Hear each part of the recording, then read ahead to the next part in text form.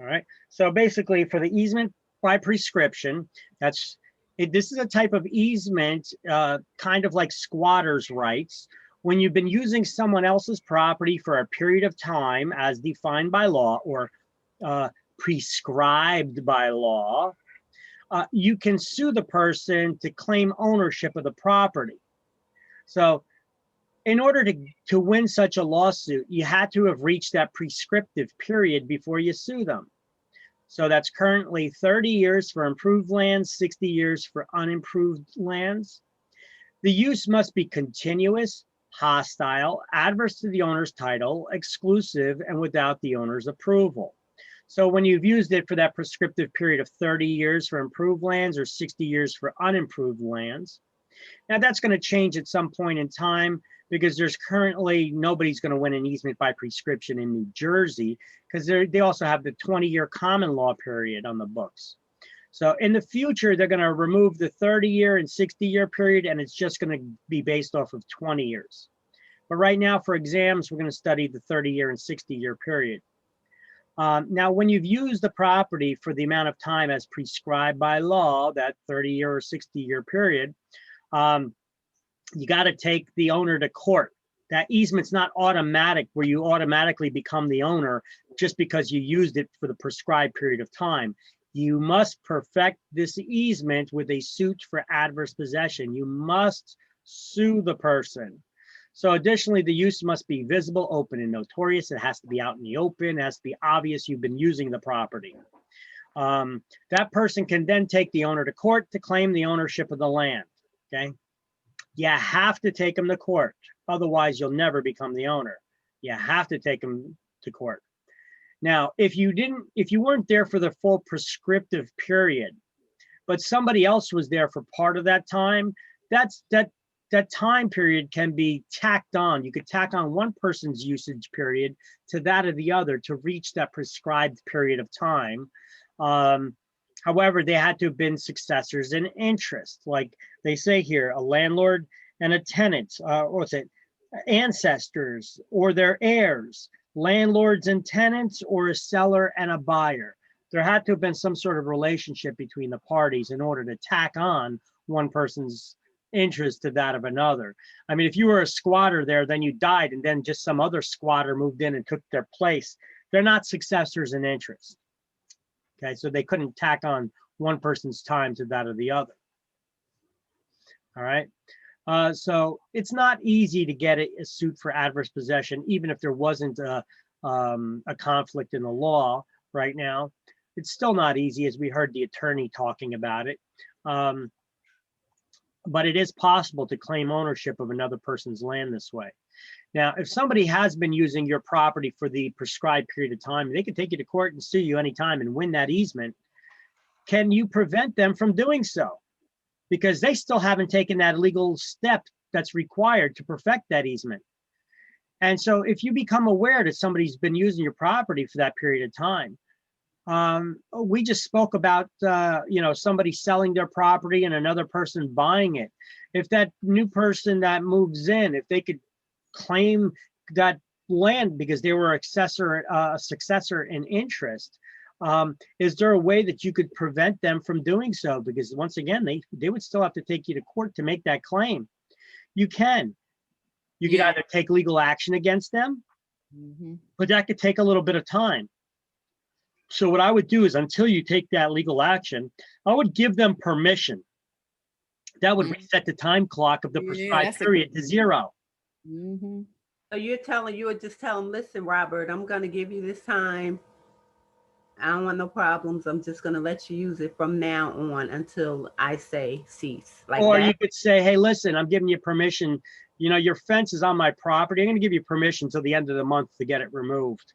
That's good. And so basically, you're giving them a deadline to get it to remove. I don't want you to keep using it, but you got permission to the end of the month. Okay. The key there is I gave you permission. Right. And so I reset the time clock. That's good. So that can be verbally, right? That'll need to be notified. Yeah, I mean, you could do this by sending them have your attorney send them a certified letter and serve it to them. I think so. Yeah, Yeah. that would be better. So you can That's have a good. process server, like an attorney hires a process server to serve documents for a lawsuit. Basically, they get somebody who's a process server. That's actually their job to serve legal documents to people. Or you could just go to a sheriff's department. You could get them to, a sheriff's officer can serve legal documents as well. Basically someone else to serve it who will certify, yes, I gave these papers to this person. I asked who they were. They said that they were this person. I served them the documents. I don't care if they ripped it up afterwards. I gave them the documents. Now you have a proof. Yeah, I told them what this document was about. And then whether they signed off on receiving it or not, you know, sometimes you could get them to sign off to receive their documents. Here's a delivery for you. Here's some paperwork for you. So just sign here to get the documents. Or even if they don't sign, then you can just stick it in their hand, say you've been served, you know. And that'll do it. Or you could cut off their access by putting up your own fence where the property line begins. By cutting off their direct access, remember, the use had to have been continuous. By cutting off their direct access, you just cut it off so it's no longer continuous. All right. So even though they've used it for a prescribed period of time, they have to use it for that prescribed period of time from the date they filed that lawsuit back. Not just at some point in time. It's kind of like when you're getting your broker's license. It had to have been the last 3 years that you were a full-time salesperson, right? So it works kind of the same way. The last 30 years, you had to have been using that property. Yeah. All right. All right. So let's see. Party wall. Yep. Oh, party wall. So what is a party wall? It's a shared common wall between two units. So let's see. We have shared housing. Let's see. I'll give you an example here. You guys can see the whiteboard again? Yes. Okay. So we have a party wall.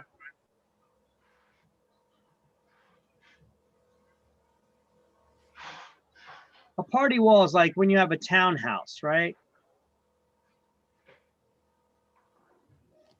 Yes. You have two places that are right next door to each other, right?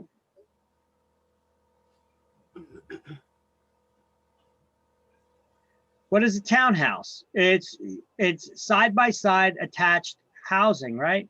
Or you could have a duplex, just a two-family house side by side. This common wall is a party wall. The party wall separates the two units. So each party, party A and party B, they have an easement right in the other person's side of the wall. But each person must maintain their own side of the wall. Otherwise, the wall will crumble and then nobody will have a wall. That's all a party wall is. It's a wall that's a common wall that separates two properties. You know, in the past, we have property boundary lines. The fences were made out of stone or what have you, right? So they would refer to that as a party wall. Because if nobody maintains their stone wall, it crumbles, it falls down, nobody has a wall anymore. All right. So we also have licenses, which are different than easements. Licenses permission to enter the land of another for a particular purpose. And licenses, the permission, can be revoked at any time. And then I give an example. The neighbor gives you permission to enter their property to use the pool. This can be revoked at any time. It's often verbal. So you know what? Let me write in there.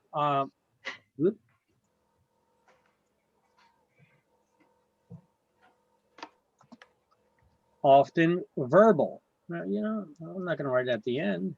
Permission to use the land of another for specific purposes. Licenses can be revoked at often any time. They are usually verbal and not in writing. All right.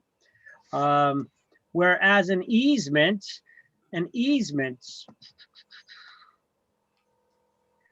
is a right to enter the land for a particular purpose. It is a right, and rights cannot be taken from you. They, however, can be given up. You can give up your rights.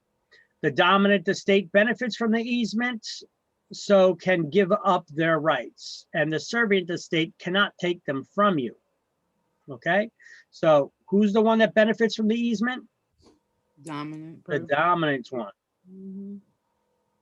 And then you have encroachments. An encroachment is anything that crosses over the property line. So when part of a building, fence, driveway, other installation extends onto the neighbor's property, this is known as an encroachment. Hold on a second. I got a good definition. I thought I had a better definition somewhere for encroachment that a student once gave.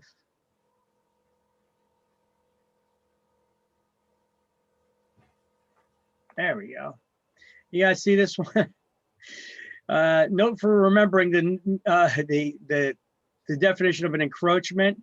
Encroachment has the word roach in it, and much like a roach, it is something on your property that you don't want. Now, I thought that was very clever. Somebody gave me that, so I stole that from a student that once brought that up. I said that was a good example, right? It was a good way to remember it, right? I thought that was very clever. Yeah, that's funny. Yep. Nasty roaches. Yeah, nobody wants a roach on their property, right? So, Yes, right? I'm like, so people there, have so them there's a way of remembering that. So here's one slide that has the three or the four terms on it. You know what? Let me see if I could copy that little. Even though I got a slide separately for this, let me try to steal this little definition and add that to that one slide that has all the definitions on it. There we go. Note to remember the meaning. There we go.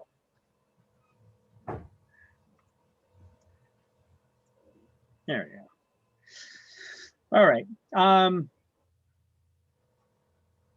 So party wall, license, easement, and encroachment. There's a good slide, another good slide to study from, right? Party wall, license, easement. So licenses can be revoked, but an easement cannot.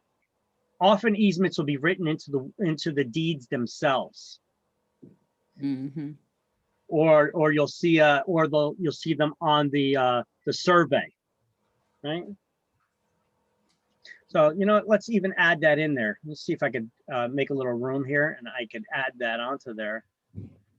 So,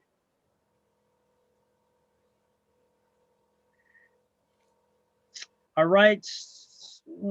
First, is a right and cannot be taken from you. I'm gonna just add a little note here. Often written into the deed or survey. Okay, or I'm gonna say added.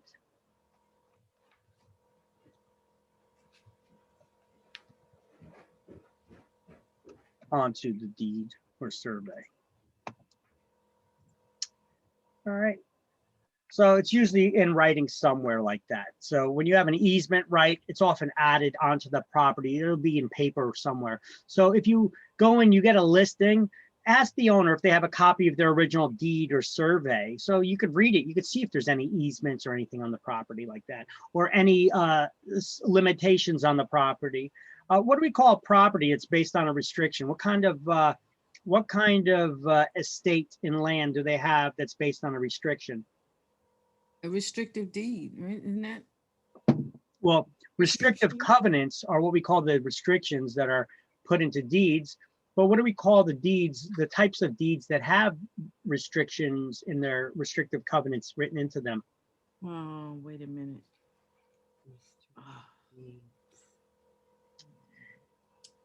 Okay, what's a type of ownership, unrestricted ownership forever?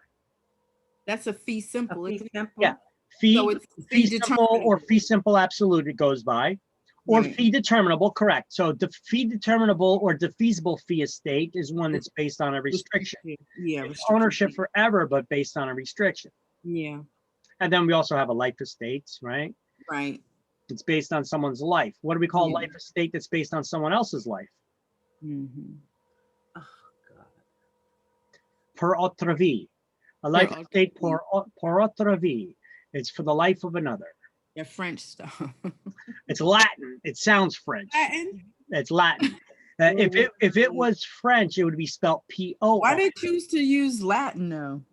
Well, Latin's used in all the legal terms. You know, you go to law school, you got to learn some Latin. You know, they use a lot of legal terminology. I was just wondering, everything else is in English and they chose to. Yeah. Well, you see a lot of things like taxes. Well, we didn't get to the tax chapter yet, but even when it comes to taxes, the types of taxes we're going to be learning about too are based on the value of the property.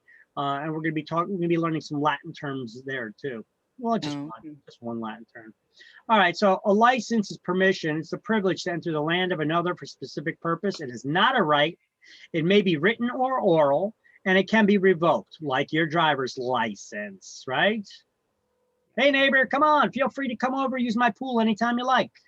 We get into an argument. Get the hell off my property. I just revoked your license. It's as simple as that, right? It doesn't have to be in writing. Now, an easement, on the other hand, is a right to enter the land of another for a specific purpose. And once it's established that someone has rights, you cannot take their rights away. Do you value your rights? Yeah. Of course you do. You know, so rights do have value to them, but you can't touch it. So therefore, it's an intangible asset, isn't it? It's an intangible or incorporeal asset. So rights cannot be taken away by the servient estate. Once it's established, a dominant estate has them, but they can be given up or sold. So how do we create and terminate easements? All right, well, first of all, creating and terminating an easement. We got the list at the bottom. It starts on the bottom of page 100 and continues on to the next page. There's really nothing that we're going to be highlighting there at all. But let's just follow along real quick. So by express grant of the permission by the owner of the property, they could give you permission or they could create an easement by giving you that permission and then doing so in writing by giving you that right. By a deed to convey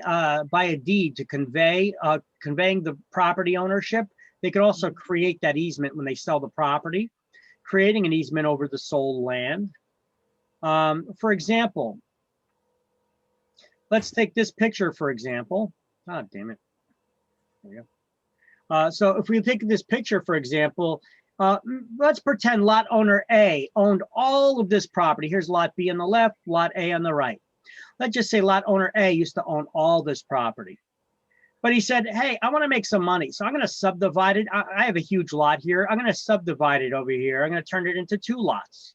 And I'm going to build another house on that lot and I'm going to sell it. Is there a way I can make that house more valuable, this property more valuable? How about if I gave them an easement of pertinence to get access to the lake that's on lot A's property? Would that make lot B worth more money if you give them access to the lake? Yeah. Sure. So isn't that one way to create an easement by when you sell the property, creating the easement? Right? So that's basically what they were talking about here by a deed of conveyance. Granting the new owner an easement over the grantor's remaining land, or long-time usage via an easement by prescription. However, this easement must be perfected in a court of law with a suit for adverse possession. You don't automatically become the owner. You have to sue the person to become it. And lastly, by necessity. It's necessary for the purpose of ingress and egress, entrance or exit. Now, an easement in gross would be, once again, you could sell a utility company access. You could give them an easement, or if it's in the front of your property, that's first 6 feet or so, the municipality may grant the utility company an easement, right? Now, if it's really needed to go run across your property because you have such a big piece of land that they have to run the utility over it, and you don't want to allow the utility company to put an easement over it, isn't it really needed for the greater good of the public? Yeah. So if you don't want to give them permission, what can they do? They need to get that utility there running across it for the greater good of the public. So what do they got to do? Would you do dedicate it? You don't want to get dedications when you give the land to the government for public use. You don't want a utility company putting their utility lines on your property. So what can they do to make because they need your property in order to get over it, and you're not granting them permission for an easement. So can they take your land? Yep, eminent domain. Through the process of eminent domain for the greater good of the public with just compensation, they can take your property because it's needed for the greater good. Correct? That's another way to do it, right? Eminent domain. Fíjate. Okay. So, but first they would ask for permission. Let's add that on here, easement in gross. Could ask the owner for permission or take the land if needed for a greater We need it. public good with just, here, I'm going to put it like this, just compensation. They got to pay you for it. They can't just take it. Compensation. Yeah. But it also has to be for a greater public good. Yeah. Right? It has to be for a greater, here, I'm going to have all this in quotes. It has to be for a greater public good. Yeah, come both with just compensation because they can't just take it. Good. Okay. Now, the ways to terminate an easement is when the purpose for the easement no longer exists, but that only applies to an easement in gross, right? The utility easements. When the owner of the dominant or servient tenement becomes the owner of the other. If you buy your neighbor's property, you don't need permission. You don't need an easement anymore, right? Look, Right. so if lot owner B bought this property or lot owner A wants to get this property back because they don't want this easement, they could buy the neighbor's property back and then they could do away with the easement because you don't need an easement to cross over your own land. Exactly. When the owner of the dominant estate becomes the owner of the other, okay, release of the easement rights. So lot owner B is the dominant estate here as far as this easement appurtenant goes, right? Because they're walking all over lot owner A's property to get to the lake. Can lot owner A force them to give up their easement? No. No, they can't. Can they put up a fence over here to block their access? No. No, because they have a right.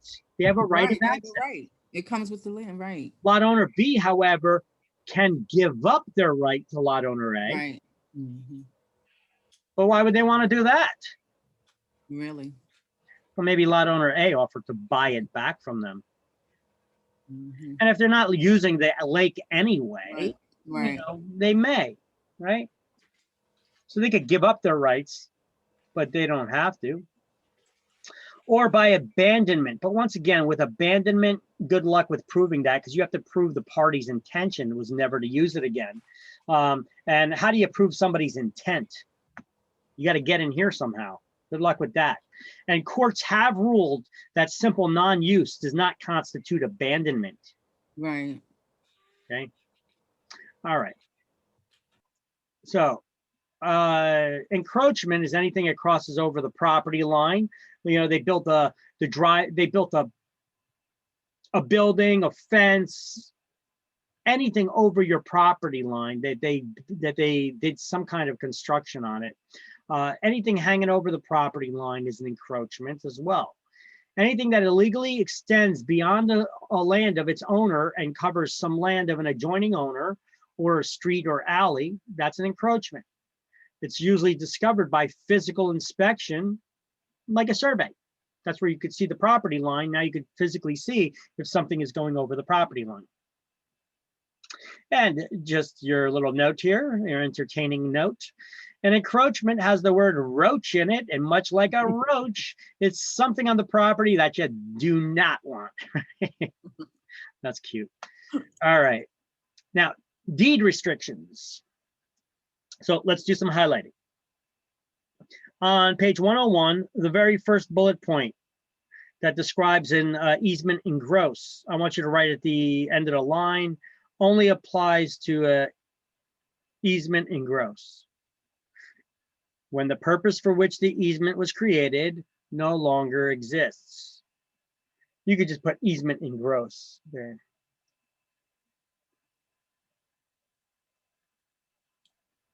Then you're going to highlight under licenses. Oh, you already have licenses highlighted, right? A permission to enter the land of another for a particular purpose is a license. Yeah. Encroachments, we're going to highlight the when a part, all or part of a building, fence, or driveway or any other installation illegally extends beyond the land of its owner. That's an encroachment.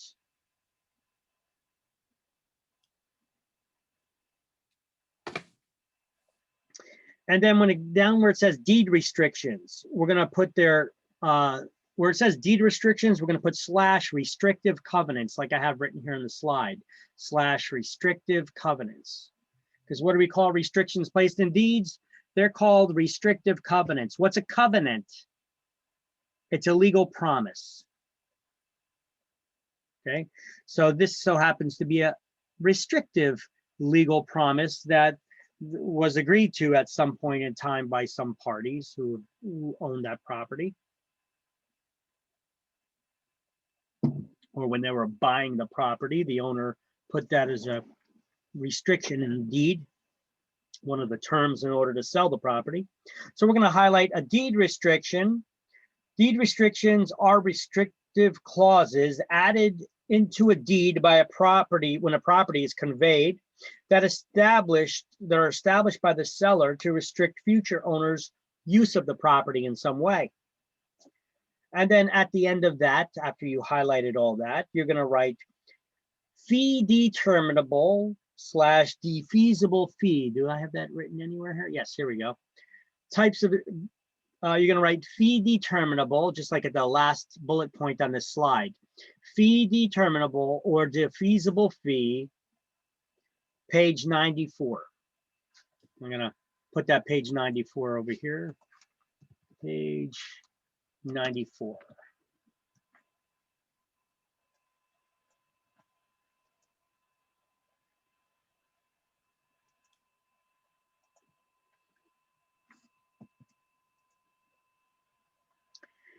Fee determinable or defeasible fee, also known as a conditional fee because it's based on a condition.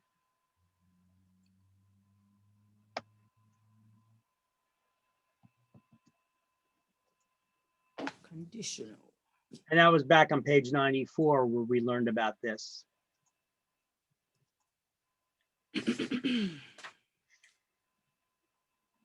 And then we're done with this chapter.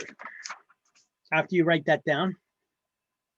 Victor, what was that we're supposed to highlight? The last part, what was the last highlight? You're highlighting everything under deed restrictions. And Okay. you wrote next to the title, restrictive covenants. Mhm. So what do we call restrictions placed in deeds? They're restrictive covenants. And underneath it, we wrote fee determinable or defeasible or conditional fee. Page 94 as your cross-reference. Okay, thank you. You're welcome.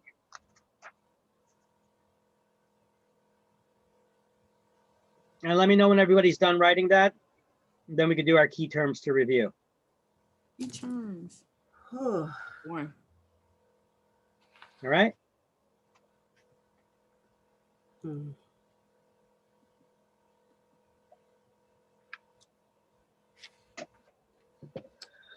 Okay.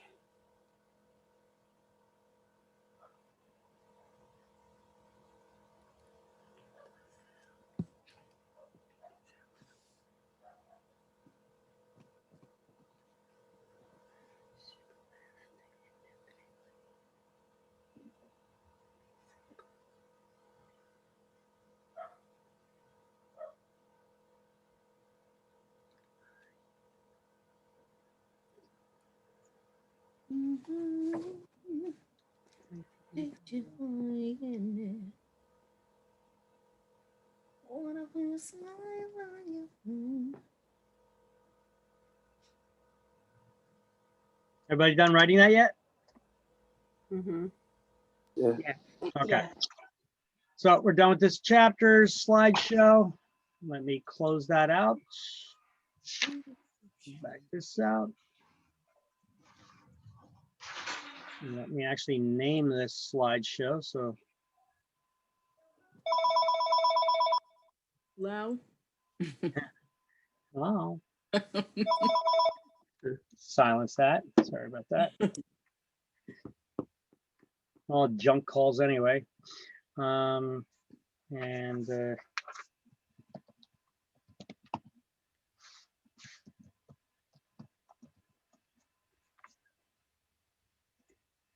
all right, so let's go to the key terms to review, page 103. That is And let's do those while I update that slideshow.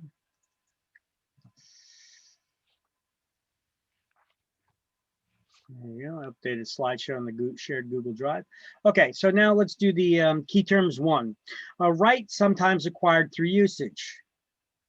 That's easement. Easement of prescription. By prescription, correct. An easement by prescription, 9 is A. Any easement, encroachment, etc. They are all what? Encumbrances. They're all a form of encumbrance, right? So 12 is B. A right of access to a landlocked parcel.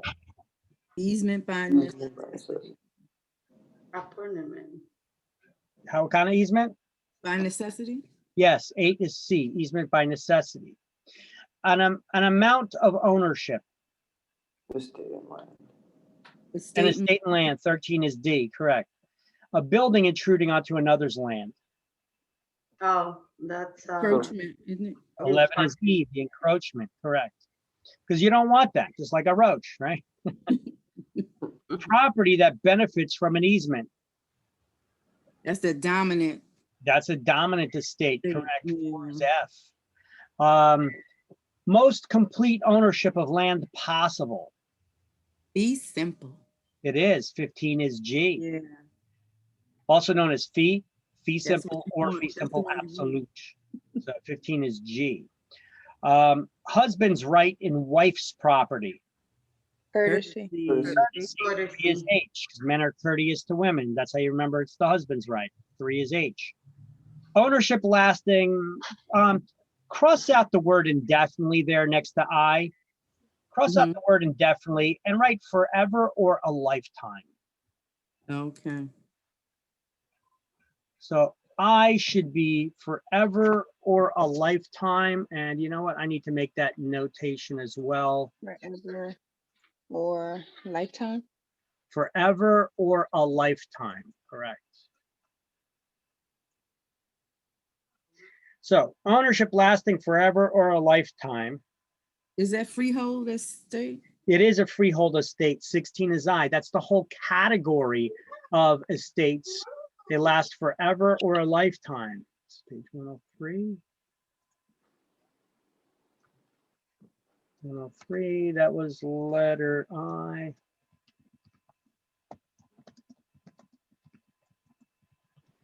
Replace indefinitely with forever or a lifetime. Okay. So 16 was I, correct. That was a freehold estate, which you're free to hold it forever or a lifetime, right? Placed against real estate by a worker who has not been paid.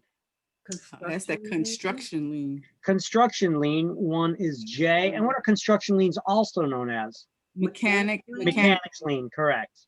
So 1 is J. Ownership as long as, or another way of saying that is ownership based on a restriction. Fee determinable. 14 is K, fee determinable. Permanent right to use another's land. Easement. 6 is L, correct, an easement. A right that runs with the land. Is that an impertinent one? It is Easement appurtenant. Appurtenant. M, correct. Transfer by sale or gift. To convey. To convey, 2 is N.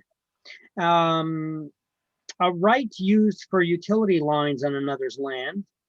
Easement in gross. 10 is O. And a wife's right in a husband's property. Dower, 5. Dower. 5 is P, because dower begins with a doe, and a doe is a deer, a female deer. Oh, Right? a dear That's the way to female remember it. deer, pray a drop of golden song. Look at her. Look at that. Okay. Key terms 2. Adding successive periods of usage Tacking. to tack on one person's time to that of another. Correct. 15 is A. It's tacky. Mhm. So the tract over which the easement runs, Servient estate. they're serving up their property on a platter for you, right? So, 13 is B.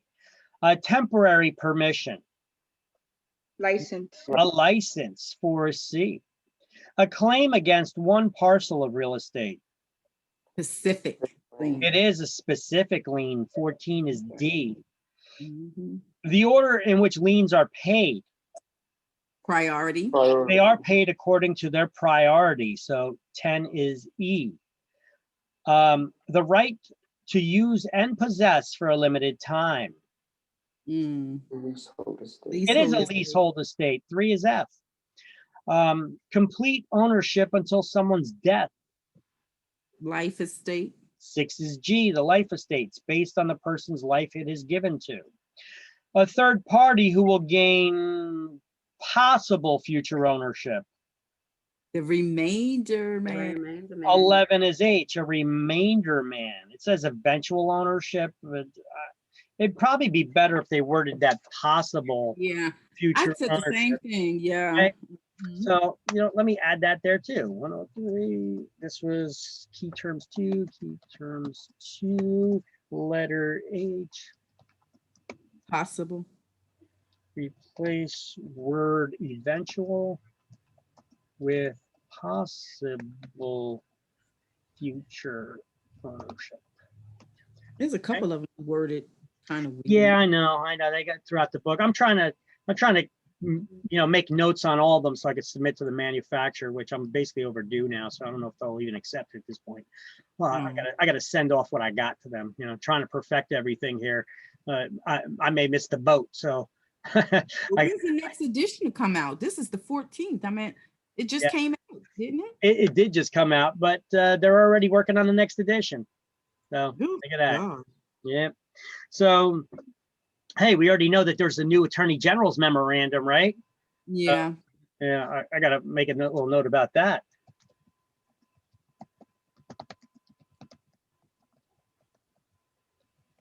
Mm. Got to find out what page that was on. But anyway, okay. So what was the one we just did? 11 is H. Financial claim against real estate. A lien. A lien. 5 is I. A lender's claim against real estate. Mortgage lien. Mortgage Oh, lien. mortgage H, lien. J, correct. Property taxes are 1. Involuntary. Involuntary lien. Who wants to pay those, right? Mhm. A mortgage or equity loan, for example. A voluntary lien. You went out of your way to get that one. 16 is L. A claim against all property someone owns. Oh, that's a general. In general, right? It's a wider scope in general. So 1 is M. Personal injury. Mhm. A notice that a lien may be filed. List pending. 7 is N. That's a notice- list pending. I noticed that a lien may be filed. That should be a public notice that a possible future legal action Yep. may be Mhm. filed. So Yeah. let's see that one. We got another one for that same list there. Who does this? They should have kept the last book. Right. Well, Right. the last book was full of its mistakes too, plus laws have been updated already since. So we should replace it with notice that a possible lawsuit may be filed, Public. or a possible legal action is pending. Public notice, right? Yep. Or public notice of possible future. Or pending. Yeah, pending. All right. So 7 was N. That would be lis pendens, right? A structure owned by 2 adjoining landowners. That party. It is a party wall. 9 is O. And once again, another one that needs a little work here. It says future interest of an owner. I'm going to say possible future interest of an owner. As reversionary, but that's crazy. 12 is P. 12 Possible. is P, reversionary interest, correct. And it's possible. Mm-hmm.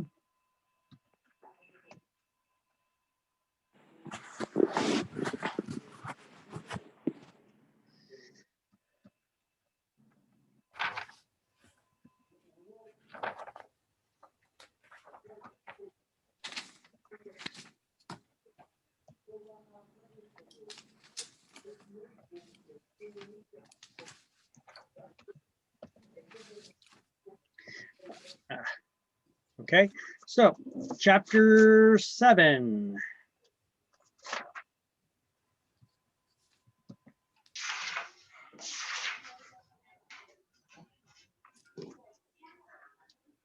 We gotta step it up a bit. We are behind, guys. Oh, Lord.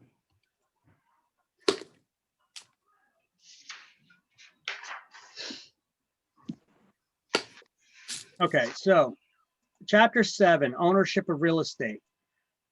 So at the end of this chapter, we're going to be able to describe the different forms of ownership when you have more than one owner, one or more owners, explain the difference between condos, co-ops, and timeshares. But before we get into that, I'm going to teach things a little bit different. We're going to add the legal terminology chart here at the beginning of the chapter. All right. So you're going to see this actually on the next page. So, but on page 107, I first want you to highlight on the first line where it says tenancy and severalty. I want you to highlight sole ownership or tenancy in severalty. Sole ownership or tenancy in severalty.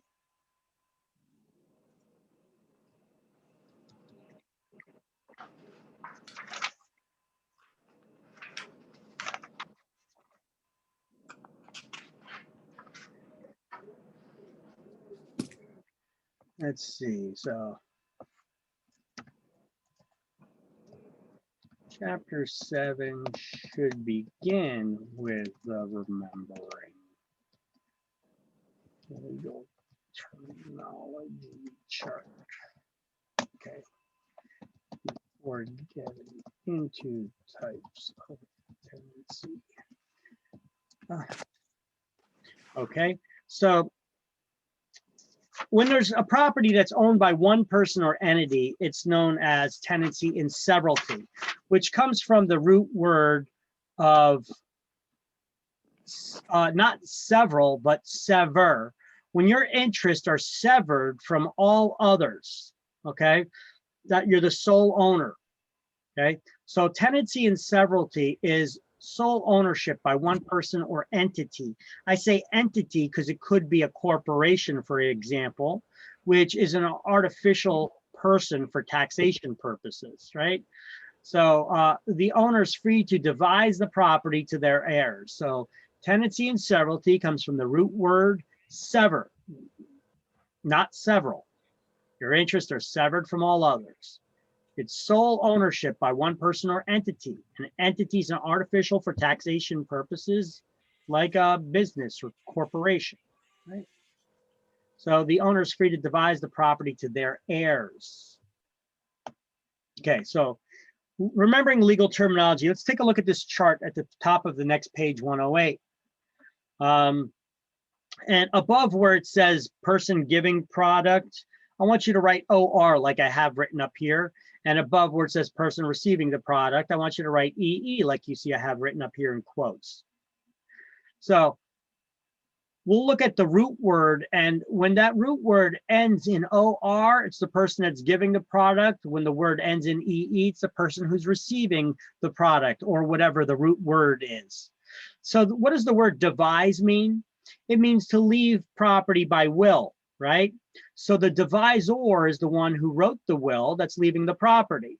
The devisee is the one who's receiving that property that's being left by will, right? Now, anytime we change ownership of property, we're granting our ownership to someone else. So the grantor is who? The receiver or given. So that is the seller or the person who's giving you giver, the property, correct. And the grantee is the new owner, right? Grantor is the old owner, grantee is the new owner. Now, a legacy is a gift of personal property upon death. So it's all your personal property that you've amassed during your lifetime that you have to leave to someone. So a legacy is the legator is the person who's giving you that personal property. That's the person who died. And the legatee is the one who's inheriting it or the one who it was left to in the will. So the legacy is your gift of personal property that you've amassed during your lifetime. All right. Mhm. A lease. What is a lease? A written contract between you and the leaseor, the leasee. Well, a lease is a written contract doing what? It's where an owner intentionally conveys all their rights and interest in their real property to someone else for a limited period of time as defined in the lease. What kind of asset is a lease? It's tangible. Tangible It's or tangible. intangible. Tangible asset, and what kind of property is it? Personal, right?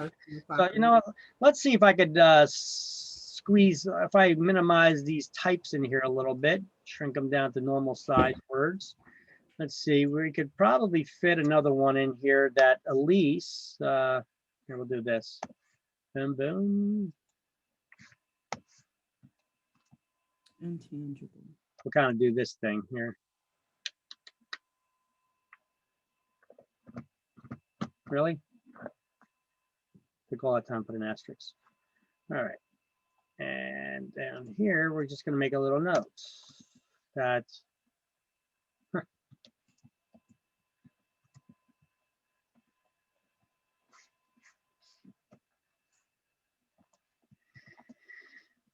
so we'll put lease is a contract. This is so tiny. Why is that so tiny? It's 11. Lease is a contract where an owner of land intentionally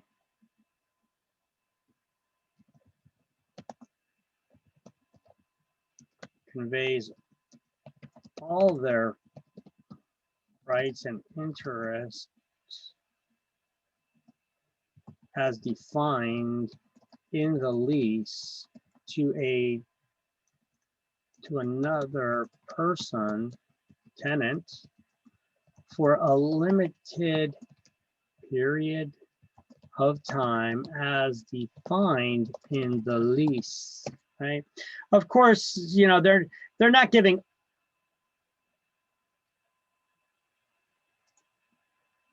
they're not turning over all of their rights. Most of them, all their rights. I'm going to say, with the exception to sell the property.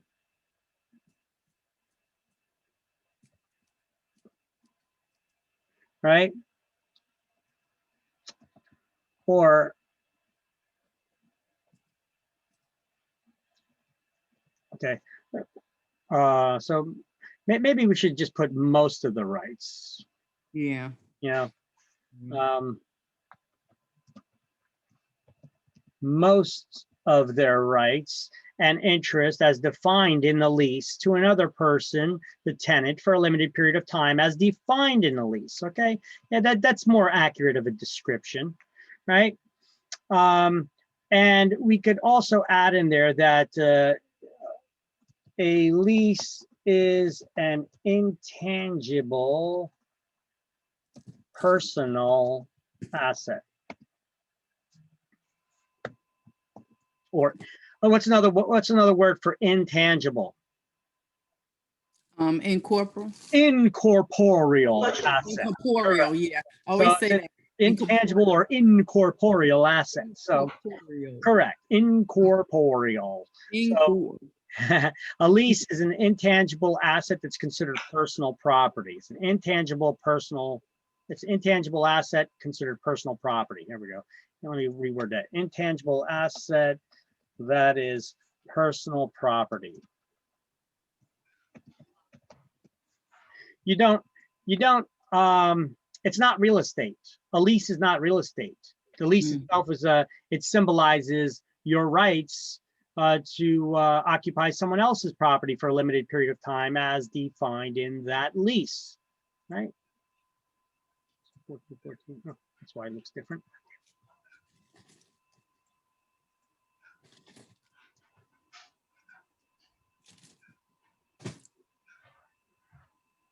Let's make it 15.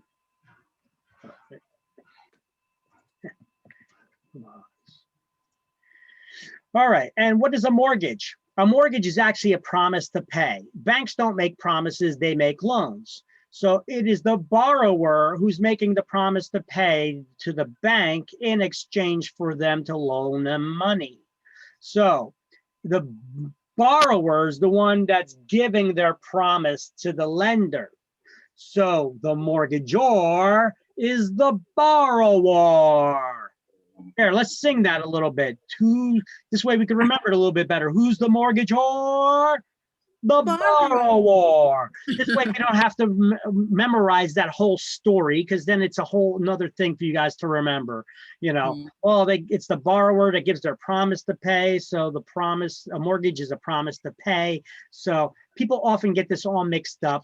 So there's two ways to remember this. It's the opposite of what you probably think that it is. Or just sing the rhyme there a little bit, because those words rhyme a little bit. The mortgagor is the borrower. Right? The mortgagor is the borrower. So there's the way to remember it, okay? And then the mortgagee is the other guy, the lender. You can't sing those. that don't rhyme. Mortgagee, lender, that don't work. Another way to remember it is the mortgagor has two O's in it. The borrower has two O's in it. Mortgagee has two E's in it. The word lender has two E's in it. It's easier to remember the mortgagor is the borrower, or it's the opposite of what you think it is. Right? So terminology, legal terminology, doesn't it make it so much easier to remember and to figure out, to identify who the players are in any scenario? So when they ask you a question on exam, and it's long-winded questions, the way they usually word them, and they use the word lessor, lessee, and you know, hey, to be able to identify the players right away. The lessor is the one who gives the lease. The lessee is the tenant, the one who's getting the lease, right? It's an easy way to remember who the players are. The only one that gets a little difficult is the mortgage, because it's the opposite of what you think it is. A lot of people, when I ask them outright, what's a mortgage? They're like, it's a loan. No, it's not. It's a promise. In exchange, the bank or lender gives you a loan. They give that in exchange for your promise to pay. Yeah. Even banks misuse these terms all the time. Look, you got that, what is that, a lending tree commercial that you see on TV all the time with that guy Len, you know, what is it? Let me see if I can look it up. Lending tree commercial with puppet.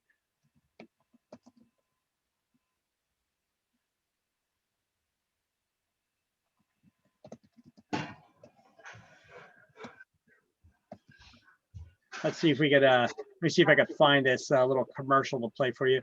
Just show you how these spot ads, you know, where even the lenders misuse these terminology. Oh, no, I can't find it right now. All right, I'm not sweating it.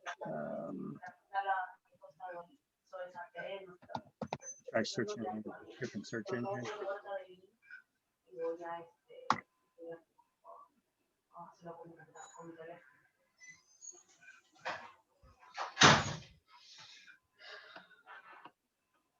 Yeah, okay, look at this. I found the commercial. So let's take a look at this. Let's take a look at this little spot ad really quick here too. Looking sharp, Len. Who's the lucky lady? You're going to the bank to discuss a mortgage. See, you get a loan, you put on a suit, you go crawling to the bank. This is how I dress to get a mortgage. Okay, Just go, so how I dress to get a mortgage? No, that is wrong. You don't go to the bank to get a mortgage. You give a mortgage to the bank, and in exchange, they give you a loan. You see how even banks misuse this terminology. go to Lending Tree. All right, so the rest is just the commercial part. But, you know, I wanted to just show you an example how even the lenders misuse these terms.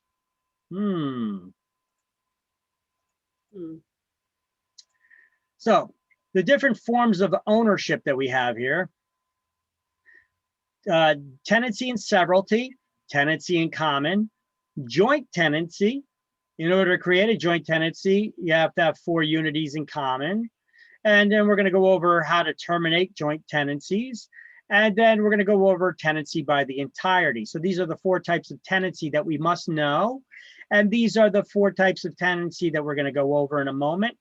But before we do, even though I'm going to teach you the ins and outs of the different forms of ownership, the types of tenancy, this is an important note here, guys, because even though you're going to study your little hearts out to remember them, depending on how the question is asked on exams, if they ask you, how would you advise somebody the form of ownership they would take, you would not advise that, because that is legal advice, and we're not attorneys, so we don't give legal advice. So depending on how the question is worded, if they ask it that way, that's a trick question. If they say, how would you advise as a licensee, how would you advise that they take ownership? It's one thing if they ask you, what forms of ownership are they possibly taking, or how are they taking ownership? That's one thing.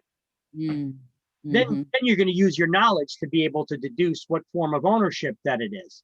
But if they ask you, how would you advise that they take the ownership based on the knowledge that you've learned after we study this, you're going to select none of the above. Even if there's an answer option there that fits perfect, you're going to select none of the above, because that's legal advice and we don't give legal advice. Tricky. You see how they're trying? All right, guys. All right. Now you're with me, right? We're all ready for this? You ready to get started? You ready to get into it? Well, it's lunch, so resume it, share it, and play it. So right after this legal terminology slide, I created another slide where we have misuse of the term mortgage. All right, so I created a new slide for that. So anyway, here we go. So that's the legal terminologies, the last things that we went over there. Then created another slide here for the misuse of that term mortgage. Looking sharp, Len. Who's the lucky lady? You're going to the bank to discuss a mortgage. See, you get a loan, you put on a suit, you go crawling to the bank. This is how I dress to get a mortgage. I just go to Lending Tree. I calculate how much home I can afford. I get multiple offers to compare side by side. And the best part is, the banks come crawling to me. Everything you need to get a better mortgage. Clothing optional. Lending Tree. When banks compete, you win. Okay. Awkward. All right. So obviously even the lenders misuse that term mortgage, because what is a mortgage? The entity.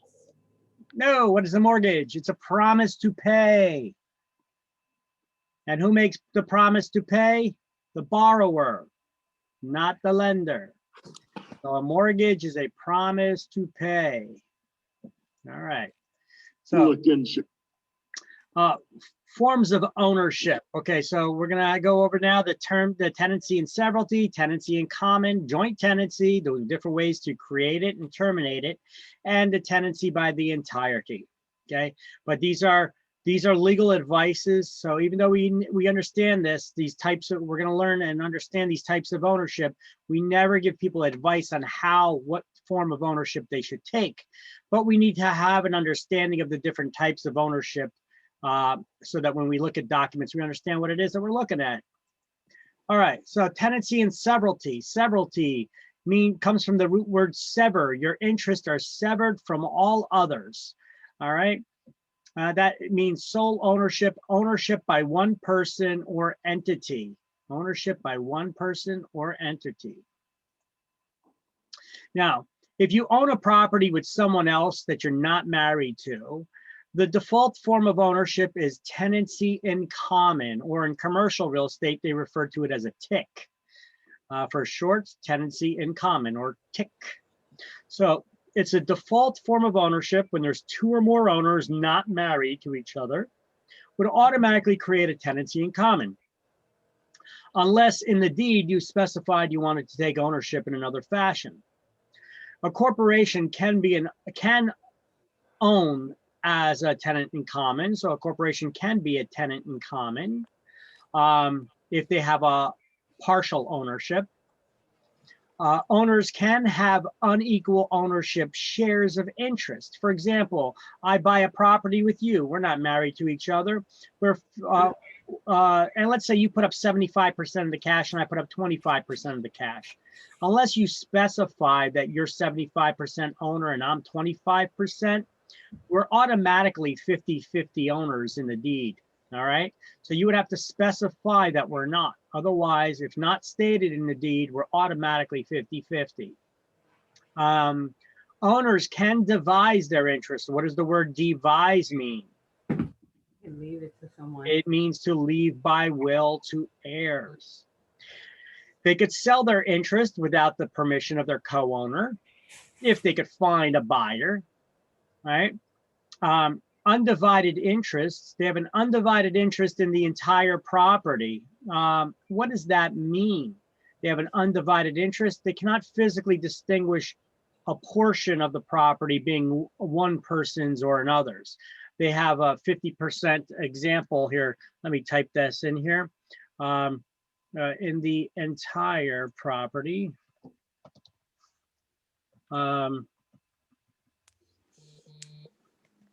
Okay. They cannot physically distinguish a portion of the property being one person's or another's.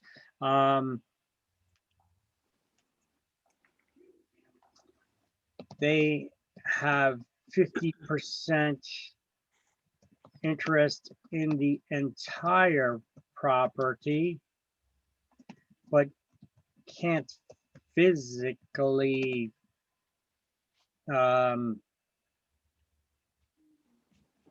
split it. Okay. Okay.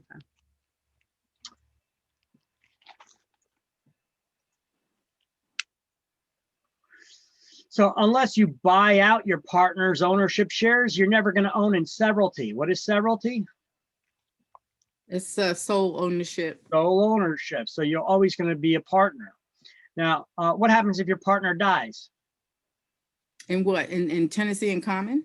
Yep. Then it goes to the other person that owns it. No. It was willed. The person who owned look, if I own a property with you, we're 50-50 owners, and I die, you get my shares? If it's not willed, right? No. Even if it's not willed, if somebody dies, who gets their assets? If you die without a will? The state. Hey, No, they first see if you got any living heirs. That's what I just said. No, you said your partner. No, I said if it's not heir, if your heirs don't get it. Yes. Well, that's the thing. Your heirs will get it. And if Right, the heirs don't get it, the state gets it. Your partner doesn't, though. Okay. In this message, if it's not heir, if it's not. Yeah. Same thing. Okay. So if you die with a will, your heirs will get it. If you die without a will, your heirs will get it. If you have no heirs, then the state will get it, right? So your co-owner will never get your shares. Okay. Okay. Not unless you left them to them, right? If it's, Not with this type of ownership anyway. All right. So unless you buy out your partner's ownership shares, they will never own in severalty. Okay. They will never, I should probably put the word they in there and make that, they will never They will never own in severalty. All right. Licensees use caution when selling only a partial interest. I would say avoid it altogether. All right. You got to be careful about this. If only one owner out of several owners of a property only wants to sell their interest, they're not selling the whole property. They're one person just trying to sell their ownership shares in a property. You got to be very careful. This could be classified as a security, and to deal in securities, you have to have special licensing. Actually, this is not a Series 6 license. I looked it up. This would actually be a Series 7 license.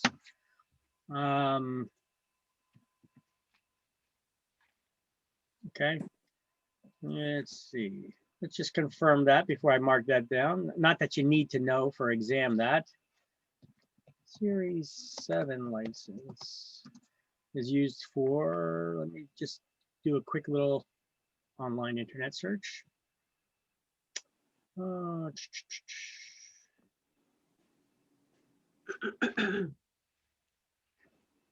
deal in securities. So broad range. Okay, so Series 7 licenses for selling securities, and which is what this could be classified as. See, Series 6 license is funds, annuities, variable insurance, unit investment trusts, and municipal fund securities. Okay, so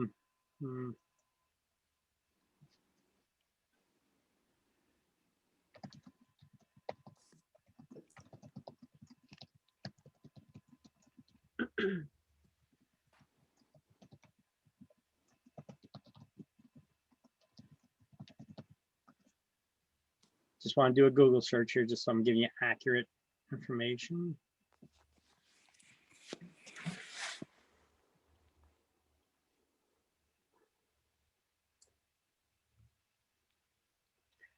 All right, I believe it's Series 7. I'm going to check with my brother though. He deals with this. He's got those Series 6, Series 7 licenses. I'll check with him. I'll shoot him a message really quick. But right here in the slideshow, as far as the slideshow is concerned, I have it still listed here that, and you guys can see the slideshow, right? Yes. All right.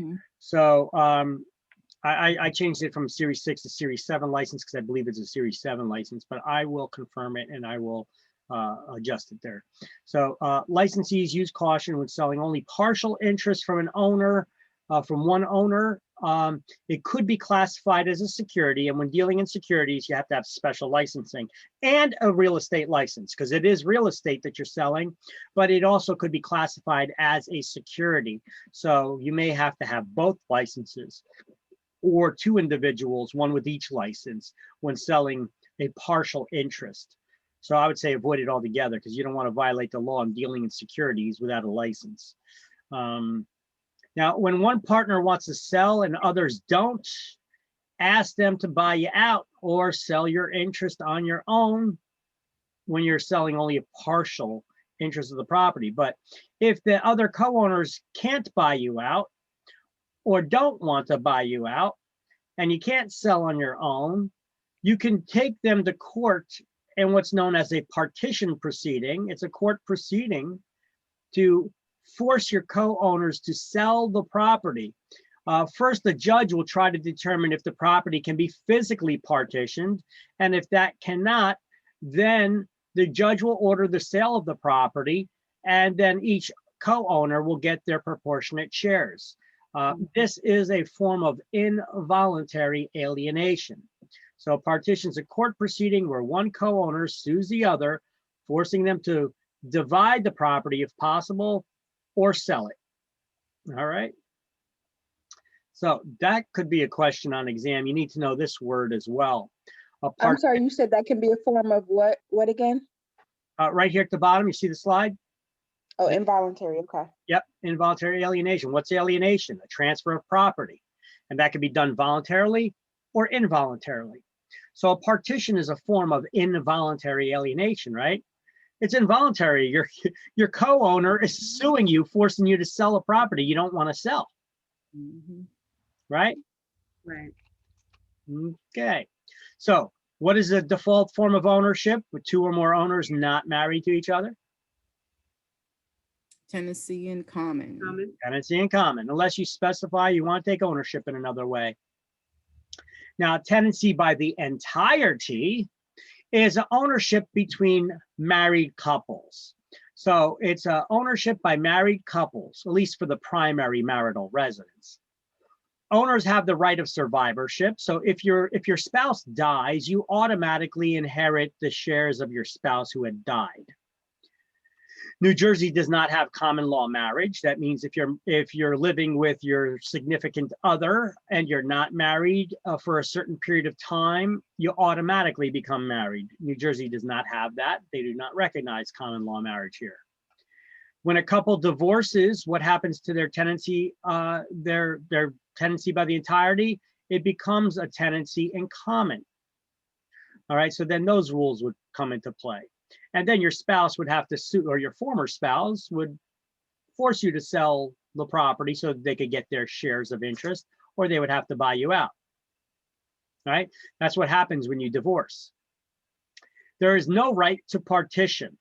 If you want to partition the property, you got other issues in that relationship you got to deal with, right? Right? If you want to sell a property and your spouse doesn't want to sell it, and you're going to sue them to try to force them to sell it, you guys got other issues you need to deal with, right? So that's why there's no right to partition. You can't sue your spouse to force them to sell the property. A corporation cannot be a tenant by entirety. Why? Because it's for married couples. Yeah, because corporations don't get married, people do. Now, when corporations come together, they call that a merger. Right? So what is the right of survivorship, since I mentioned it here? The right of survivorship is when one co-owner, your spouse, dies, the surviving co-owner, the other spouse, automatically inherits the ownership shares of the spouse who had died. Need to know that term as well. So this only pertains to residence? A primary residence of theirs? Well, when you're married, yes. Because right now we're talking about tenancy by the entirety. But we have the right, we also have the right of survivorship for other types of properties as well. Okay. For the next form of ownership we're going to go over, you're going to see this definition. It's the same definition, it's just not referring to the spouse. Gotcha. Right now it's just referring to the spouse because we're talking about tenancy by the entirety, which is a form of ownership by married couples, at least for their primary marital residence. Can you own a property? Can you be married and own a property that your spouse has no interest in?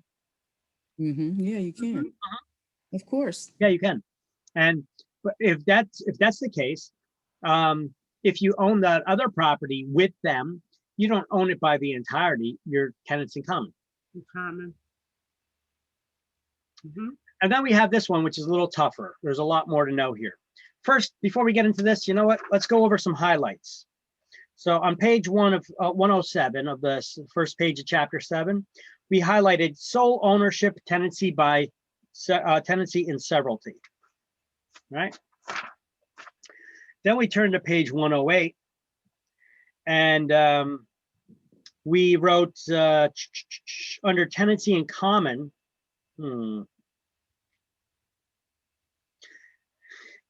You would really have to study the whole section in order to understand it. That's why I said just use my slide here, you know. So tenancy in common, you could highlight partition on the third paragraph there underneath the image. The second line, you see partition in bold. Yeah. If a tenant in common wants to dissolve a co-ownership, but the other parties do not voluntarily agree to its termination, they may file a suit in court to partition the property. So I guess just highlight that whole sentence as a definition for partition, to understand what a partition is. But your slide is better for studying, right? Yeah, it is. It really is. Because I lay down just the fine points without telling you a big, long-winded story here. Okay. And then we have if for tenancy by the entirety, you have to go to page 110. And at the bottom of the page 110, we're going to highlight a tenancy by the entirety is a special tenancy between, you're going to cross out the words husband and wife and write married couples. Married couple. Yep.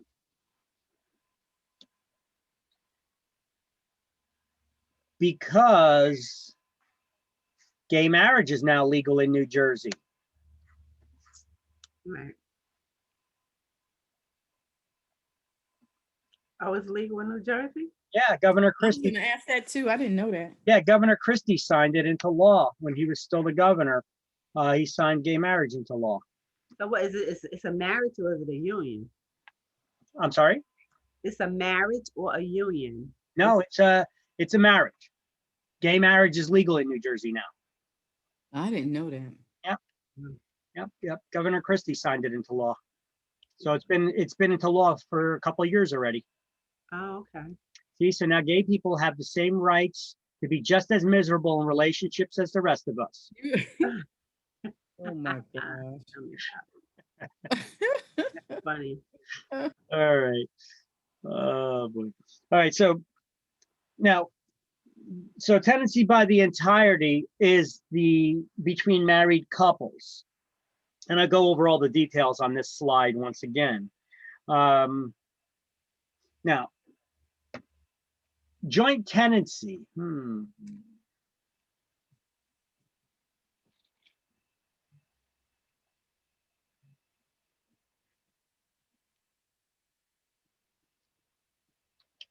right, we'll see this in a few. I may want to copy the slide again though. You know what? Screw it. I will. So corporations are going to copy this slide, and I'm going to move it over to just after tenancy by the entirety. I'm going to put ownership by corporations. You guys can still see the slideshow, right? Yeah. Okay. So a corporation is an artificial entity. A corporation is an artificial person or fictitious entity for taxation purposes. Corporations cannot own real estate as joint tenants or tenancy by the entirety because they can't be a joint tenant because corporation's life is perpetual until it is formally dissolved. It'll always be that last man standing, right? Mm-hmm. Yeah.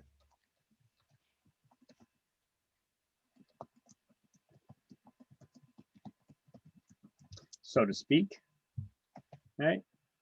And it can't be a tenant by the entirety because corporations don't get married. People do. When corporations join together, it's called a merger. Okay, so that's all I'm going to have on that slide pertaining to that.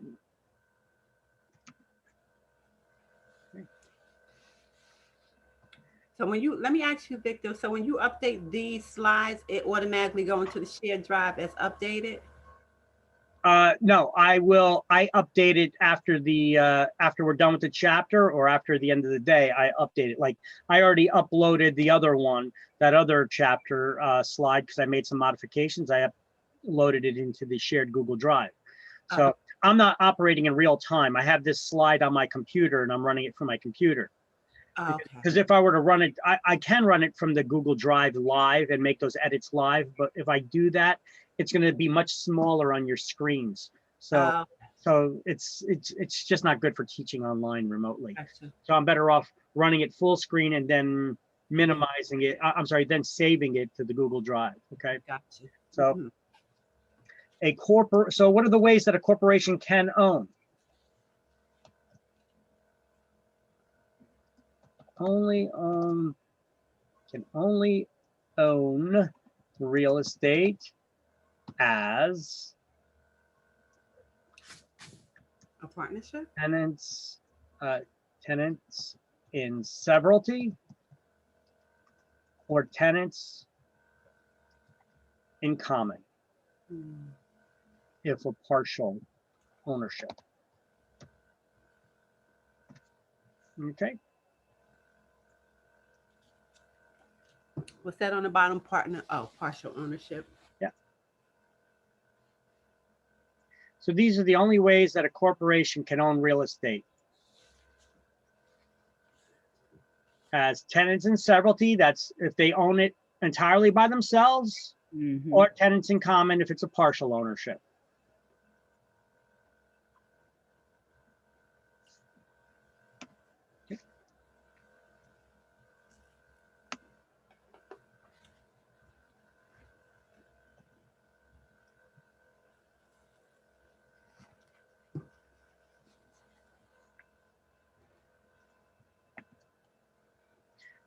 Okay.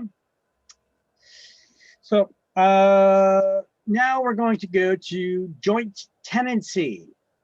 So back it up to page 109 again. And joint tenancy, we're going to highlight on the first line under joint tenancy. The main feature of joint tenancy is that it carries with it the right of survivorship. It's the only benefit to creating a joint tenancy. So if anybody asks, why would you want to create a joint tenancy? The answer is? The right of survivorship. That's it. It's the only reason why you would want a joint tenancy, because it carries with it the right of survivorship. And what does that mean? If your co-owner dies, the surviving co-owners automatically, equally split the shares of the owner who had died. Okay, so it doesn't matter what they put in a will. You cannot, if you're a joint tenant, you cannot leave your shares by will to heirs. Why? Because when you die, your co-owners automatically equally get the shares of the owner who had died. It's kind of like a poor man's will, right? Because you don't have to write it up. You just write it in the deed. At the time you take ownership, it must be all owners have to take ownership at the same time by the same deed. They have to have equal ownership shares, and they have an undivided interest in the property. Those are the four things they have to have in common in order to create a joint tenancy. So as you'll see the next slide over here, what are the four unities required to have a joint tenancy? The unity of time, title, interest, and possession, or the acronym TTIP. Time, title, interest, and possession. These are the four unities that are required to create a joint tenancy. The unity of time means all joint tenants must acquire their ownership at the same time. Unity of title means all joint tenants must acquire their ownership by the same deed. The unity of interest means all joint tenants must hold equal ownership shares of interest. And the unity of possession, all tenants hold an undivided possession of the property, meaning they cannot physically distinguish a part of the property as being owned by an individual. So I'm going to write, if you are a 50% owner, you own 50% of the entire property and cannot physically tell which part is yours versus someone else's, versus a co-owner's. Does that make sense? Yep. Okay. So this is what they mean by the four unities. Unity of time, title, interest, and possession.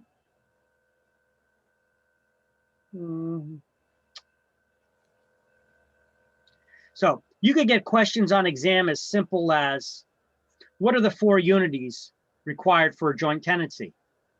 Time, title, interest, and possession. You need to know that. But this is what that means. Okay.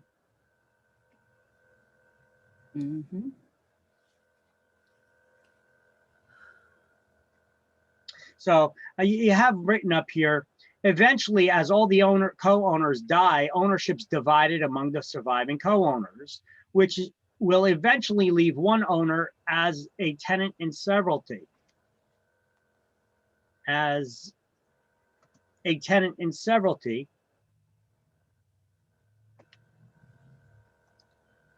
through the process called the right of survivorship, right? That's what the right of survivorship is.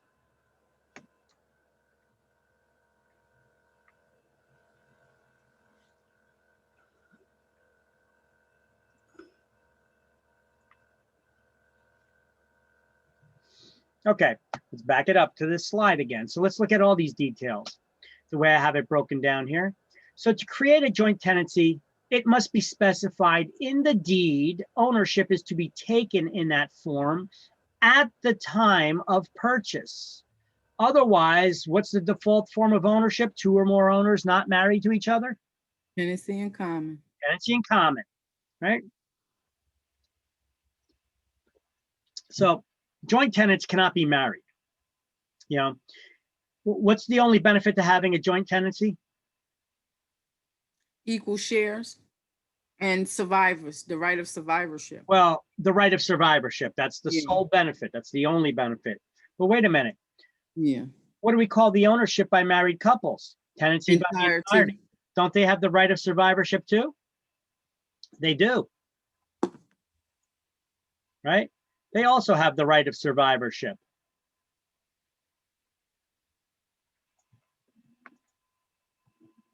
So both joint tenants and tenants by the entirety have the right of survivorship. Mhm. Okay, so let's go back to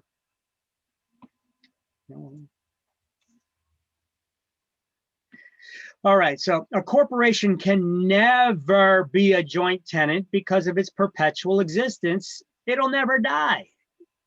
If the CEO of a company dies, what do? They just replace that person with someone new, right? So its life is perpetual. It'll never die unless the corporation's formally dissolved. That's why a corporation can never be a joint tenant.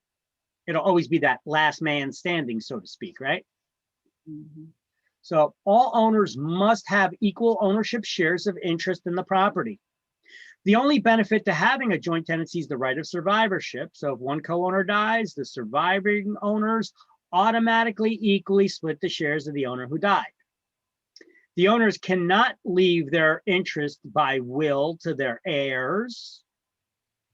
All owners hold an undivided interest in the entire property, meaning it cannot be physically distinguished which part is theirs versus another co-owner's. Each owner can sell their interest without the consent of the owners, just like with a tenancy in common. A co-owner can sell their ownership shares without the other's permission. But then what does that do to the joint tenancy? It destroys it. Common. It becomes common for that person who sold their interest, because that person who bought the interest now did not get their ownership at the same deed or at the same time as the other owners, right? So they don't have those 4 unities, but the other owners still remain joint tenants with each other. So I'm going to draw pictures of this that'll give you guys a clearer explanation, visualization of it now. Now, this, however, will destroy the joint tenancy. Okay, that's what I just explained. So owners can partition. What is a partition? Take it to court, file a claim to sell it. Yep, because you can sell your interest without your other co-owner's permission, or if you can't sell it and they don't want to buy you out, you could force the sale of the property through a partition proceeding. Exactly. It's possible to be converted to a tenancy in common or tenancy in severalty as well. Now, how is that? Well, as the co-owners die off, right? So let's see. All right, so I don't have that picture drawn here, but I'm going to leave this slide up for a moment as I go to the slideshows. The whiteboard. I want to open up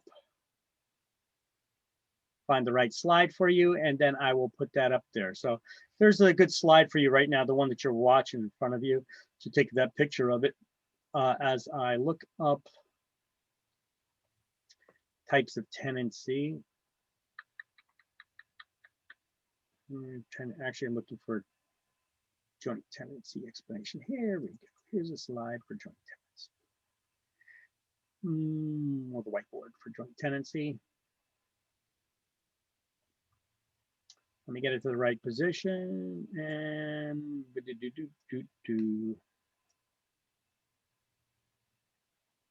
all right. So in a joint tenancy, TTIP, you got to have the unities of time, title, interest, and possession, right? So you have 3 owners here in this example. You guys see the 3 owners? You got unit owner A, B, and C. They all have equal ownership shares, right? Mm-hmm. So what type of ownership is this?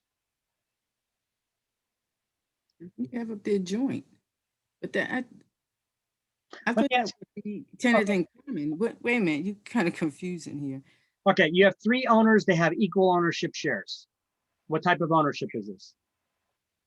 That's a joint. Tenancy in common. Yeah. Wait a minute. Wait. Is it you have at the top joint and then you have TTI? Hold on a second. Right now, all you're seeing is this. You're seeing is there's 3 owners. That's the common one, right? And this is 3 equal ownership shares. So what form of ownership is it?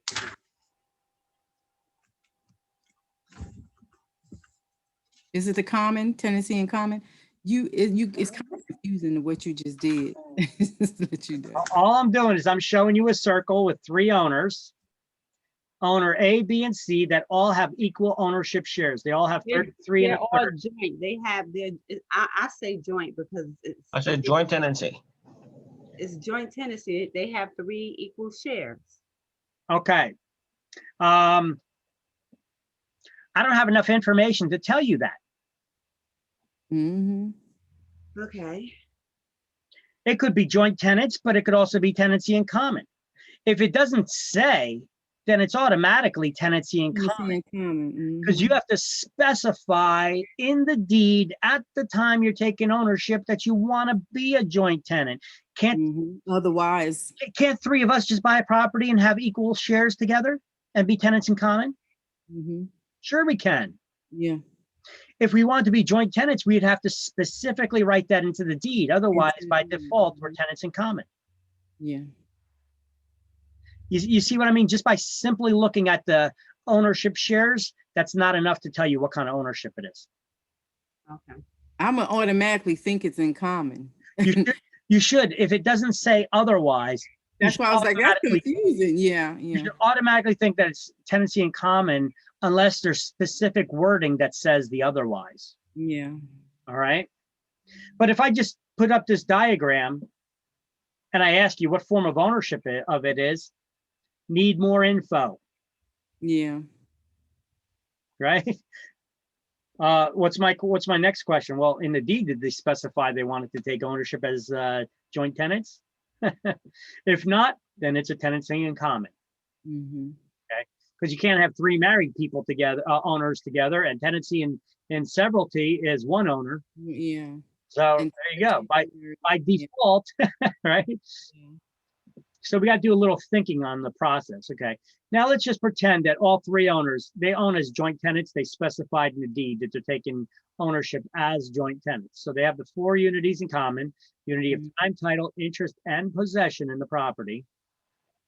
So they're joint tenants. You know, let me clean up this slide a little bit so I could show it a little bit better. I'm going to move this away a little bit so it doesn't automatically come up like that. So up top, I will write joint tenants and 4 unities. T, T, I, P. There we go. So now in the future, you're not automatically going to see that. I got a little distance between that and the circle. So when I just pull up the circle here, all you guys are going to see is this. Boom. Right? Okay, so what happens if owner B dies? It's automatically going to get split between, their shares are automatically going to get split. You draw a line straight down the middle, their shares are split between A and C. If owner B dies, you're automatically going to split their shares with A and C. It's automatic. Doesn't have to go through probate or anything, right? That's that's what the right of survivorship is, right? Yeah. Mhm. So if owner B dies,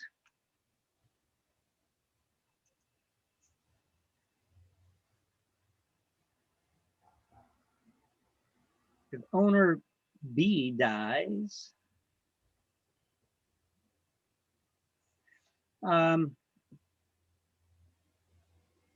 shares are split automatically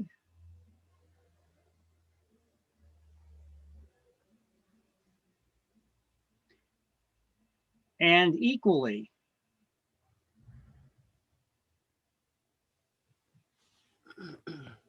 between owners A and C.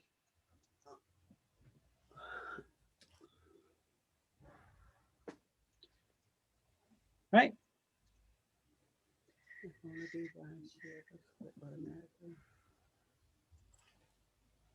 All right, now what happens if out of those two, if owner B and C died, Then it becomes severalty. Everything. the tenant A owns as tenant in severalty. They're the last man standing, so to speak, right? Yes. So I should just do a progressive thing here that shows now if both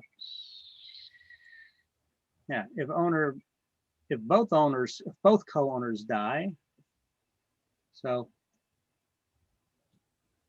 A done severed B and C.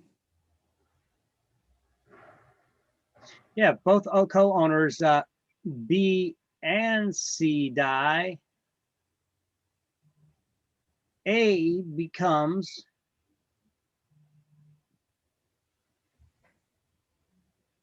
tenant In several. in severalty. All by themselves. The sole owner.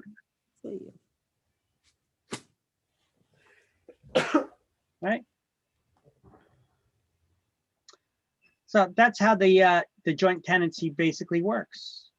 Well, what if this happens? Oh, okay, now we're getting into some scenarios here.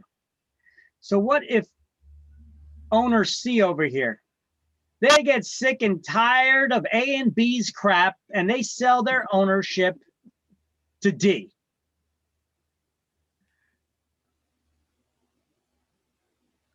Okay, but now what you But said? it doesn't, it's in common now, right? What's in common?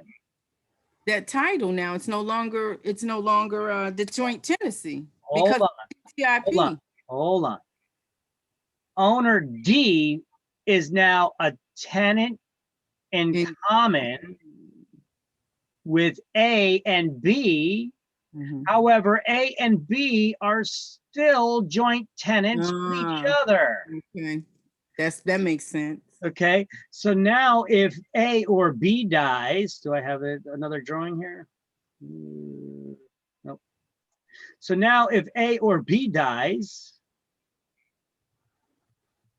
let's say that B dies over here. Let me kill him off.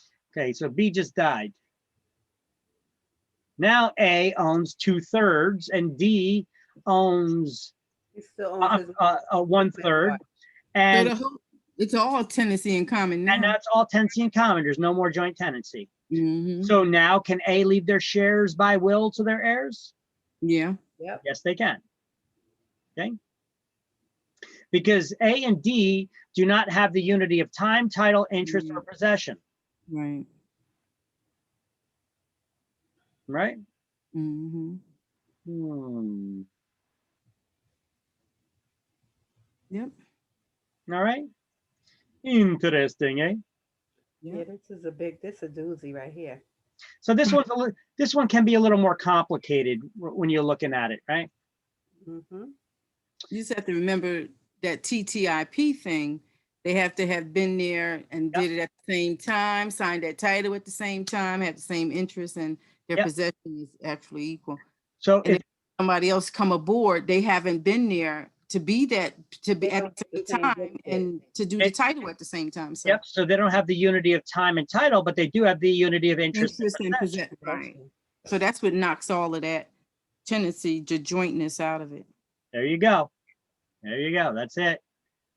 See, it's not that complicated of a concept once you understand it, right?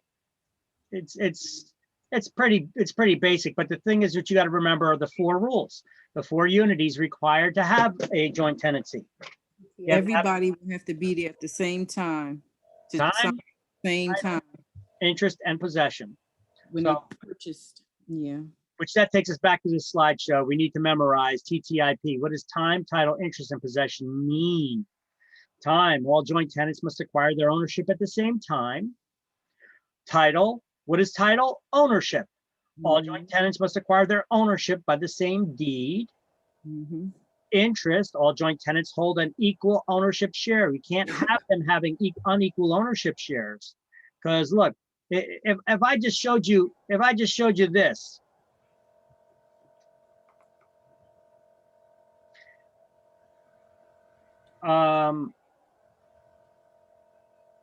let me see.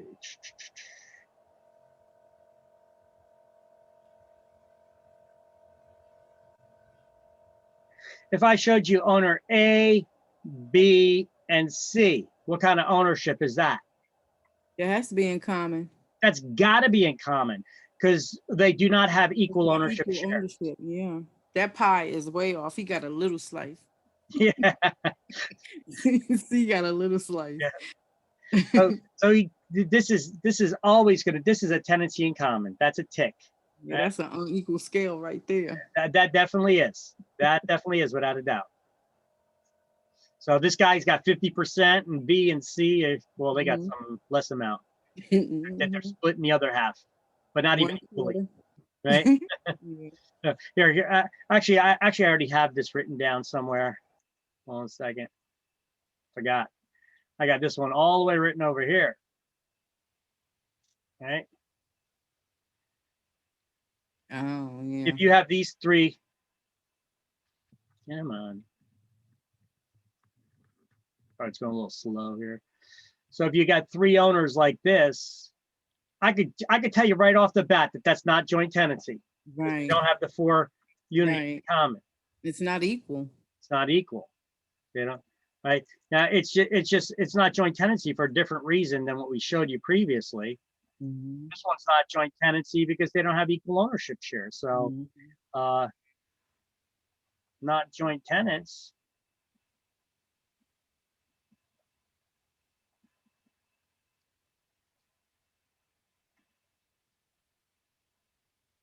Because it's not equal. Yeah. So basically TTIP, we can look at TTIP. They have the unity of, they got the unity of time. Only 2 of them. They have the unity of title, but they do not have the unity of possession. I'm sorry, interest. They have different interests here. No, they don't even have the time and title because it would be equal. Oh, hold on a second. Let's just say that 3 of us buy a property together and I put up 50% of the cash and 2 of you put up 25% each. We all bought it at the same time. Then we have the unity of time, and title, but not the unity of interest. I have a 50% interest in that property. Okay. And let's say that we have undivided possession of the property. That would still be true. Gotcha. Okay, yeah. It's the interest. See, yeah. More interest in it. He put up more money. Okay. So you got to look at the reasoning behind it. Yeah. You know? So there you go. So does that make it a little clearer to understand with these circles? And that's basically the circles that they're drawing here in the book, except I'm like putting it in real time here, you know, as I explain the scenario. So it's a little bit better when I draw them and explain the scenario as I'm drawing them here. Okay. So in other words, in order for it to be the TTIP and to be the joint tenancy, everybody has to be equal in everything. That's right, just like this. Yeah. Yeah. Be at the same time, bought at the same time, have the same interest in it as far as putting out the money and the possession. That means you all own the same types of shares. And one more thing. What's that other thing? What do you mean? What other thing? They have to have, in order to be joint tenants, they have to have 4 unities, TTIP. Sign that title same time. The time they And Possession. must. And what? They have to specify Oh, specify. Okay. they wish to take ownership. As joint tenancies. That's right. Otherwise, it automatically becomes in common. Okay, yeah. Specify. Oh, yeah. That's right. Or automatic. Because that has to be written on a deed, joint. Yep. You have to write it in the deed itself that you want to take ownership as joint tenants, because if you don't, It becomes in common. that's in common. The default form of ownership, 2 or And it's more no longer owners. by survivorship once it's not, you know. Yep. So even if they meet all these Right. requirements of TTIP, if they didn't specify they want to take ownership as joint tenants, you ain't joint tenants. Right. Okay. So that's why you really need this explanation from both of these slides to really get the understanding of it. Okay. Got to remember that survivorship thing Yeah. too. Yeah. So for as far as the notes go, the slideshow really helps with the notes for this chapter. You know, let me see. As far as, let's see, we got tenancy and severalty. If you guys want to snap pictures and you're not actually downloading the slideshows yourselves, here, snap a picture of it. Let me know when I can move on. Got it. Everybody. Not mine. Yeah, I got it.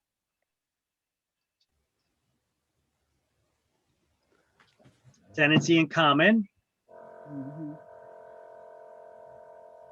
That one too. Everybody got it? Tenancy by the entirety.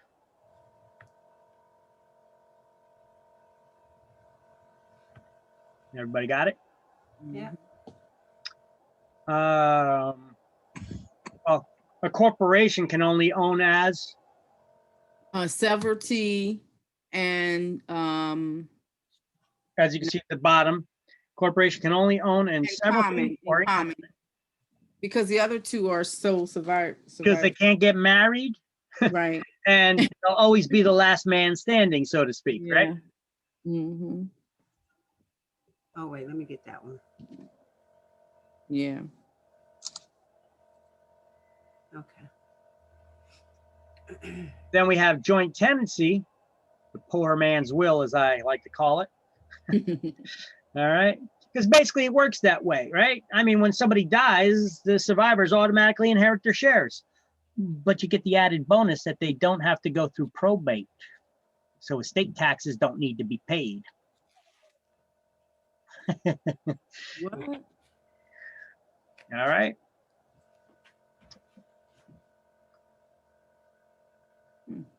And here's the other slide for joint tenancy, explaining the right of survivorship and the 4 unities, what they are.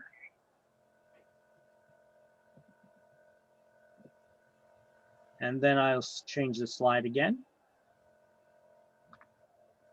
All right, now we're going to talk about business structures and types of businesses. But so on page number 111, okay, page 111, sole proprietorship. Okay, well, let's talk. Well, these are different types of business structures. We're not talking about ownership of real estate now. We're just talking about business structures. We got sole proprietorship. That's a sole owner. That's one owner. Partnerships is when you have two or more owners, you can be partners with each other. Or you could create a corporation. You have to file certain paperwork to form a corporation for certain tax benefits and legal protections, right? But you could also be an LLC. You could Before also you move on. Yeah. Yes, before you move on, how can you get on a deed that was already filed? For example, if you buy the property together, but you didn't put a person on the deed when you buy it together, how can that be? How can the other person can be put on the deed afterwards? How can you add a person to the deed afterwards? Yeah, I heard it's quick claim deed, but I don't know what's the process. No. Quit claim deed is used to give up interest in a property. Yeah. Okay, so how can you add somebody to the deed? Well, how do you transfer one's right, interest, or title to property? Transfer with the deed, right? With a deed. So it's going to be some form of deed of conveyance that you're going to add that interest to it. Okay. Consult with an attorney. Okay. So you can have an attorney just add them with some sort of a deed. You could add, it is possible to add someone to the ownership. It's just by a deed. You just write up a new deed, you know. Hold on one second.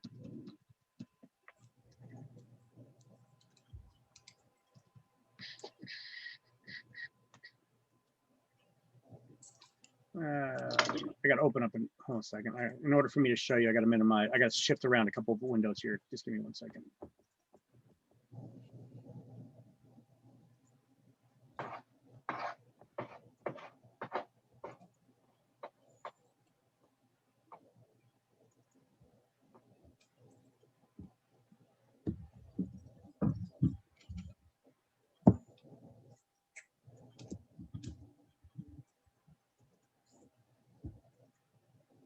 Okay, here's a most common type of deed used in New Jersey, a bargain and sale CVG or CAG, Covenants Against Grantors Act. You could add someone to the deed by using somebody to the ownership by adding them using some sort of a deed of conveyance. Okay, so basically, you're going to be sharing your ownership shares with someone else, right? Yes. Yes. Okay, so then you guys are going to be, if there's going to be two people you're going to be 50-50 owners.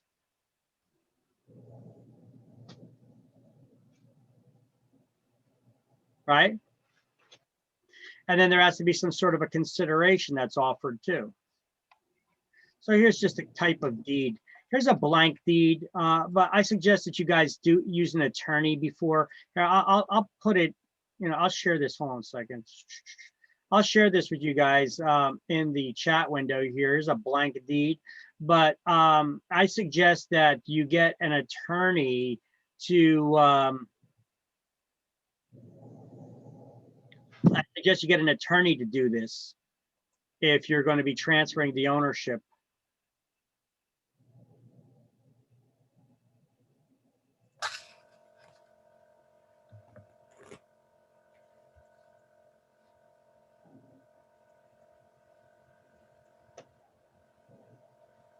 Here's a bargain and sale deed, is a blank one, okay?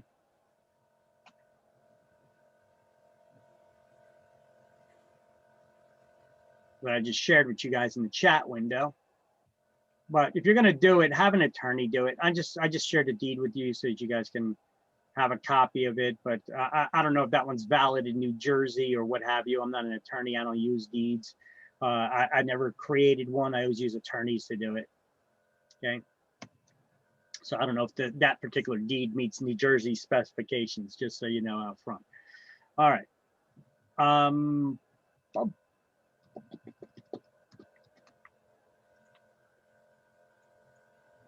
But yes, you're asking like if you just got married or something, how do you split the ownership? How do you add someone to a deed? Yeah. Okay. Well, you got married. Is it your primary marital residence? Yes. guess what? Your spouse has rights to half of it already. but you know what? Just so it's not a problem later on, you could add them to the deed by doing the formal paperwork and having them added. You know, your marriage certificate gives them that right, because if you were married after was it May 28th, 1980? May 28th, 1980. You automatically became, you have the, what do you call it? The 50-50 ownership in your primary marital residence. Okay. What if you're not married though? What's the process on that one? It's the same way. You got to fill out a deed.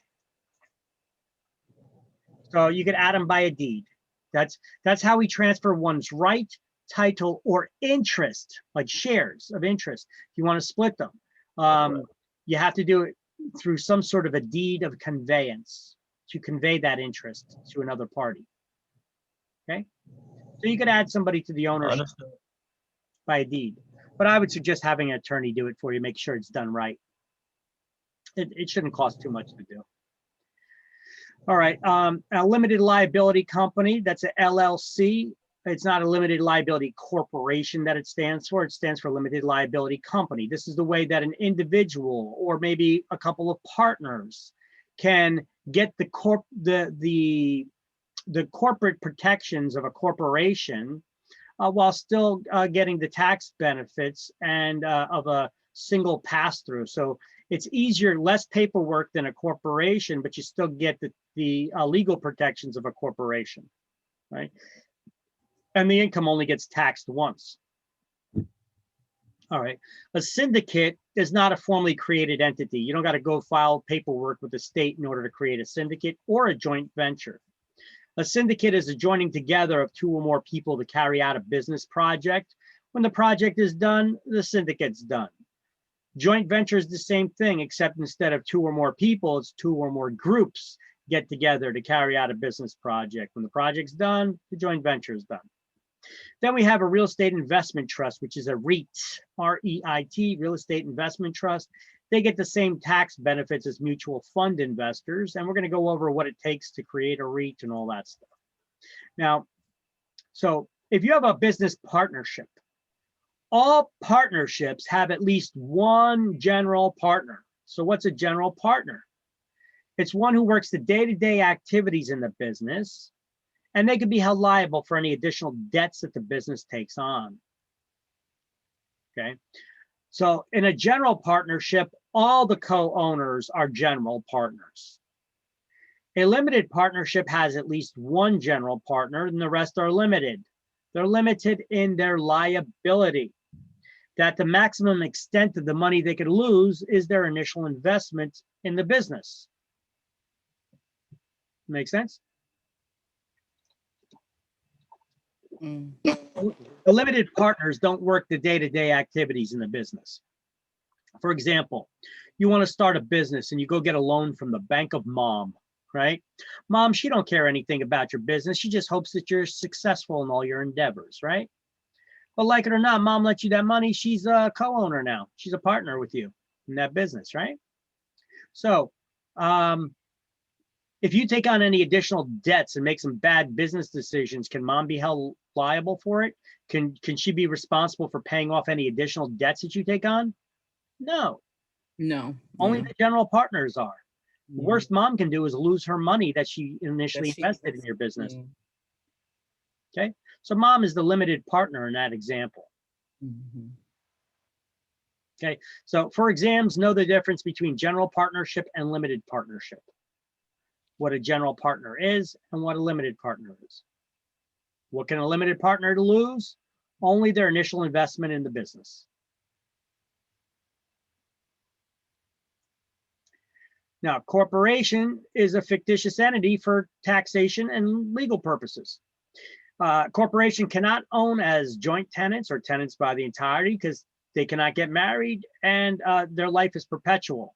So a corporation will never die unless it's formally dissolved. All right. Now, who makes all the decisions in a corporation to buy and sell real property when a corporation decides that it wants to buy or sell property that it owns? It's not the president, it's not the CEO, it's the board of directors who all their decision making is based on the whatever's the best interest of their shareholders, their investors, right? They got to look out for their investors' money to make sure it's properly being managed, right? So who makes all the decisions in a corporation to buy or sell real property? Board of directors. The board of directors. So let's go to page 333 and we're going to highlight something there to that talks about that. We're just going to highlight something there real quick and we're going to come right back. Let me know when you're all there.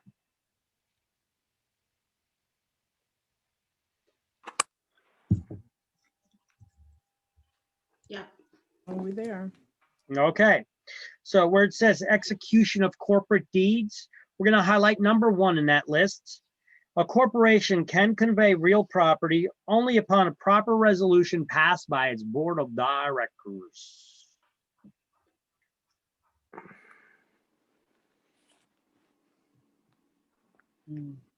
And then we could go back. Page 111. Actually, turn to page 112.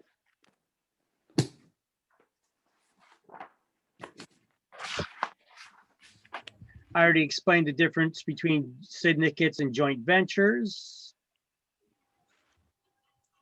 Now, a REIT is a real estate investment trust. It's a form of organization that's useful for taking advantage of certain tax benefits. Those are the same tax benefits enjoyed as mutual fund investors. Now, in order to be classified as a REIT, there has to be at least 100 investors, and at least 75% of that trust income must come from real estate as the investment vehicle. Who says you have to invest your retirement plan in stocks and bonds and commodities? Why can't you invest it in real estate? Well, you can. That's what REITs do. REITs are created to invest in real estate.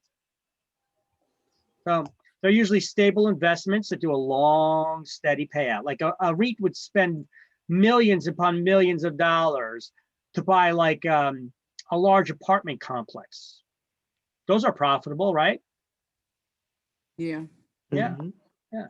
So a REIT investment, an example of a REIT would be an investment that pools hundreds of investors' money together to make very large purchases like hotels or apartment complexes or what have you, that are generally good, stable investments to make.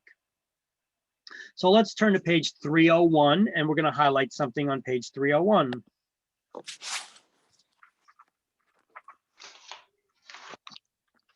And then we're going to come right back.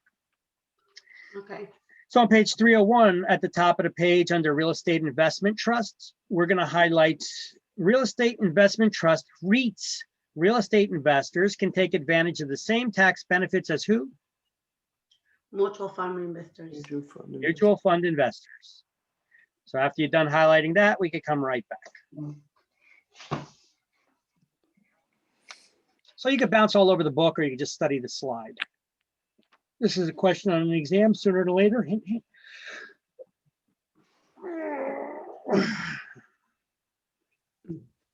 Okay.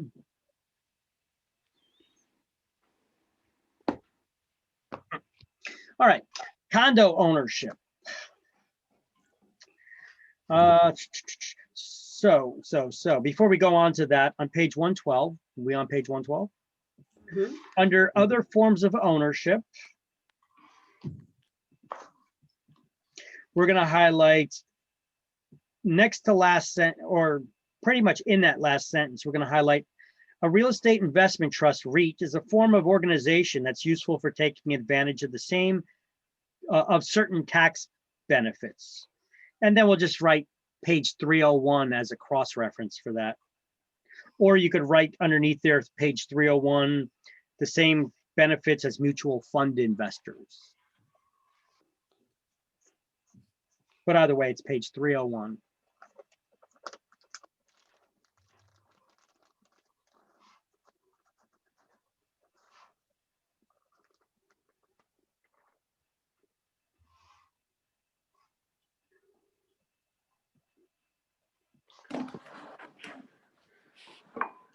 All right.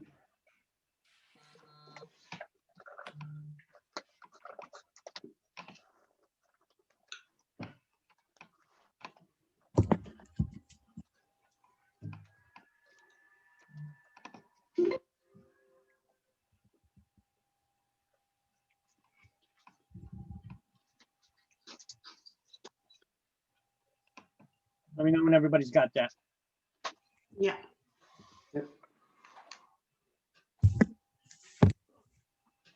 All right. So now we're going to talk about condominiums and cooperatives. Okay.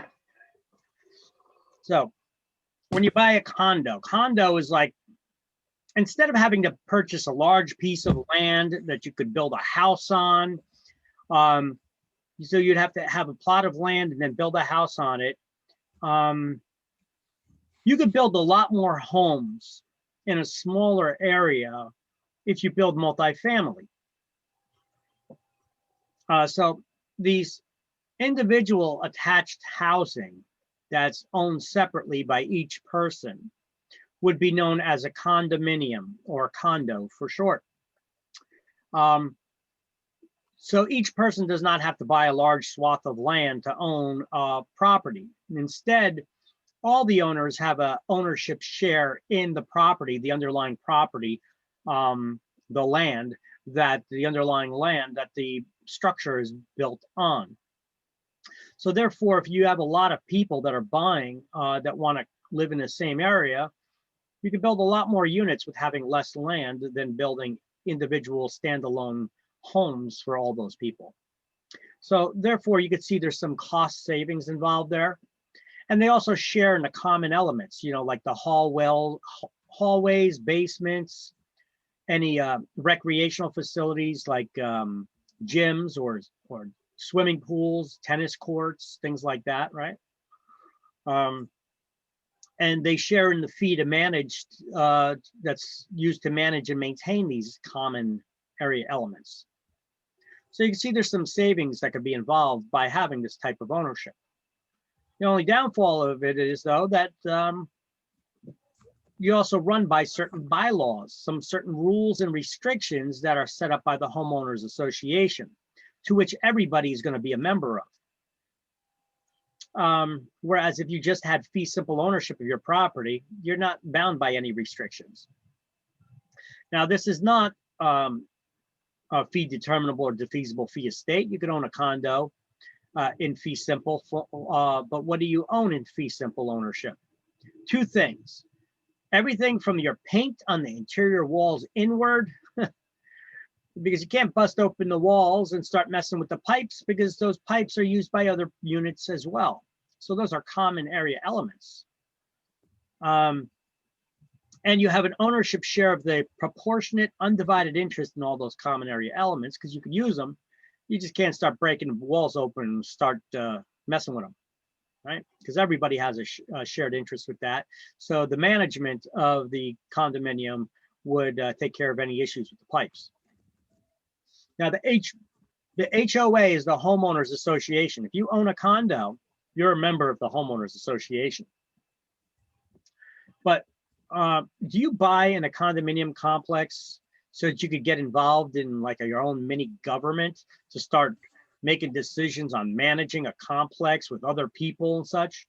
It kind of works like a mini government, doesn't it? Like a town within a town. Mm-hmm. Right? So you got all these people, and most people buy in condos not to become now having to vote for decisions that they want to make for changes for the exterior of their house or the common elements or anything, or who's going to be cutting the grass. So usually they vote people to make those decisions for them and to maintain the complex. Kind of like government, right? We vote politicians in to make those decisions for us, and hopefully they're making them in our best interest, right? Because we don't go there and vote on every issue in our town or even in the federal level at our government. We have Congress for that, right? We elect these officials, and hopefully they're working for our best interest. If they're not, what should we be doing? Voting them the hell out of office, right? Mm-hmm. So let's see. So an HOA, the homeowners association, we're all going to belong to it. All the homeowners there belong to it. But they do vote to have people who run the association. Because a lot of the homeowners, they're not going to be going and voting and coming to all the meetings. So, although they should, but they won't be doing that. So they're going to appoint other people to run the association. As long as they're doing a good job, they're not going to question it until they start making wacky rules and bad decisions that start affecting them. That's when they start getting all pissed off and going to the meetings, right? Raise hell. All right. So the bylaws that these HOA rules create are also known as CC&Rs. Those are the covenants, conditions, and restrictions to which all the homeowners in that condo have to obey. And if they violate those rules, they're subject to fines. HOAs are granted the authority through laws of the state to fine their residents who fail to comply with the rules that they make, provided those rules are not too unreasonable. But who's to say what unreasonable is? Right?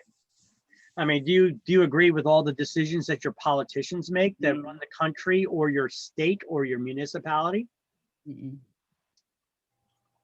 Probably not. Right? So they have a lot of latitude there in their decision making.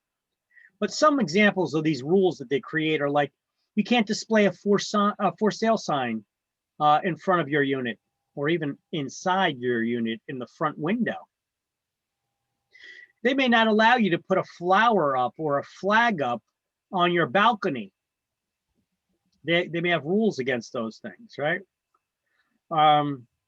You see that's going to happen, you know, every couple years you see it happening in the news. You know, this one old timer, a war veteran, had a little 4-inch American flag in his plant potter. And he keeps getting fined by the HOA because that's a violation of their rules. You're not allowed to have any decorations in the flower pot, or they're considering a flag. They don't allow you to hang flags or have a decoration in your flower pot. And he put a little 4-inch American flag in there. Well, it counts as a decoration. You're not allowed to have that in there. So they give him a written warning to remove it. After the 3rd warning, you're now going to get fined. Now, if you don't pay the fine, now next month, you're going to get another fine on top of the last month's fine. And this time the bill is going to be coming from the association's attorney, who also tacks on their attorney's fee and interest for the unpaid fine. And next month, guess what's going to happen? You're going to get another updated bill with another $50 fine, with another $250 attorney fee for sending that bill, plus the interest for all the unpaid fines. You see how this could start compounding and getting very expensive? So pretty soon at the end of the year, this guy's owing thousands of dollars in fines. And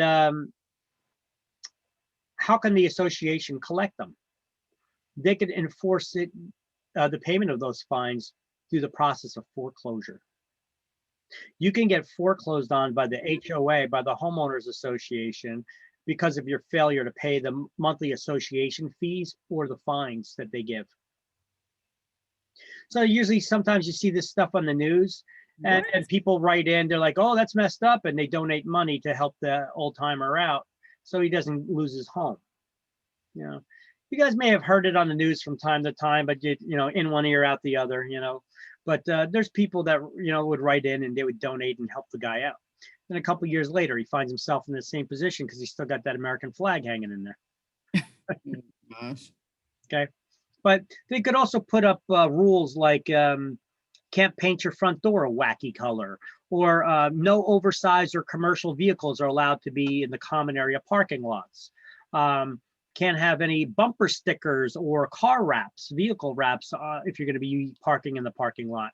Now, these are all types of rules that they could put. Some condos don't allow you, if they were conversions, you know, they used to be apartment buildings that they just converted into condo ownership, where now you could own the apartment. A lot of those older buildings were not have their own laundry rooms in the basement. So they weren't meant to have laundry, washer and dryer in each of the unit.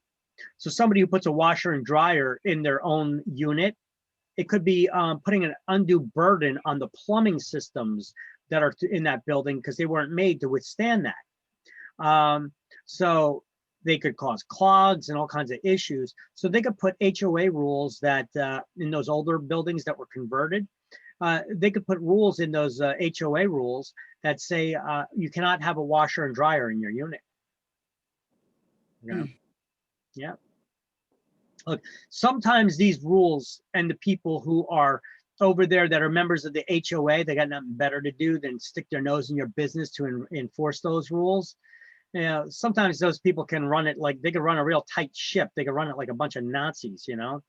And you know, I got a link to a video here that shows you that.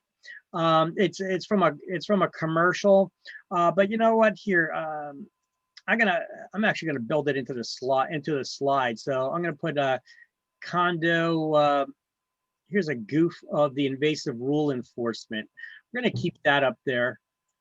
I'm gonna delete all this stuff because this is a copy. I just copied the slide.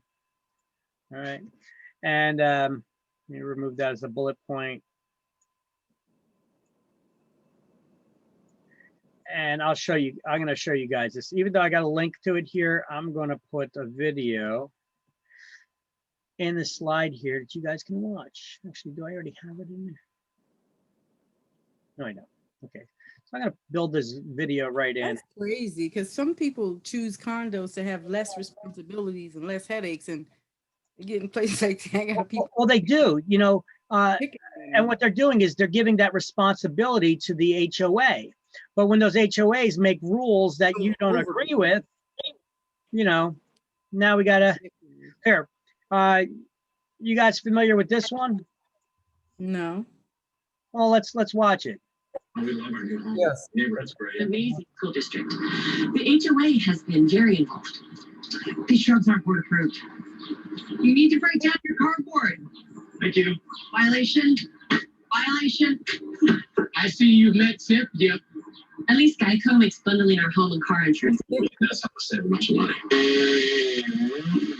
Oh my God. This is overregulation. Thanks, Cynthia. For bundling made easy. See, I mean, it's actually these rules. Sometimes it becomes an ongoing joke that even like commercials like Geico for their insurance, they made a joke out of it, you know? Some of these things are rooted in truth, you know. Yeah. People, they're like, you know, you see Cynthia's moving around with her husband, and he's got the clipboard, and she's like, violation, you got to break down your cardboards, you know, and then they can start finding the residents if they don't, you know. It's like, really, mind your own damn business. They're being very nice. They're like, thanks, Cynthia.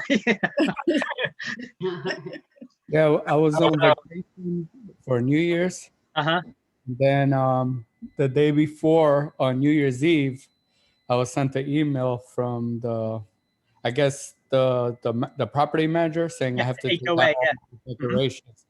And the thing is, I told him, well, my wife wrote him that you have to take it down yourself because we're not there. We're like in New York City for vacation. What, they want you to take down a decoration or something you put up, or a plant or something? They told us the day before. They haven't told us during the lease or anything. What did you put up? We put up some Christmas decorations outside. Oh yeah, they don't want that outside, not in the common area. Nope. No, they told us that we had to get it. Everyone had to get all their decorations down on New Year's Day. Oh, so they allowed you to put decorations up, but they wanted it down. Like they didn't want you leaving up the icicles year round. Yeah, and they told us the day before New Year's Eve, they gave us a 1 day, a 1 day. Yeah, thanks for the heads up. Yeah, I got you. Yes, and we were on vacation, and we told them they had to take it down themselves if it was that. So there is some truth rooted in these commercials, right? Yep. All right. Yeah, so on this slide, I previously just had that. I'm just gonna remove this from this slide and say, see next slide for funny but true example. All right. So the HOA fee, That covers your monthly maintenance fee, the association fee that covers the landscapers, the snow removal, the garbage removal, maybe the sewer bills, unless they give you, now, actually in condos, I think sometimes you'll get a separate bill for the sewer and water. Other times it'll be built in, maybe the sewer will, but you get a separate water bill. It depends on the condo complex, okay? Now, condos are usually managed by a board of directors, the HOA board, homeowners association board. But if the complex is large enough, they'll hire professional management if there's 25 or more units, usually, but not always. Sometimes you have that, they want to keep the management within. Now, I suggest to everybody, before you go buying a condo, you talk to the neighbors. Maybe meet somebody in the parking lot and ask them, excuse me, do you live here? Are you on the board? And if they're not on the board, say, how do they manage the complex? Because I'm thinking about buying a unit here. How are they managing it here? Do they do a good job? I mean, it looks pretty nice here, but are they real restrictive with the rules? Do they run it like a bunch of Nazis, or they're okay and they're tolerable? Because look, I've sold a lot of condos. In real estate, one of my niches is I dealt with condos and I sold a lot of them. And so I've learned a lot of the ins and outs, and I came across a lot of people that sold the condos. It was not necessarily because it was time to upgrade. It was because the people that managed those condos, that they were sick of them, and their enforcement activities and their fines and their rules were out of hand. They were out of control. So anytime you buy in a condo complex, you're going to need to get a copy of those associations rules, the HOAs, the CC&Rs, the bylaws or CC&Rs that are created by the HOA, the homeowners association. Now, if the book is like this, the booklet's like that of rules, it's a lot different than if the booklet is like that, right? If it's like that thick, there may be a little bit of a problem there. If it's like that, it's not so bad.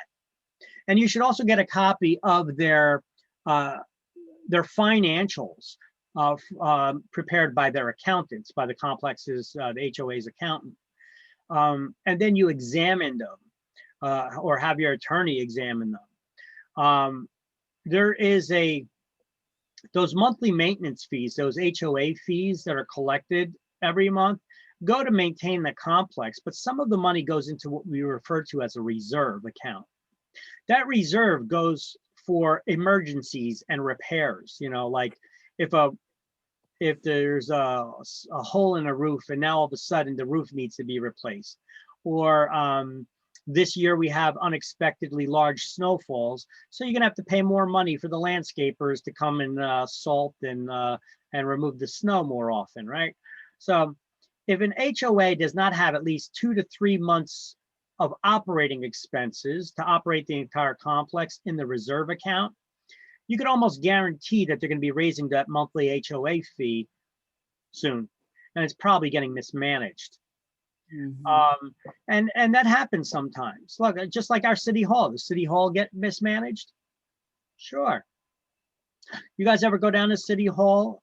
And anybody here ever go to city hall in their town for any reason, for permit or something? Yes.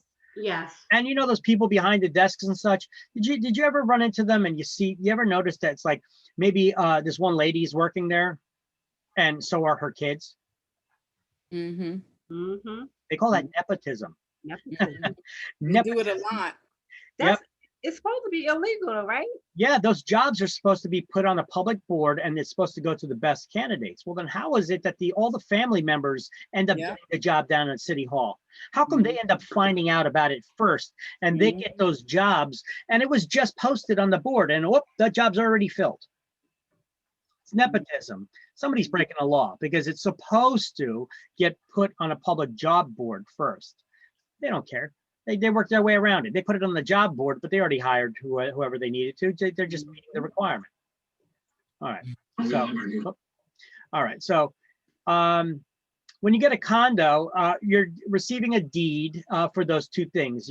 Everything from the paint on the interior walls inward and a proportion of the common area elements. You have an ownership interest in all those.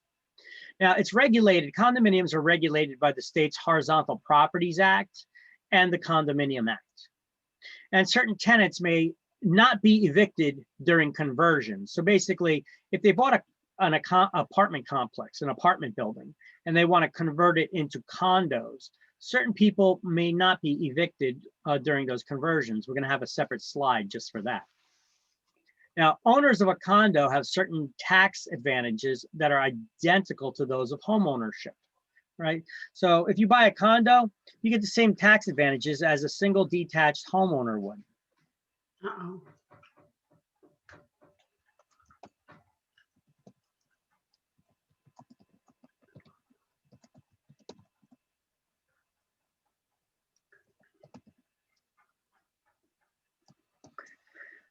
All right.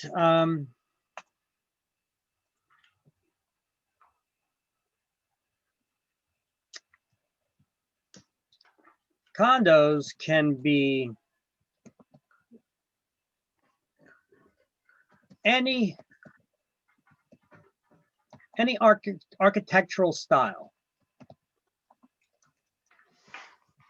Single family home, single family detached dwelling,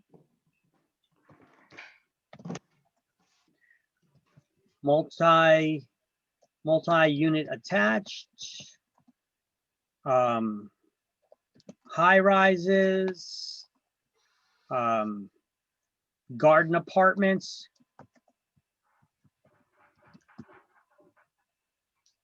etc. Okay.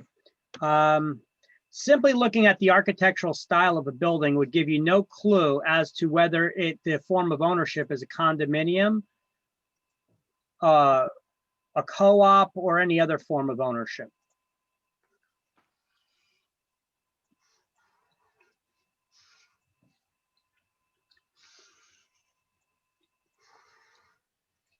All right. So it could be a lot of different architectural styles. Now the term reserves, I just explained to you guys a couple minutes ago. What are reserves? It's an amount of money saved up for emergencies and repairs. That extra money is built into the monthly maintenance fees. Both condos and cooperatives have them. And they should have at least 2 to 3 months operating expenses in those reserves. So the term reserves, what are reserves? Should have at least 2 to 3 months operating expenses in the reserve account to run the complex. There we go. Run complex.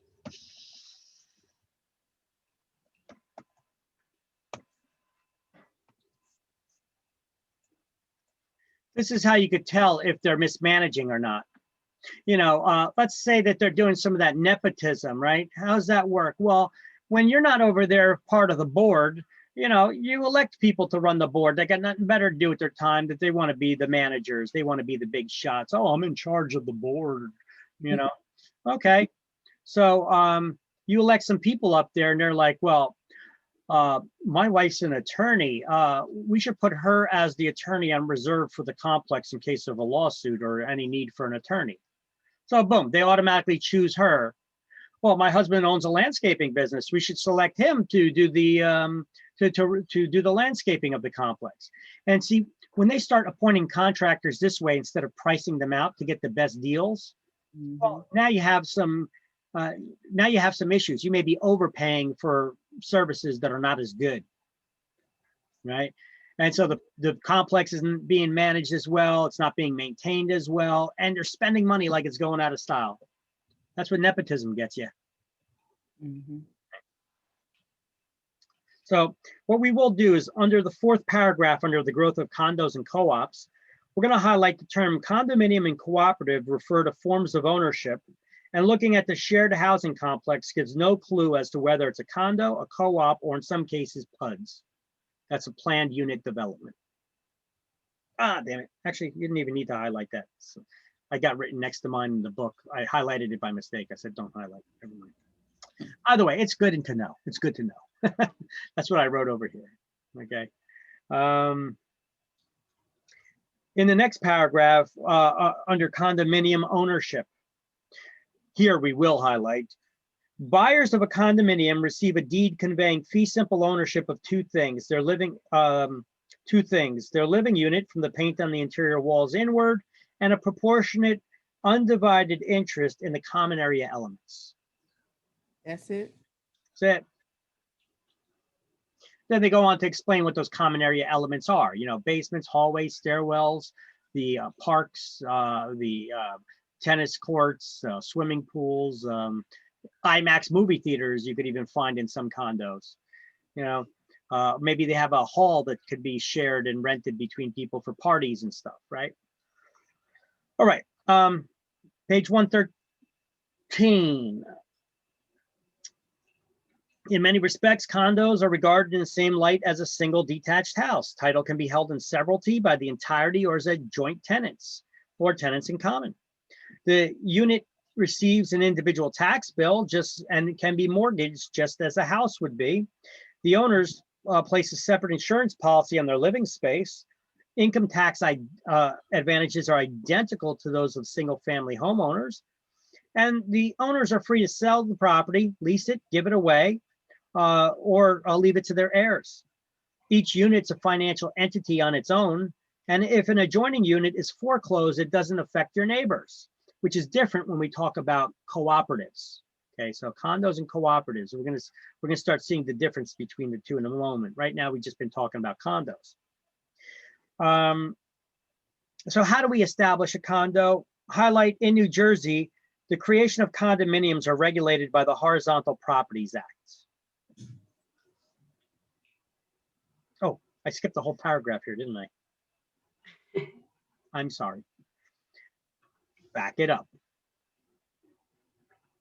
We're going to highlight owners are bound by the bylaws of the homeowners association to which all will belong. As long as those rules are not unreasonable, New Jersey law permits associations to enforce rules by fining the residents who fail to comply. And then go down to, if unpaid, these common charges become a lien against the individual owner and may even be enforced by foreclosure. And then on the line below it, we're going to highlight bylaws set up covenants, conditions, and restrictions called CC&Rs. So CC&Rs. Okay, so the bylaws, we'll put a little asterisk in the margin next to that line. Bylaws set up covenants, conditions, and restrictions called CC&Rs. Those are the rules and regulations everybody must follow.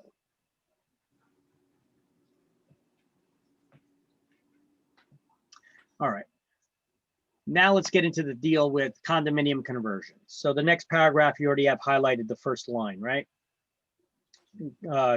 Establishing a condominium. Well, that's not a conversion. That's just establishing a condominium. So what are the steps of establishing a condominium? If you buy a piece of raw land and you want to just create a condo, you want to build a structure and it'd be a condo, well, you got to follow the rules that are set up by New Jersey's Horizontal Properties Act and the Condominium Act.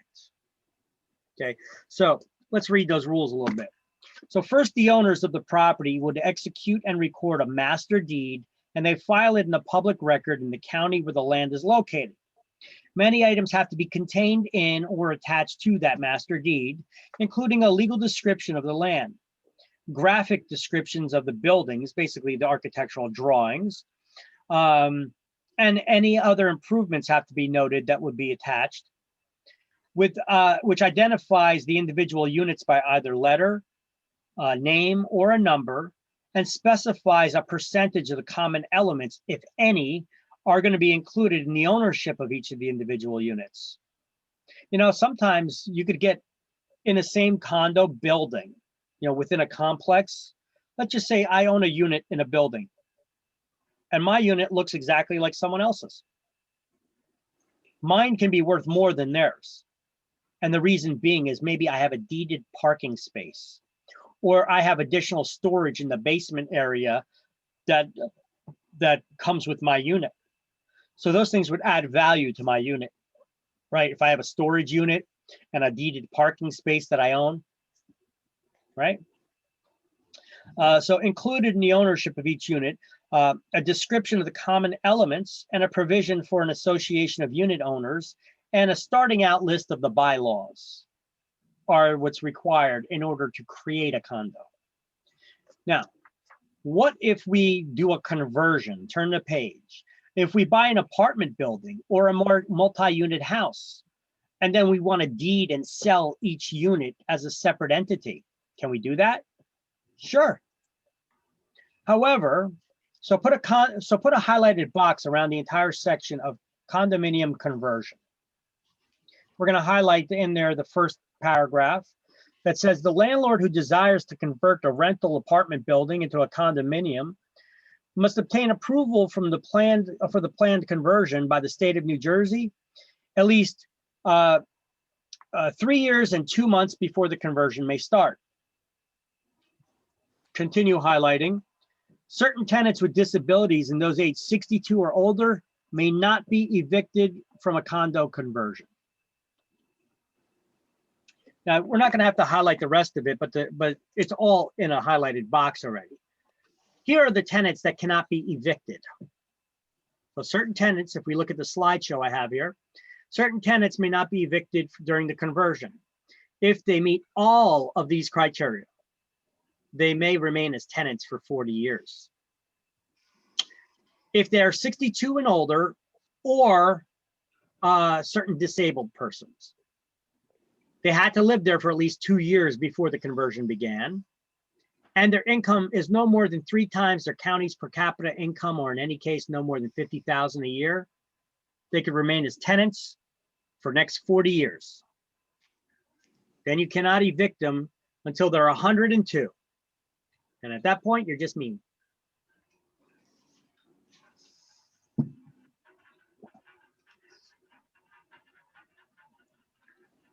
All right.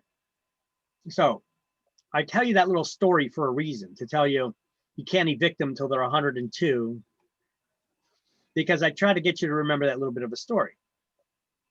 Because on exam, what if they ask you who cannot be evicted from a condo conversion, and they put there's someone 65 or older? Now you're gonna be thinking, is it 65 or 62? Well, just remember, if they could stay there for 40 years, and then you can't evict them until they're 102, do the math, right? Right. So 102, so 62. Okay, a lot of people tend to remember the stories a little better, so I gave you that little story to try to remember it. Thanks. So you can snap a picture of this, or we have it all highlighted here under condo conversion. Now, of course, if that apartment complex is completely empty, or that multifamily building is completely empty, you don't have to wait 3 years and 2 months. This is just when it's occupied by people. They don't want you evicting people just so that you can sell the units and do a conversion. Tenants have rights.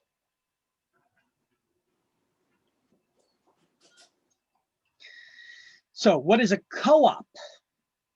So now we're going to talk about cooperatives. Okay, these are very common in New York City, but we have them in here too. We got tons of them in Menlo Park and Edison, Jersey City. They're all over the place too. We got them here in New Jersey as well. But once again, looking at a building or a complex, you can look at it and say, oh, that's a condo complex. Unless it says condo complex out front, there's no way of you knowing that it is a condo complex and not a cooperative. So what's the difference between a condo and a co-op? When you own a condo, you own real estate. When you own a co-op, there's a corporation that owns the real estate, and they give you a custom lease that allows you to live there. So when you buy a co-op, you do not own real estate. You own stock in a corporation that owns the real estate, and they give you a proprietary lease to occupy the unit that you're living in that allows you to live there, okay? So title to the land is held by the corporation, title meaning ownership. So purchasers do not own real estate, they own stock, which is an intangible personal asset. The proprietary lease is given to you. That's a fancy name for a custom lease, which gives the tenant, the stockholder, the stock owner, the right to occupy the unit that they're living in. Income tax advantages are identical to those of single-family homeowners. And the tenant has a voice to control the property management through their stock ownership. Maintenance fees are usually much higher than they are with condos because it usually includes mortgage, taxes, insurance on the common area maintenance, the sewer, water, heat, and trash and snow removal are all usually included in the monthly maintenance fee. So if your hot water and heat is included in the monthly maintenance fee, you tend to see those people that they don't give a crap. They got their windows wide open in the middle of the winter with the heat blaring. I'm not paying a bill, splitting it with everybody else. The value of the property tends to be more stable though, and does not fluctuate as radically as it would with a condo. So the property values, if the market value is shooting up on condos and single detached homes, well, with a co-op, they still go up because property values go up, just not as they don't shoot up as radically high. But then again, when markets crash, the property values don't shoot down either. They just go down at the same moderate pace. So they tend to be a lot more stable. So that would be the only reason somebody will go to it, I guess. Well, the real reason, no, I mean, if you buy a house, don't you want your values to go up? Yeah, I mean, but what I'm saying is, who would want like a property that is cooperative? I'll tell you why. It's a lot cheaper to buy one. Look, I could show you two units side by side. You're not going to know if it's a condo or co-op unless I tell you. Right. Okay. There's a two bedroom, 2.5 bath unit here. You know, the complex has a pool, the tennis court, everything. And here's another one that's exactly the same with all the same amenities. You would not know the difference unless I told you that one's a condo and one's a co-op. All right. Okay. But one is going for $250,000. The other one is going for $55,000. Oh, wow. Yeah. Oh, wow. Wow. That's a big difference. It is a big difference. All right. I understand now. All right. But one may have higher HOA fees. Well, the co-op will always have a higher HOA fee. Yeah, so it kind of balances out. Wait. Hold on a second. You bought that co-op a lot cheaper. And so let's continue looking into this. The shared expenses are usually one mortgage on the entire property. So your monthly maintenance fee is higher in a co-op because it also includes a fee that goes towards paying off perhaps a mortgage that the corporation has on the entire property. The tenant shareholders would share in that fee, and the taxes are charged to the corporation as the owner and billed to the tenants as part of the monthly maintenance fee. So that's how they pass along the property taxes. They build the taxes into the maintenance fee. Whereas if you own a condominium, each individual owner would also get their own separate tax bill as well. Right. So the expenses are still going to be higher in a condo. Right. Bylaws require that each purchaser be approved by a board of directors that manages the corporation. Who makes all the decisions in a corporation to buy and sell real property? The board of directors. Right. That's in a corporation. Now, if you buy a condo, do you need to put in an application that needs to get approved by the homeowners association? No. No. If you could afford to buy the condo, you're in like Flynn, whether you have cash or you get a mortgage loan, whatever it is. With a co-op, sometimes people feel like they're discriminated against because they may get denied. And it's not necessarily, I mean, sure, I'm sure that there's cases where people have gotten discriminated. I'm not going to say no, but that's not the reason why. In most cases, people think they're getting discriminated against. They're not. It's the board of directors is trying to maintain that that cooperative. They want people that are coming in there that are going to be financially stable, that are going to be able to pay their monthly maintenance charges. Because if enough of them do not, where do those monthly maintenance charges go? It could be going to the corporations using it to make the mortgage payment for the whole complex, and for the not just for the maintenance, but also for the property taxes.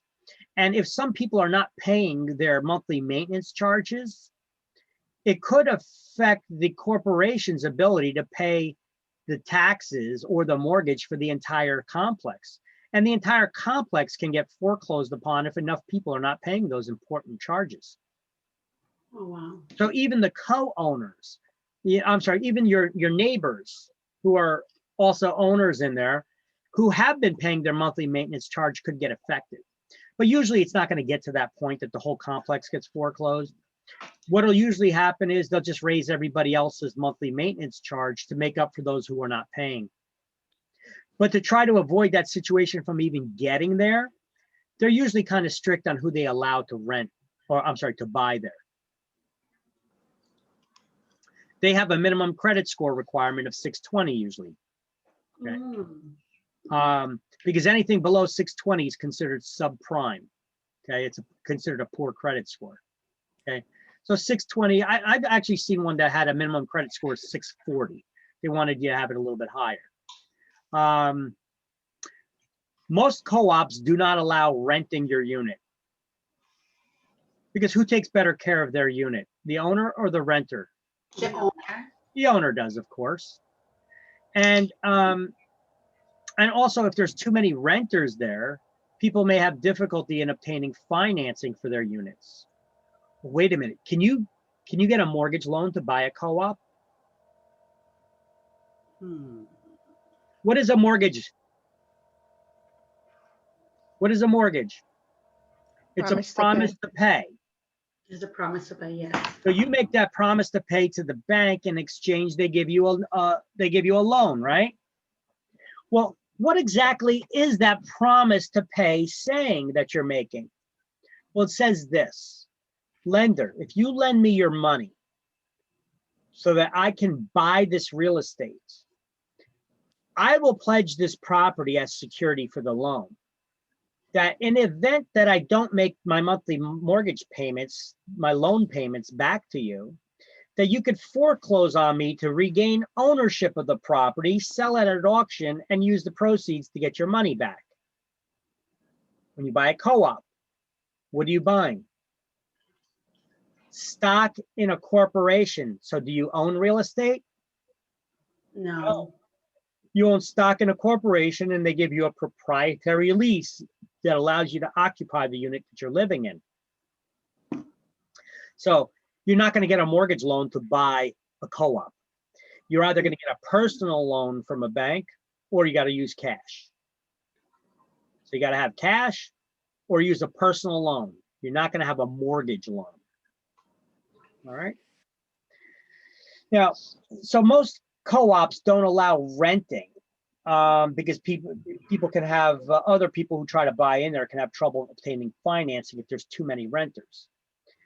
But there's a law in New Jersey that went into effect that allows complexes with 10 or more rental units to allow renters, the owner, to rent their unit if they've been trying to sell it for at least 4 months at a price no greater than what they purchased it for, and they're unable to sell it, then they can rent it. No greater means that it doesn't take any value through the years? No, it goes up, but it doesn't shoot up in value. Right. You know, But it creeps up in value. It creeps up, and just like if the market values drop, it'll creep down. It doesn't shoot down. So it creeps up and it shoots down because it takes into effect the value of all the entire property as a giant complex. So if I buy it for 50,000, I have to sell it for No more than 55? Oh, no. I mean, you could have done improvements to yours and made yours a lot more desirable, and someone Oh, okay. pay more for it. You know, look, I've seen people buy those condos, those co-ops, actually even cheaper. I've seen them, some of them that were in kind of rough shape, that they bought it for like 45 grand, you know, and then they put some money into it and they sold it for 75. Okay, that's what yeah, okay. You know, but you're not going to turn around and sell it for 250,000. That ain't happening. Right. You know? So yeah, you can increase the value of them a little bit, you know.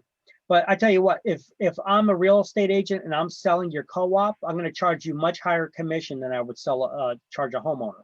Why? I would be charging you 8 to 10% commission. Wow. Well, it's a lot. I mean, I'm doing the same amount of work, and what's the value of this thing? How much money am I making off of it? Right. You know, It's 50, I've got costs involved too, you know, to market and sell your unit, you know. So now check this out. As a real estate agent, can I prepare the contract to sell your unit? If you look at the bottom of this slide, I put a note here. Real estate agents cannot prepare the contracts to sell co-ops. They must be prepared. The contract has to be prepared by attorneys. Because what are you selling? What are you selling? Stop. Yeah, you're not selling a real estate. Yeah, right? so let me see. So real estate agents cannot prepare contracts to sell co-ops. They must be prepared by attorneys. You're not selling real estate, but stock.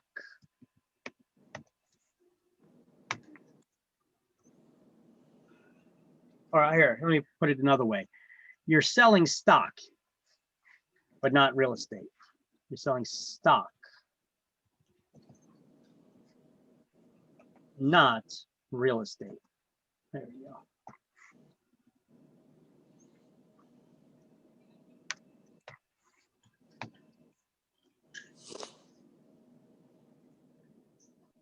Okay. Interesting, huh? Now, sometimes people are like, wait a minute, if I could buy one condo for 250,000, but I could get the same looking unit for 55 grand, I could buy several of those and just rent them out and make money, can't I? Right. No, because they don't allow you to rent the units. But you just said that it will. If you are trying to sell it for 4 years, and then you don't. 4 months. 4 months. 4 months. I mean, yeah, for 4 months, and then you're allowed to rent it. Yeah, but the scenario I just gave you is. Oh, you want to be like an investor, like buying and then renting? Yeah, no. Okay, got you. You can't buy instead of buying one condo, buying 3 or 4 co-ops so that you could start becoming a landlord and just renting them out. Gotcha. Okay. No, yeah. Now you may find a co-op that does allow that, because I'm not going to say that they're all like that. It depends on the co-op complex, right? But the majority of them would not allow that. All right. How do you find those? I mean, you go and you type if you want to buy one of those, you type it like. Well, find out where co-ops are. You could you reach out to a realtor. Realtors market them and sell them. Oh, okay. We just don't prepare the actual sales contract for them. Right. An attorney does. And look, attorneys really don't even prepare them either. They just fill in the blanks. I've sold quite a few co-ops too. And what attorneys will usually do is they steal the contract from the New York City Housing Authority. That it is it actually says right on the top of it, New York City Housing Authority co-op sales contract. Oh. You guys could do a Google search and pull one up. Here, let me do one really quick. I'll show you what one looks like real quick.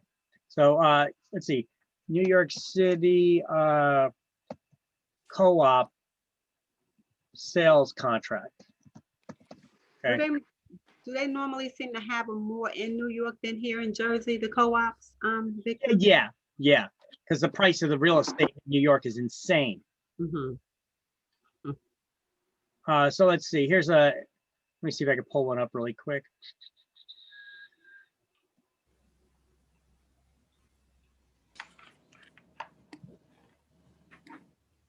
Well, I pulled up a contract that was created by someone else. Hold on one second. That's not the housing authority one. That's a different one that title company has. Six.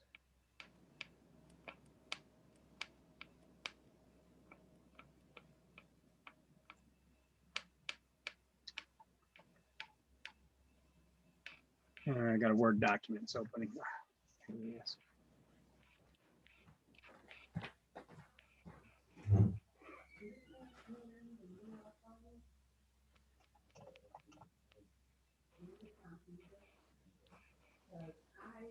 Once again, here's another generic co-op contract. Look at it, for the first time now, I'm finding actual co-op contracts. Okay, here's a blank co-op contract. It's a Word document, all right, to sell the cooperative, the stock, and it talks about your personal property, your chattel, the rules and regulations of them, and all this being filled out. Okay, so that's co-op contract, but that's not what I was looking for. Anyway, most attorneys that I found in the past, they just used one from the New York Housing Authority.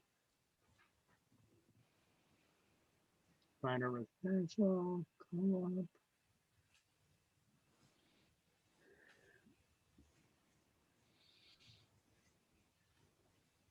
Anyway, all right, don't worry about it.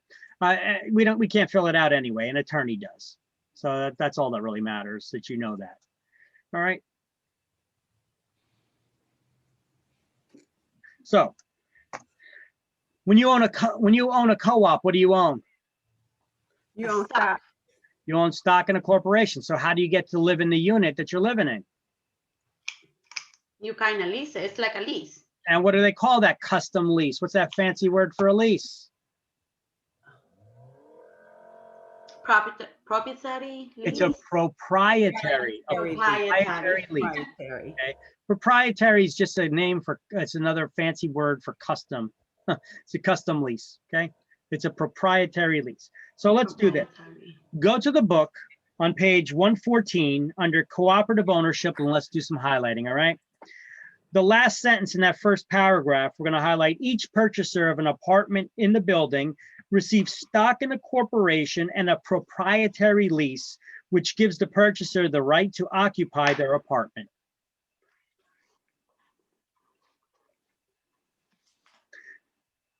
Skip the next paragraph, and the third paragraph we're going to highlight on the first line there.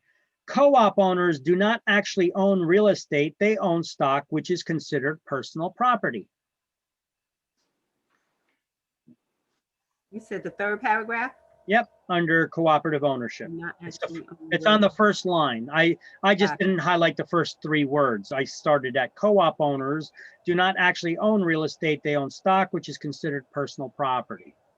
Okay.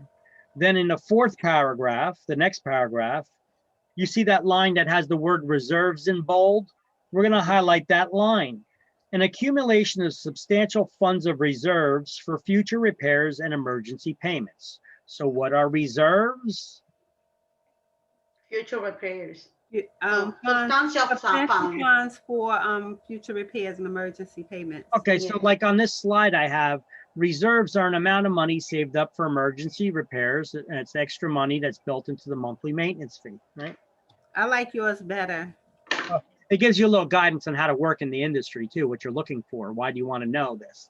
Basically, this is going to be prepared by their accountants. So you look at to see if there's been any lawsuits or if there's any outstanding or current lawsuits on the complex. You don't want to buy in a complex that got any lawsuits on it. Same thing for condos too, by the way. So you want to look at the financial statements of a condo or a co-op, because they both operate off of reserve accounts, right, to manage them.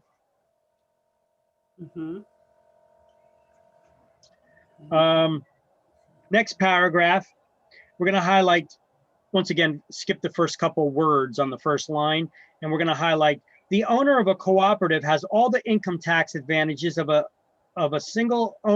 owner of a single family house.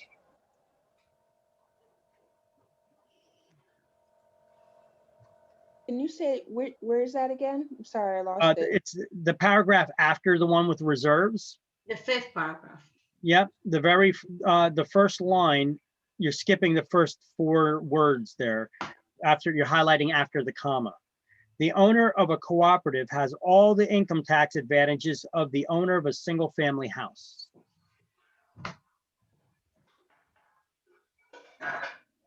Then the next paragraph, you're just going to highlight many co-ops do not permit rentals.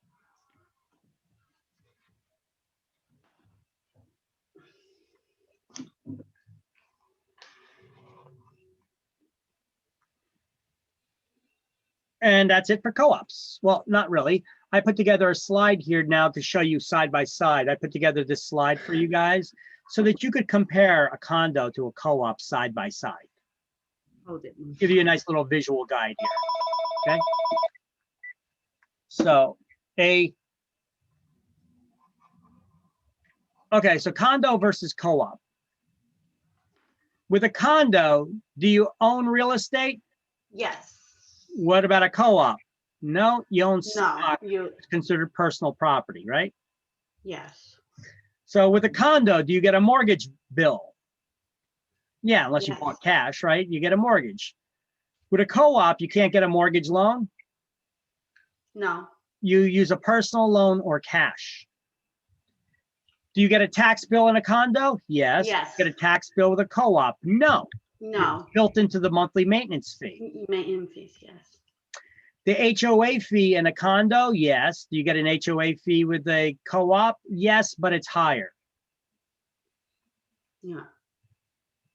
HOA application approval process required for condos? No. Yes for co-op. HOA credit score requirement for condo? No. No. Yes for co-op.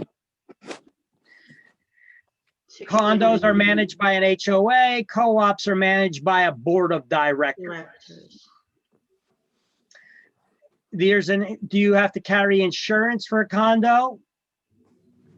Yes, for your own unit.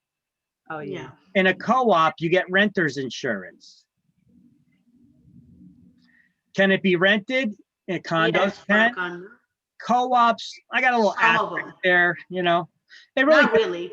it depends on the co-op, but generally speaking, no.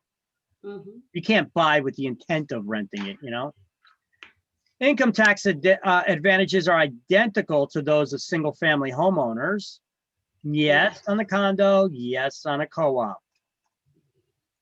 And it can be your unit can be affected if the neighbors don't pay their monthly maintenance charges.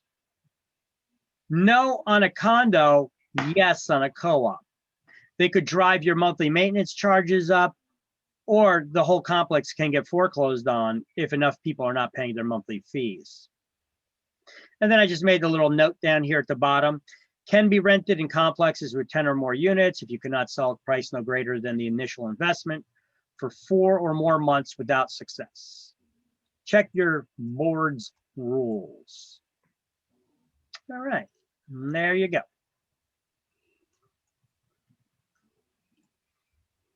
So condominium versus townhouse now. Oh, so what is a condo? It's a form of ownership. It's a form of fee simple ownership that has some common area elements, and you got to follow the HOA's CC&Rs, right? The rules and regulations of the HOA, the bylaws, right? So has an HOA in charge of maintaining the common area elements and rules owners must follow. What do we call those rules? Oh, sorry. Okay. Rules owners must follow would be the CC&Rs. CC&Rs. Set up in the bylaws.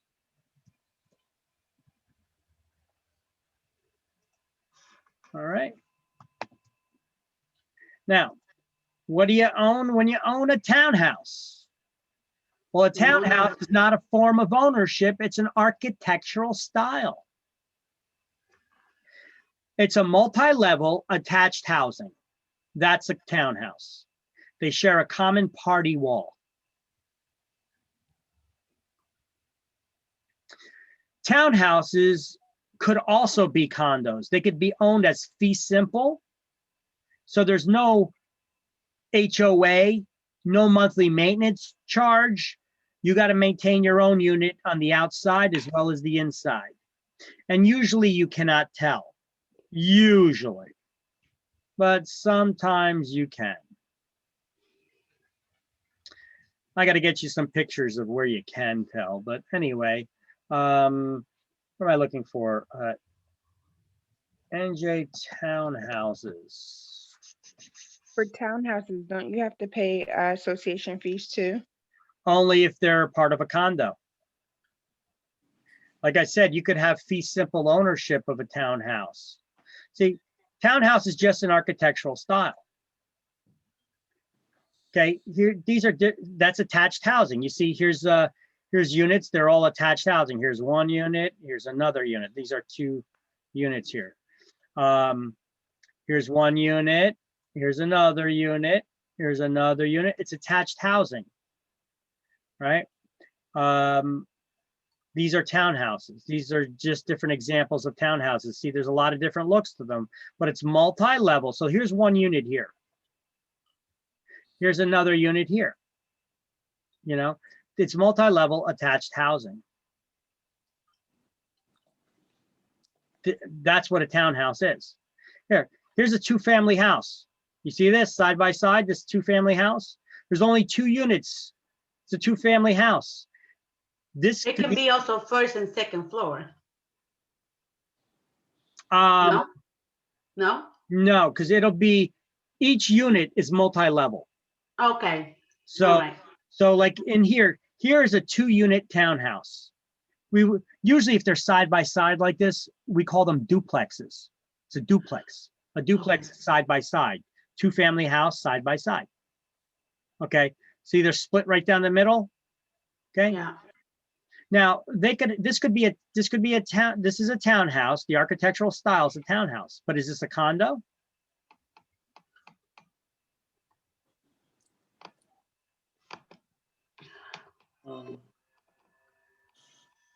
I don't know. I don't know. Simply looking at it, I can't tell you if it's a condo or if it's just fee simple ownership. When the snow falls, is each owner responsible for shoveling their own snow? If there was any grass, they got this little grass swath on each side. Is each owner responsible for cutting their own grass? Well, if they are, you know, it could be fee simple ownership. It could be. So it's impossible just by looking at a unit to tell if it is a condo or a townhouse.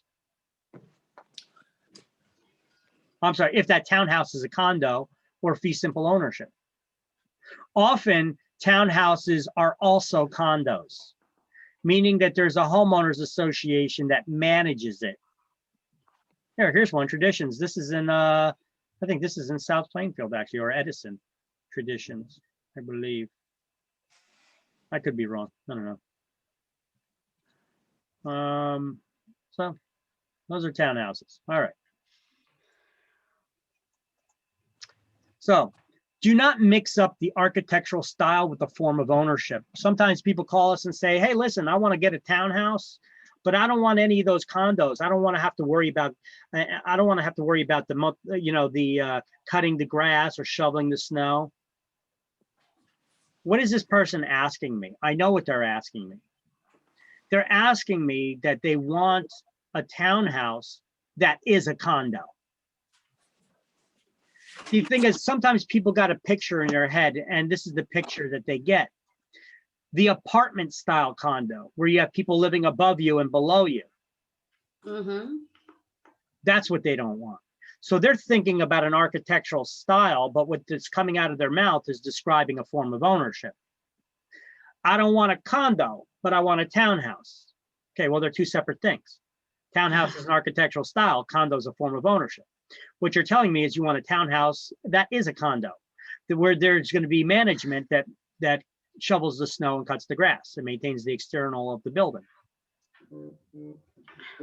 That's where the difference lies, right? Condo is a form of ownership, has an HOA in charge of maintaining the common area elements and the rules and owners must follow the CC&Rs set up in the bylaws. Townhouse is an architectural style.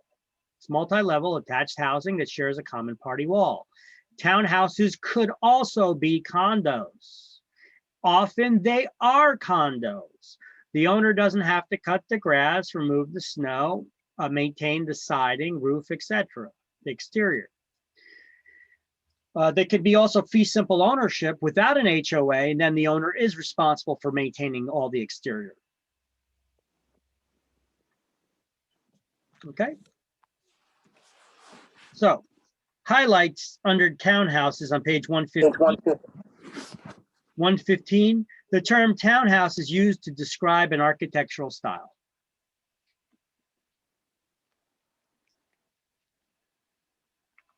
And then highlight the title time sharing. We learned about this in an early chapter, like 1 or 2, what a timeshare is. And I want you to write next to the title, is ownership of real estate. A timeshare is ownership of real estate. You own the real estate, there's 52 owners. There's 52 weeks in a year, you got 52 owners. You know, you own 1 week out of the year. I'm sorry, can you repeat that? You said time sharing is what again? You're writing next to that, is ownership of real estate. A timeshare is ownership of real estate. Thank you. You're welcome.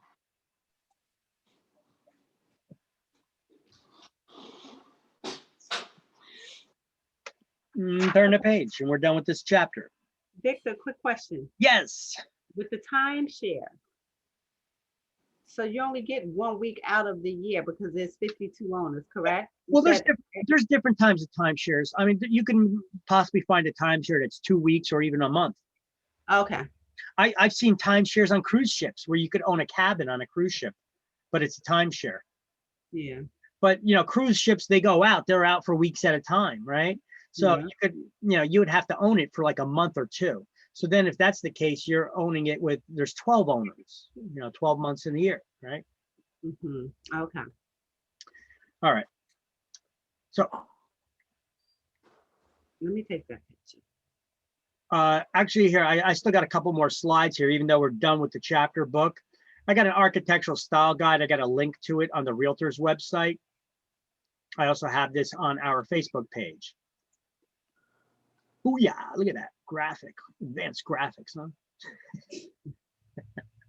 So here's some of the common architectural styles that I typed in here.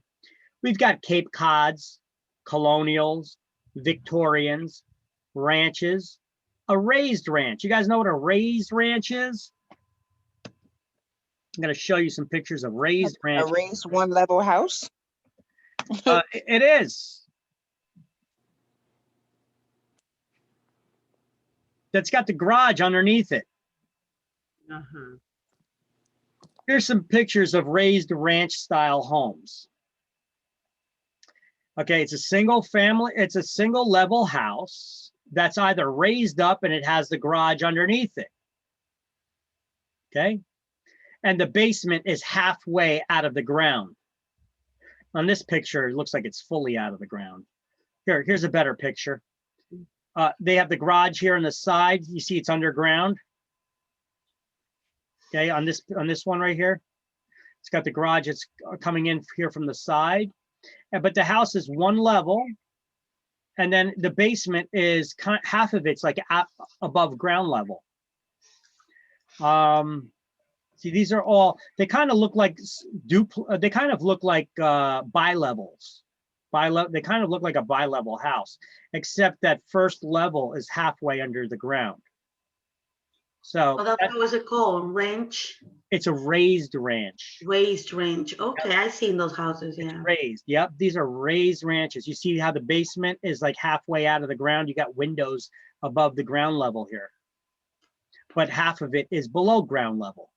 Right, yeah. Okay. I've seen them. Or sometimes you even got a driveway that's kind of steep that goes down underneath the house.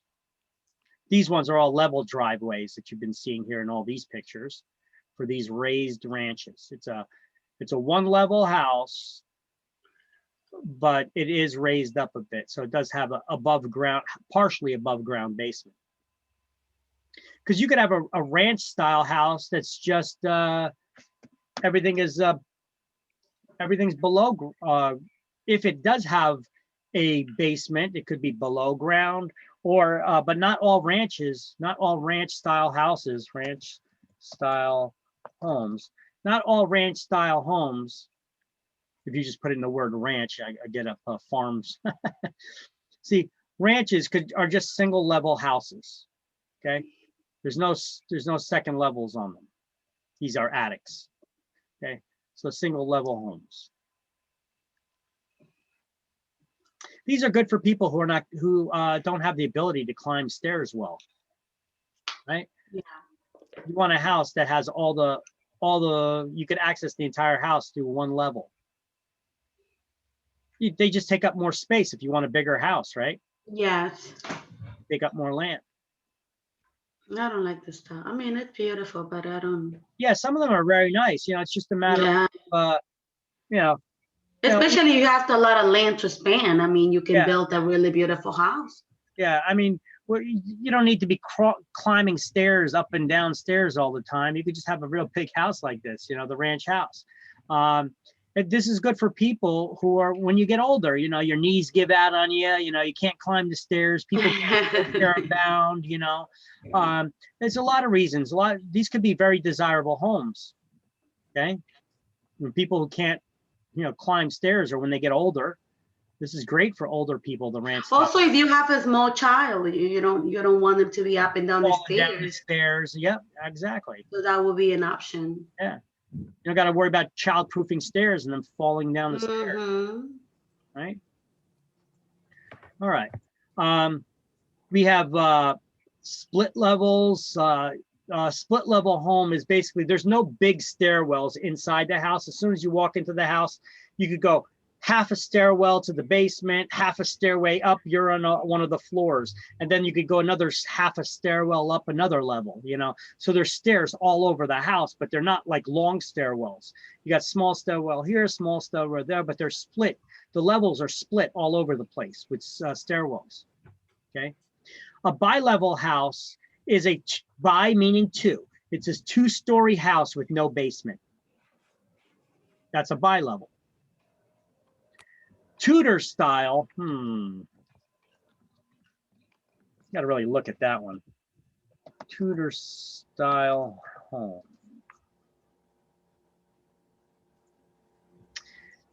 They have a unique look about them, the Tudor style homes. You see these are Tudor style homes. They got the sharp peaks on the roof, right? Farmish like, right? Yeah, they're kind of like old world looking, right? Maybe European, very European look about them, right? But they got a lot of roofs with these sharp peaks to them. These are Tudor, what we refer to as a Tudor style home. I guess this is a modern Tudors. But these are Tudor style homes. That's, you guys have to know your architectural styles. It's one of the features that you have to put in the MLS when you get a listing. You know, if you put in the wrong style house, when people search for homes they want or don't want, you don't want to put the wrong information in there. Right. Townhouses, duplexes. You could have a two-family house that's over under, one unit above the other. That's called an over under. Right.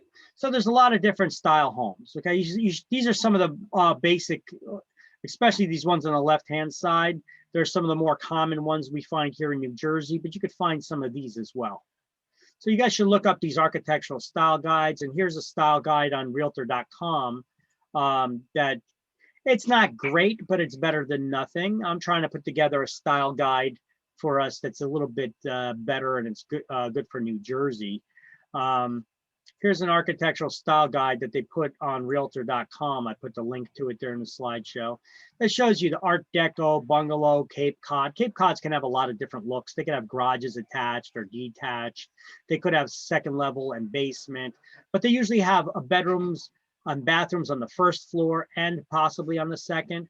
Whereas a colonial style house, all the bedrooms are on the second floor. There are no bedrooms on the first floor. All the living space is on the first floor. Sleeping quarters and bathrooms are usually on the second. Contemporary, craftsman, Dutch colonial, federal style, Georgian style, Greek revival,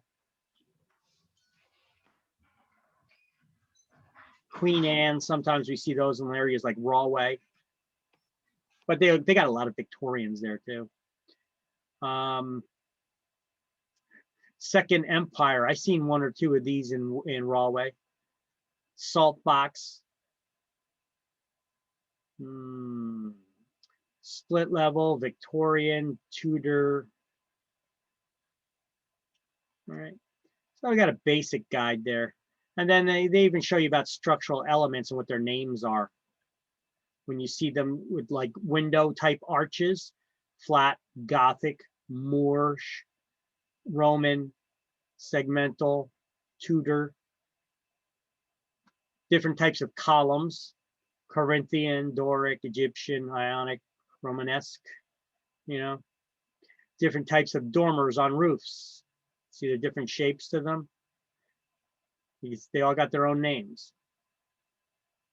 Moldings, right? You have the different types of crown moldings there. Roof styles for the shapes of roofs and such. So if you really want to get into the architectural styles. But if anything, you guys have to know the basic architectural styles though. Okay. Not for exams, but for real life, for application. Here's a picture of the magazine, the Realtors magazine that you guys will be getting. All right, and that does it for that chapter. And let's do the key terms to review for this chapter. Let me just save this slideshow and upload it to the shared Google Drive.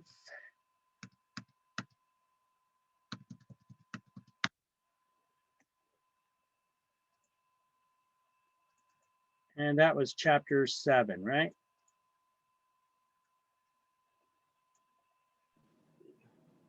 There we go. All right, so key terms to review. Ready? Okay, ready or not? Owners free to devise property to any heir. Owners free to devise property to any heir.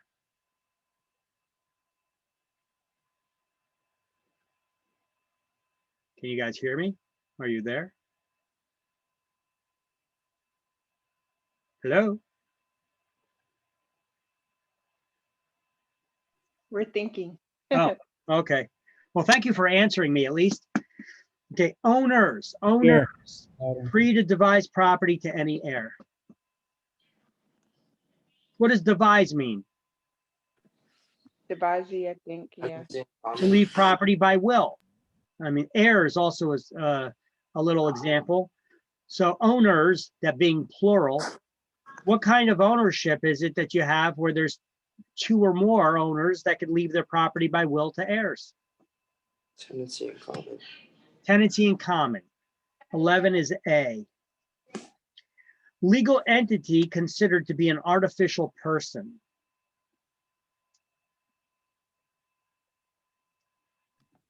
That's a corporation, isn't it? 1 is B, a corporation.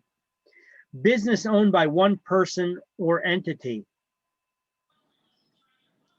Sole proprietor. Sole proprietorship. So 9 is C. Court ordered sale and division.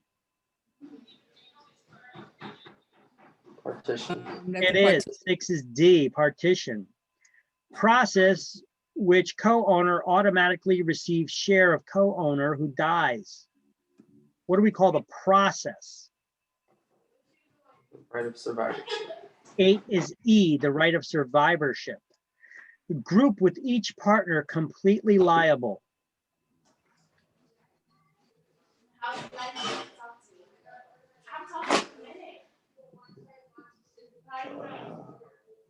General Is that partnership. joint tenancy? 3 is F, the general partnership. When you have a business, each owner is completely liable when all the owners are general partners. 3 is F. Co-owners join together to carry on a business. What do you call co-owners? Partnership. Partnership. 7 is Yes. G. Non-married person with the right of survivorship.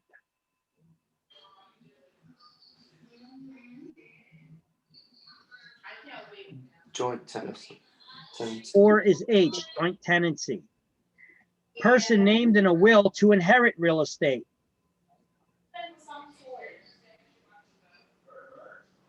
Divisee. This is devising. Devisee. 2 is I. Group with only the general partner fully liable.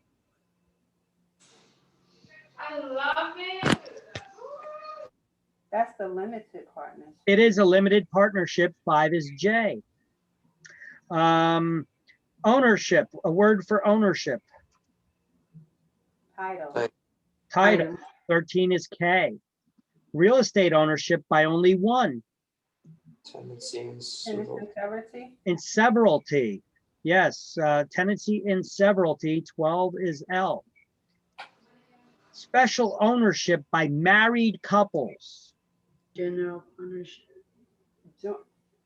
Entirety. Tenancy by the entirety. 10 is M. That's ownership by married couples. Tenancy by the entirety. The couple owns the property entirely together. Key terms 2. Own all owners in one condominium complex.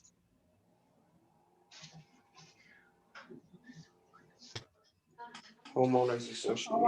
They're all part of the homeowners association to which all will belong. 6 is A. Regulates certain, regulates the creation of condominiums. The board of directors. Board of directors. Not at condominiums. Condominiums don't have a board of directors. The Horizontal Properties Act. The Horizontal Properties Act. 7 is B. Apartment house changed to condos. conversion. They call it a conversion. Or C, a conversion. An architectural term.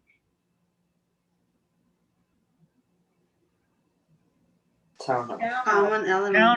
Townhouse. 11 is D.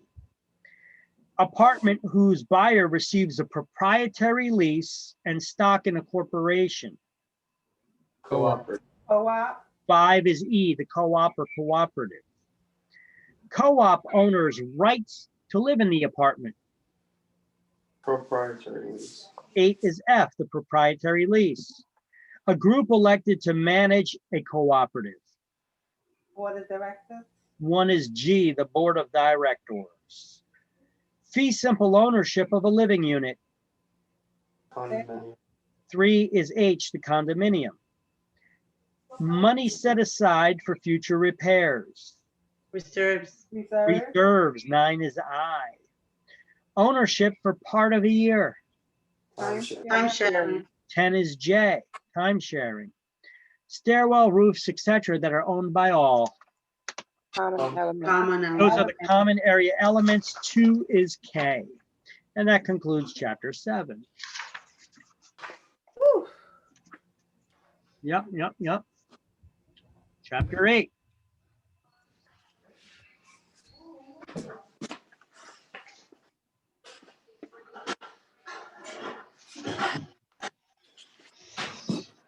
All right.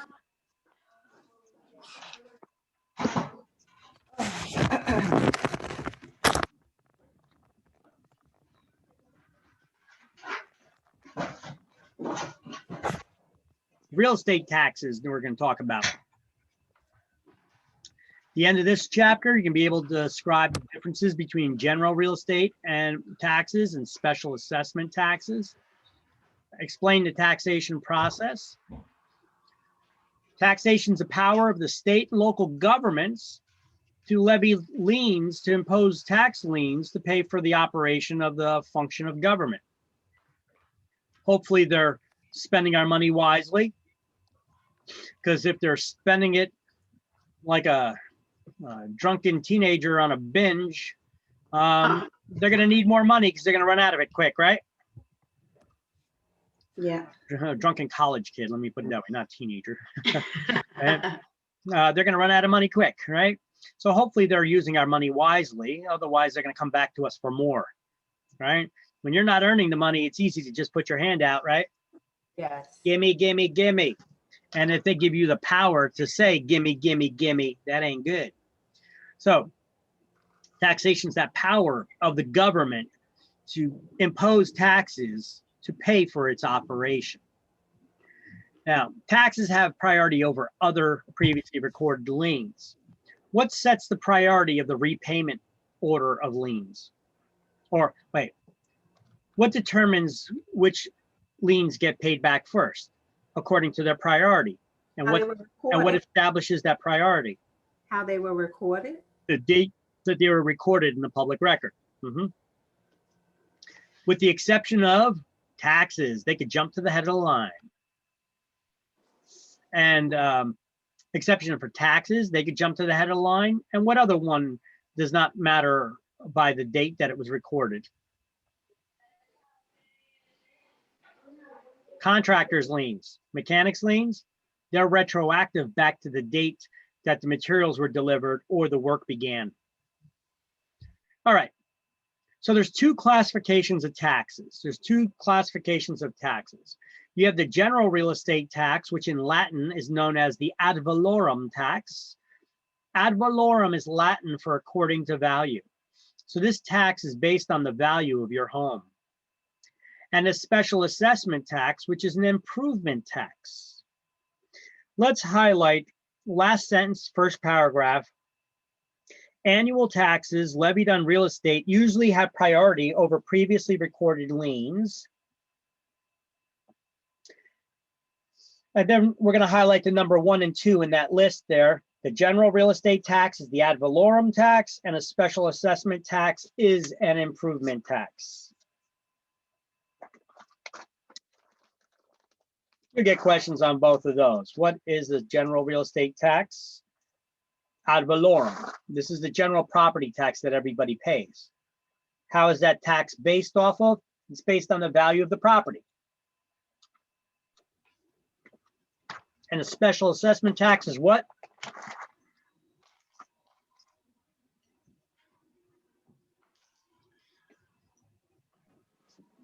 Improvement tax. It's an improvement tax. Not for improvements that you do to your home. It's improvements that the municipality does to the area that your home will benefit from. Only the homes in that immediate vicinity will pay this tax until the improvement had been funded. Then that tax goes away. So, turn to page 122. Ad valorem is Latin. It's based on the value of the property being taxed. So everybody who owns real estate pays property tax. Ad valorem is another word for that general tax or property tax that we all pay. Now, certain residents may take annual deductions from property taxes. We're going to go over that in a moment. And certain real estate is exempt from the real estate taxation.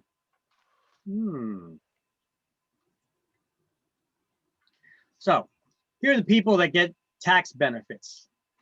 Seniors 65 or older who meet certain income requirements. Wait a minute, stop. Didn't we just go over a chapter with condominium conversions? Yeah. Who cannot be evicted from a condominium conversion? A senior 62. A senior 62. After they met 62 or older. Wait. Okay, so stop there.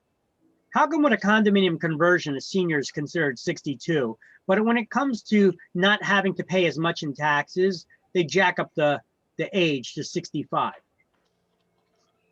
Government trying to make their money. Oh, tricky. You see what these politicians are doing here? They want to keep taking your money as long as they can. It doesn't contradict? It contradicts them. Well, when it comes to the money that affects them, the politicians, Yeah. they're going to jack up the age range because they want to get the money out of you as long as possible. You're going to notice little details like this I like to point out because most people just they glaze right past them. So I like to point these little details out. So when it comes to taxes, you're not considered a senior until you're 65. So 65 or older and you meet certain income and residency requirements, meaning it's your primary residence, you could take annual tax deductions, property tax deductions of up to $250. Wow, aren't they very generous? And veterans who are honorably discharged veterans and their surviving unmarried spouses. Wait, what does that line mean? That means that the spouse had died, the veteran had died, and their spouse did not get remarried. Oh. So basically, you're the widow of a veteran, right? Mm-hmm. In those cases, you are entitled to the veteran's benefits still. So veterans who are honorably discharged or their surviving unmarried spouses who are entitled to their benefits still can get property tax deductions of up to $250 a year as well. Wow, aren't they so generous? Now, if the veteran is disabled, they could get a total tax exemption. Oh, wow. So they don't pay any property taxes. But in order for that, I think you have to be totally disabled for that. That's what I was going to, because I can suffer for PS, how is it called? PTSD. PTSD. Yeah. PTSD, yep. But that's not totally disabled. Yeah, see, there's different levels of disability. They got 25, 50, 75, 100, and their definitions for levels of the percentage of disability and the requirements for the taxes. You know, I believe to be 100% tax exempt, you got to be 100% disabled. Will amputees fall under the 100%? Yes. Definitely. Okay. Yeah. Oh. Senior freeze. All right. So there's senior freeze program is available to seniors 65 and older if it's their primary residence and their income's under a certain amount. Now, the senior freeze program, they renamed to the PTR, stands for property tax relief. If the senior 65 or older, and it's their primary residence, and their income is under a certain amount, which varies from year to year depending on the state's budget. The last couple of years, it ranged anywhere between $78,000 to $92,000. The last couple of years, I'd say, is on the higher end of that spectrum. If they're under $92,000 a year in their income, they meet the income requirements, and they could freeze their property taxes. And so if their property taxes go up, the senior still has to freeze, they still have to freeze on the taxes. They still have to pay the higher taxes. However, they get a refund at the end of the year for the difference between the amount that they were frozen at and what they raised to. You know, here, let me draw you a picture, just give you a real quick example here.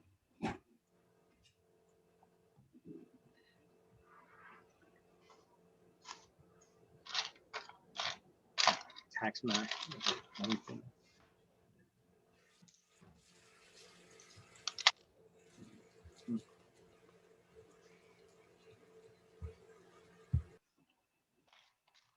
Yeah, we'll stay in here.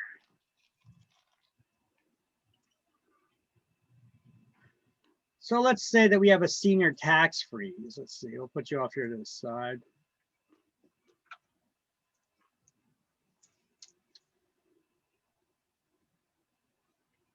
A senior tax freeze, or PTR, if the property taxes are frozen, let's just say that here, let me zoom in on this a little bit. Let's just say the taxes are frozen at $9,000 a year. And then taxes go up.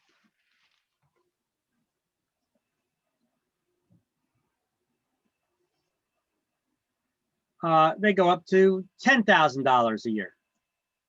The senior must pay the $10,000.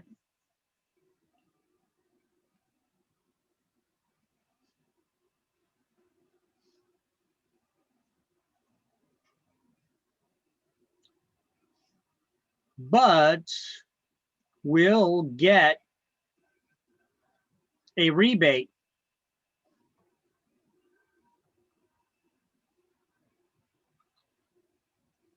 from the difference at the end of the year. At the end of the year,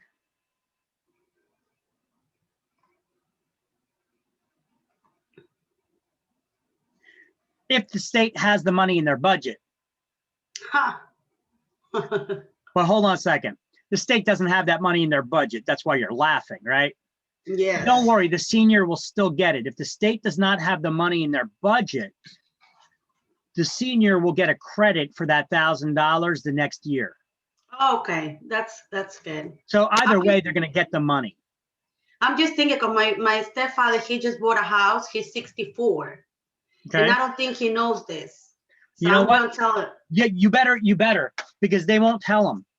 Right. That was my question next. You have to go and check and do it yourself. I mean, they're not gonna tell you, oh, you're 65. Now we're gonna Nope. freeze Nope. your You taxes. You know what? I assumed that. I assumed Wow. what was going on. I was teaching these classes. My dad died in 2012. Now, when my dad was still alive, you know, I'm teaching these classes and I'm assuming that he already knew about this stuff. And I'm teaching this class, and I remember telling the class, you know, my dad's always bitching and complaining that the taxes are always going up. And then I was thinking to myself, I kind of stopped for a second and I'm thinking to myself, why is he complaining about it? So I was like, you know what? When I go home, I gotta ask my father if he had his taxes frozen or not. Right. You know? So I call him up. I'm like, Dad, did you by chance did you have your taxes frozen at all? Did you do the senior tax freeze? He didn't know what the hell I was talking about. Wow. I'm like, didn't somebody from the senior center contact you, or didn't you talk to your accountant and your accountant tell you about it? Nope, nobody told him. So now, will he get like money after? I mean, because he missed all those years, he should get his money now. Okay, check this out. I told my dad about this when he was 79 years old. Wow, 14 years later. Yep. When did he qualify for it? He could have qualified when he was 65. Now, I did some research on it because I searched back in the tax records. I seen that when my dad was 65 years old, the taxes were $3,500 a year he was paying. Okay. Now, when he was 79 years old, the taxes by then, taxes. 6. They were 8,700 actually. Wow. Jesus. Imagine if he froze them when he was of age. All that money every year. You think seniors can't use that money? Of course. When they're on a fixed income, a lot of them are no longer working then. And they're living in a highly taxed state like New Jersey. Jeez. Come on. This is why I tell you guys, friends, family, anybody you know that could be 65 years or older. Don't be afraid of insulting them. Apologize, you know, say, hey, listen, I'm just curious if you or any of your family members, here, you could ask it that way. If you or any of your family members are 65 or older, if they own, or they don't have to own solely, they could be co-owners with someone else. If they're one of the owners of the property and they're 65 or older, that you could apply for the senior freeze to freeze the property taxes, so that even if property taxes go up, that level will be frozen. And then at the end of the year, the senior will get a check for the difference if the state has the money in the budget. And if not, they'll get a credit for that same amount towards next year's taxes. So yeah, it's good at the end of the day, it's regardless. Yeah, I mean, either way, they need to pay that. Like in this example, Yeah. taxes went up to 10,000. They got to pay the higher tax rate, but they just get refunded. They get rebated the The difference next year. for the next year. Yeah. So, And then he has to be 65 though. I mean, he cannot just like, yeah, but when, okay, I'm gonna be 65 next month. Let me, you know, speed some papers up now. no, because they're also going to want to see your taxes also for the last 2 years. You got to fill out an application. So you go down to City Hall, you got to get the senior freeze booklet. That the booklet is mostly instructions. It's just a 2-page application, and you got to supply your tax returns for the last 2 years so that they can make sure of your income. All right.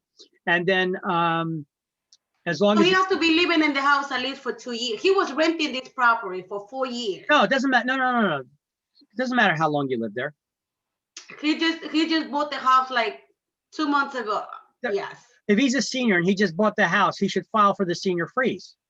Okay. You don't have to be living there for any period of time.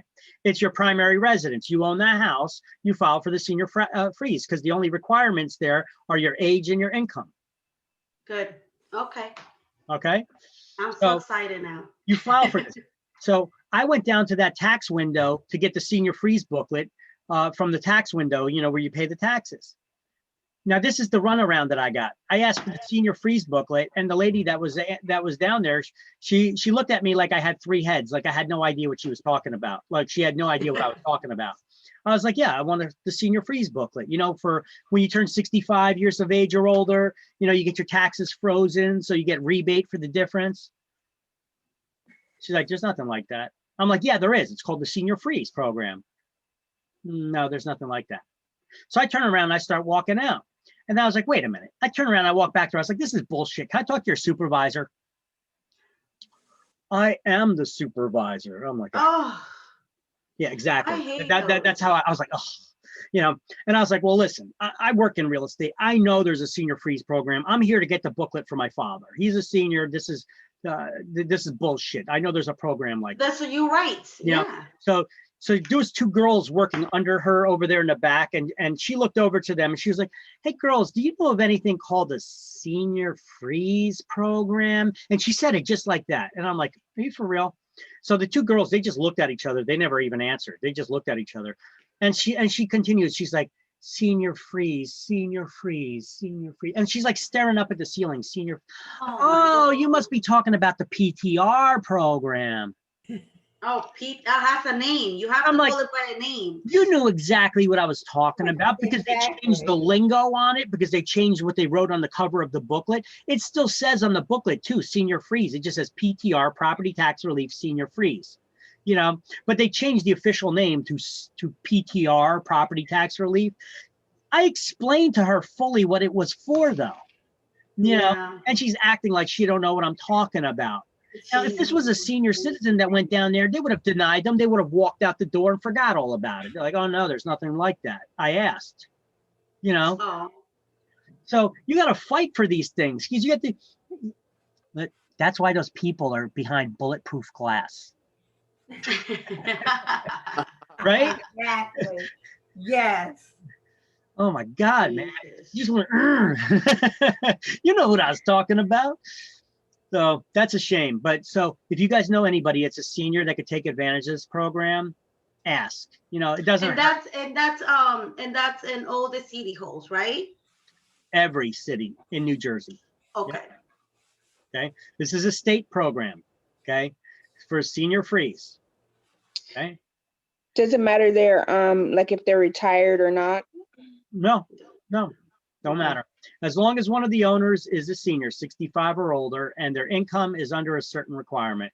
Now, if you got questions about the income and all that and how it's calculated, just look at the booklet. The booklet is the instructions that covers all that stuff, okay? And basically, they look at the last 2 years' taxes, and then they would lower them to whatever the taxes were 2 years ago on the property, and then they freeze it at that amount. Okay?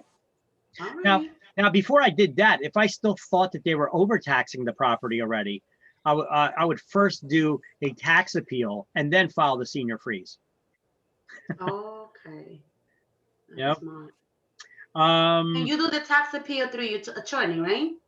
You could have your tax attorney help you out with that, or just tax people. Or look, this you could go to the Treasury website and do it yourself too. Oh. You know, you could see they've got a little how-to thing, but make sure you know what you're doing before you file for it, because if you screw up, you know, if you make a mistake and you file for a tax appeal and they've been charging you too little, they can raise your taxes. So make sure you know what you're doing before you do it.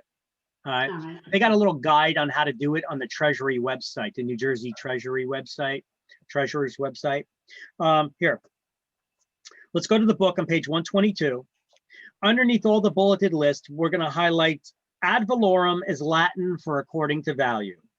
Those are the ad valorem taxes. They're based on the value of the property. So highlight ad valorem is Latin for according to value. All right, then go to the next section, exemption from the general real estate tax. We're going to highlight homeowners age 65 or disabled who meet certain residency requirements may take annual deductions of up to $250 from property taxes, and an annual deduction of up to $250 from taxes due on real and personal property is also available to qualified war veterans and their unmarried surviving spouses. Totally disabled war veterans or their unmarried spouses of such veterans may be granted a full property tax exemption as well. Now go to the line just below that. And we're going to highlight senior freeze. Just highlight the words, highlight senior freeze program allows homeowners age 65 or older who meet rather generous income limits to apply for reimbursement of any increase in property taxes.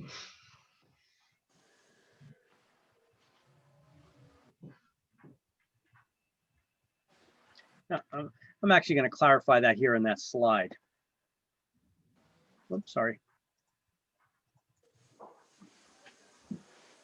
May take annual deductions from any increase in property taxes.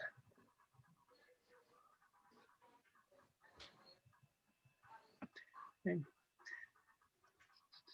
So it'd be for the seniors, veterans. Widows of the veterans. Well, the veterans get a tax deduction. It's not the same tax deduction, but they get a tax deduction.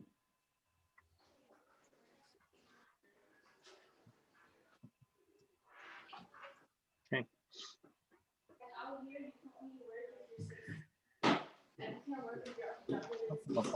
All right.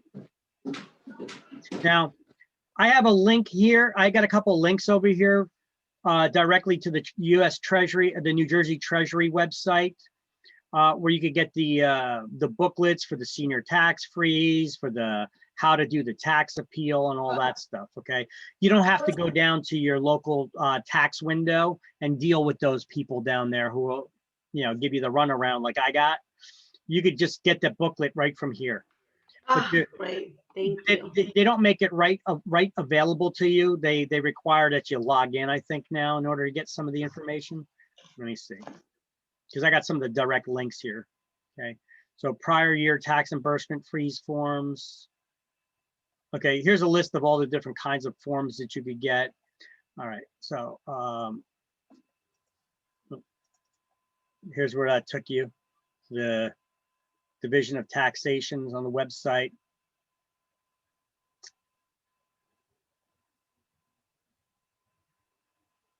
All right, and then if I go back to the slideshow, there's another link. I got directly to the benefits booklet, I think here. I think I did find it. And that takes you here.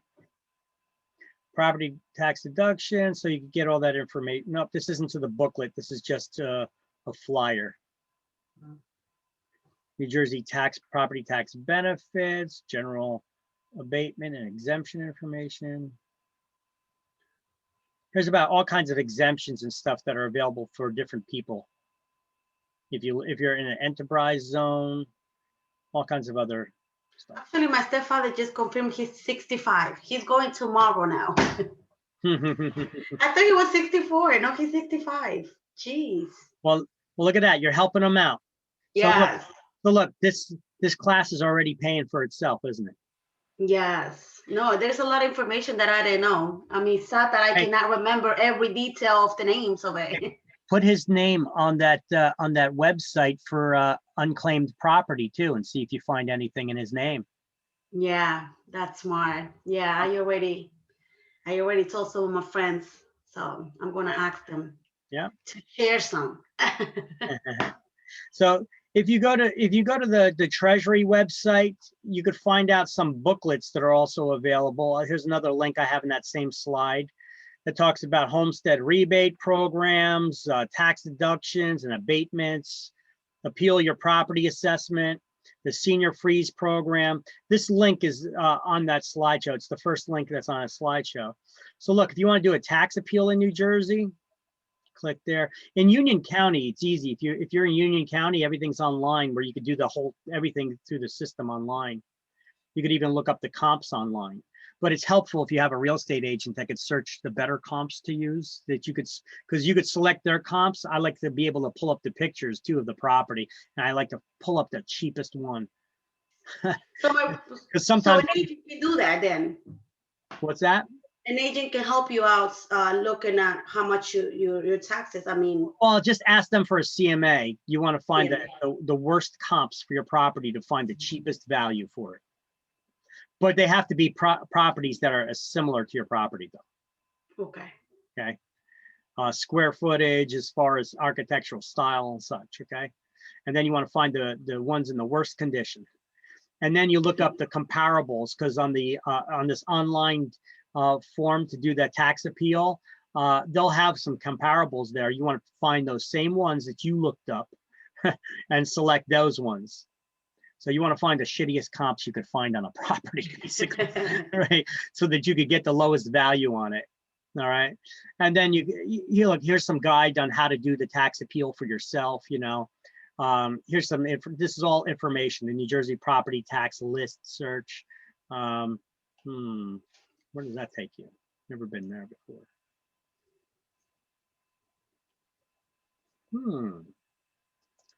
Let's see. This is a tax record search system run by the state.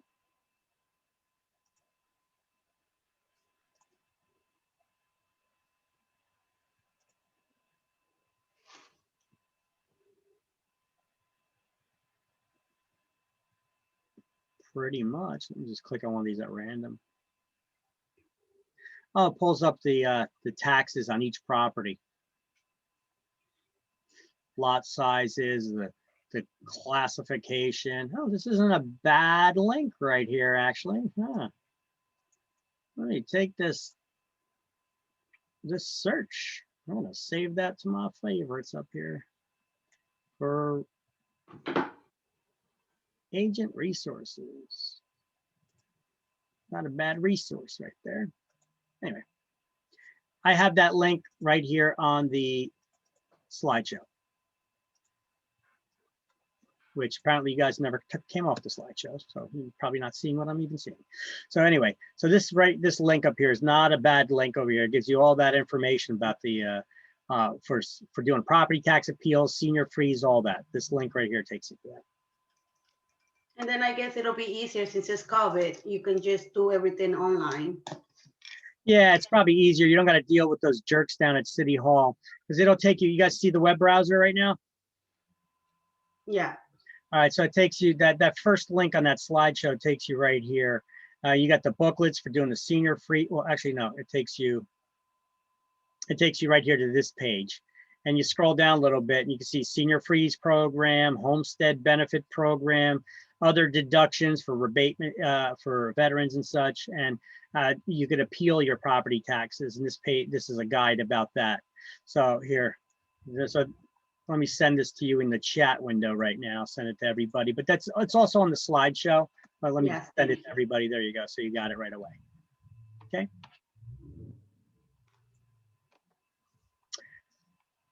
All right, back to the slideshow.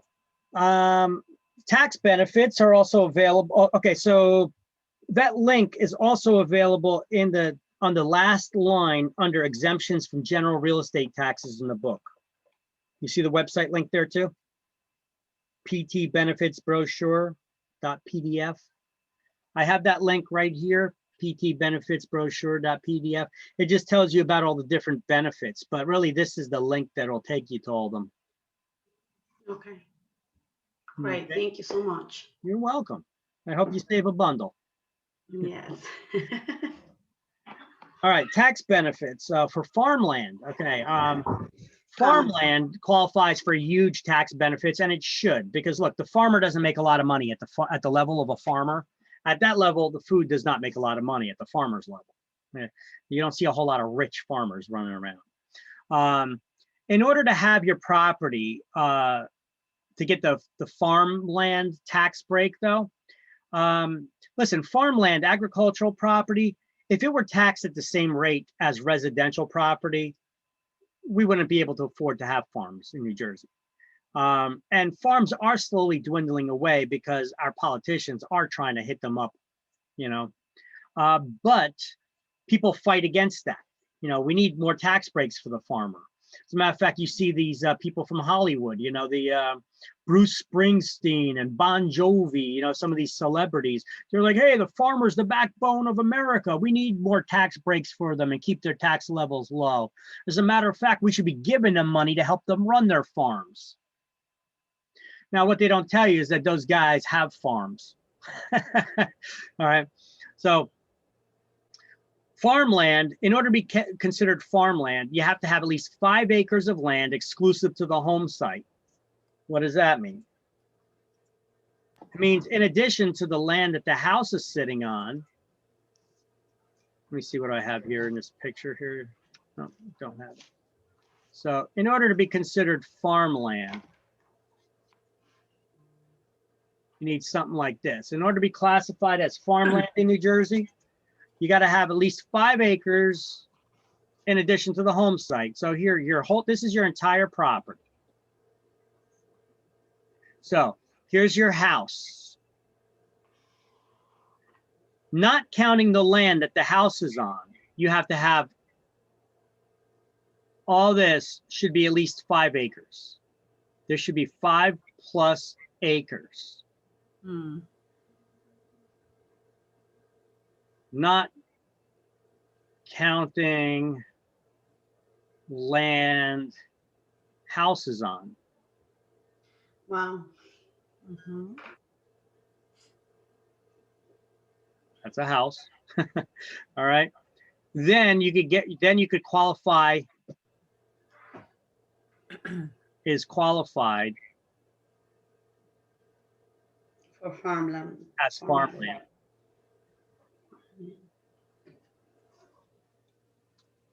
So whether they're growing on it or not, they'll still get that break, or it has to be an active. It has to be used as farmland. Now, farmland isn't just growing crops.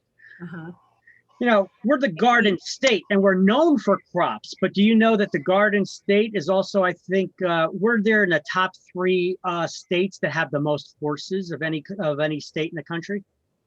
Really? Oh, I didn't know. Yeah. We have livestock too, you know, we have chickens. What do we got? Purdue, is it Purdue or the other one? I forget. Well, Tyson, is it Tyson? It's either Tyson, Purdue, or both. I know they're also in Pennsylvania, but also in New Jersey. One of those are in New Jersey as well. Purdue or Tyson, one of those are in New Jersey as well. We also have, you know, milk, eggs, right? So we got the chicken, we got the eggs, we've got milk and dairy, we've got we got a lot of farm because we grow a lot of crops. You know what one of our major crops are here in New Jersey, other than the well-known Jersey tomato? What? And other than the corn fields that we have that grow all the corn? We also have ocean sprays out of New Jersey. Oh, the cranberry? Cranberries. We got cranberry farms. We're the #1 producer in the United States of cranberries. Really? Wow. Yeah. Let me ask you a question, Victor. Around the corner from me on New Brunswick, which is not far from your school, it's a cornfield over there. You know where I'm talking about? Tyler? No, I've never seen it. No, And so there's a cornfield on New Brunswick Avenue in Tyler. How do we find out who that cornfield belongs to? We're trying to see if it's a GMO. We're trying to see what's going on. It's been there forever. Okay. And how will we find out who? Tax records. Find out the address and look it up in the tax records. Okay. You could try to find it by looking in tax maps too. Just look up the neighbor. If you don't know the address of that property, find the address of the neighbor and then look up the neighboring property there. Okay. If it's classified as farmland, I mean, it could be somebody just growing crop in their backyard, but if somebody's actually growing the crop for their own use, or is it an actual farm? What is it? There's no house there though. It's just where it's just all. Well, and it could just be a farm. Mm-hmm. A small farm. Doesn't have to be big. Mm-hmm. But in order to get a tax break, it has to be at least 5 acres in size. Yeah. Okay. So what happens if it's at least 5 acres in size? Well, then it could be classified as farmland. But it has to gross at least $500 a year in sales for that first 5 acres. And each acre above that 5 acre minimum has to gross an additional $5 per year per acre. Okay, so each acre above the 5 acre minimum must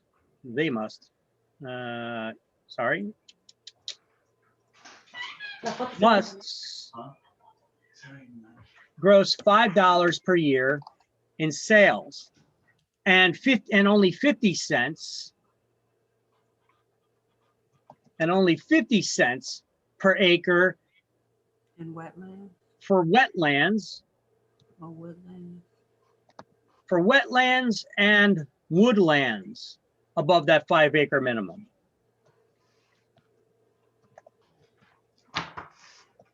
I didn't see that in the book. Oh, no. It is. So yeah. In the bottom of the book on page 122, where it says Farmland Reassessment Act. Yeah. We're going to highlight the first bullet point that says it must be 5 acres in size, exclusive to the home site. Mm-hmm. And then we're going to highlight it must earn at least $500 per year in gross sales for the first 5 acres. Yeah. Okay. Now, additionally, it must have been actively used as a farm for at least 2 years before filing for that preferential treatment as a farm. Mm-hmm. Okay. You want us to underline that too?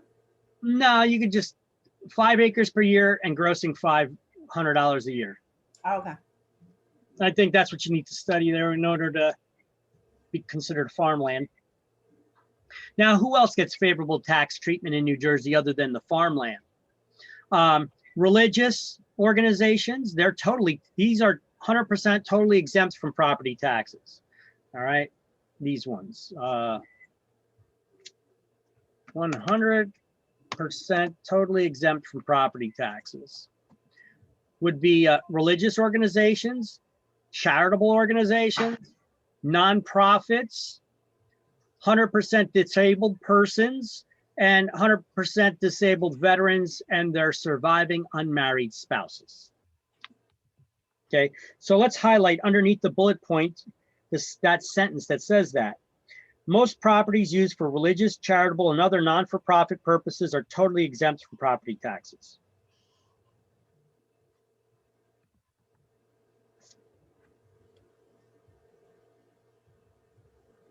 You'll get some kind of question on exam that you need to choose which one of these is or is not exempt from property taxes or qualifies for favorable tax treatment. What is considered to be farmland that gets favorable tax treatment. Here, I'm going to give you something. 5 acres of land, and you have to gross at least $500 a year in sales. You know what gross is? You have to make at least $500. Yeah, to be qualified. That's before expenses. Right. Mm-hmm. What kind of legitimate farm is only making $500 a year? It's making it easy for you. How about this? How about I'm rich and I own a large property. If I grow $500 a year in sales and I sell some flowers or honey or maybe I have a horse on my property, maybe sell some wreaths or Christmas trees, and I earn $500 a year in gross sales. Can I register my property as a farm? Yes. Yes. Yeah, as long as I have 5 acres in addition to the land that my house is sitting on. Then you get 500, yes. That would be easy in certain areas for certain rich folk. True. You guys ever drive down some of these sprawling countryside roads in New Jersey? And then you see these little stands on the side of the road. They're only open part of the year selling stuff. Yeah. Yeah. There's a lot of, those are the one who benefits from that, huh? I mean, I just asked you, what kind of legitimate farm is only grossing $500 a year in sales? That's bullshit, right? So this is a built-in loophole that our politicians put in because a lot of attorneys, judges, doctors, a lot of rich people are taking advantage of this. They're not farmers and they're getting the benefit. As a matter of fact, I want to show you one example of this. Here's one. The head of the New Jersey Transit, earning $280,000 per year, paid $19.42 in property taxes for his home in Mendham, registered as a farmland because he owned 2 sheep. What? Here's a story. And then people want to know why people, it's a shame. It is. He's It's using just sad. the law that was created for him. He's using it the best of Yes, I mean, it says it, it's the law, so why not? Then you want to know why people Hold on a second. Look, by comparison,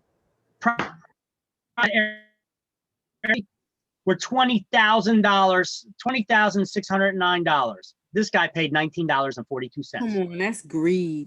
I just, then you want to know why they storming the Capitol and all this stuff. I'm sorry to say that. You're right. But this stuff makes you really, really mad. Yeah, it's greed. It does. Terrible. It's like, you can't, this is a game. But by the way, you just zoom the recording. Let's go on. Okay, so the special assessment tax is an improvement tax. This is something different. A special assessment tax is different than the general property tax that everybody pays. It's an improvement tax, but it's not an improvement for improvements that you do for your property. Like if you're remodeling your home, this is not that. This is not for that. Okay. Your property taxes, your general ad valorem tax would cover your improvement taxes that you do on your house because it's based on the value of your home. So if you do improvements to your house and it increases the value, your house worth more, well, then you pay higher taxes. Okay, this is a special assessment tax. It's only for improvements, but it's property owners must pay for improvements that the municipality does, that the municipality makes that benefit the real estate that they own. So if the municipality does improvements in the area that benefit the homeowners that live in that area, only the homeowners that live in that area will pay for this improvement. So when they put that sidewalk up on all these dirt roads in Piscataway, that whole block is going to have an uprise in the tax. Yeah, and they put the fancy like paver blocks with the old world street lamps in there. You know, who's that going to benefit? Does that benefit the whole town or just those property owners in that area? The property owners. Just those property owners in that area. So those property owners may get a bill for that. Now, hold on one second. That doesn't mean that that's always going to happen and that's what's going to happen in that case. a lot of times municipalities have extra tax money laying around that they didn't spend for the year from like a transportation trust fund or something like that. So they'll take the funds from that are left over and use them. Because if they don't use them, then next year they cannot try to get more money. They can't get more money from the taxpayer if they didn't use the money that was available to them last year. Mhm. Now, let me give you an example. Where do most of your tax dollars go? Or where are they supposed to go? It's supposed to go to the Municipality that you live in, right? yeah, the board, the education system. Education. Or let me say schools or education. Well, I'll say education, right? That's where, if you look at where the majority of your tax dollars are supposed to go to, it's supposed to go to education. I'm going to say education because most of that money doesn't get to the classrooms, right? But some teachers get budgets too. Like the teachers are given like a credit card or a fund to get supplies for their classrooms. And you'll see their principals will get mad. They'll get on their cases. They'll be like, you need to spend that money. Did you use all that money to buy supplies? Just go and buy something for your classroom. Use that money up, because if you don't use that money up, we're not going to get that money next year for our budget. They want you to just waste the money. Just spend it, even if you don't need it, so that we can try to get more next year. Not only teachers, the same thing for the military. If they don't use that money. Yeah, but you know what? Most of the money's not coming from just the classrooms, because I'm not saying that's where most of the money's going to the classroom. I'm just saying that's just an example of how they need to blow it. They got to blow it. So when we're talking about money, how much are we talking? Like $1,000 for classroom? Well, for each classroom, I'm not sure. I forget. My ex-wife was a teacher, and I remember that happening to her when she used to teach in New Brunswick for a period, and she had an issue there that they gave her a certain amount of money, or North Brunswick, and they wanted her. Oh no, East Brunswick, I think it was, and they needed her to spend that money, you know. But look, the majority of the money when we talk about school districts, a lot of that money goes towards teachers' unions. That doesn't mean it goes to the teachers. That means it goes to their unions. It comes out of their paychecks before the teachers ever see their pay. They don't have a choice in the matter. A lot of it goes towards school districts. Okay. How many municipalities do we have in New Jersey?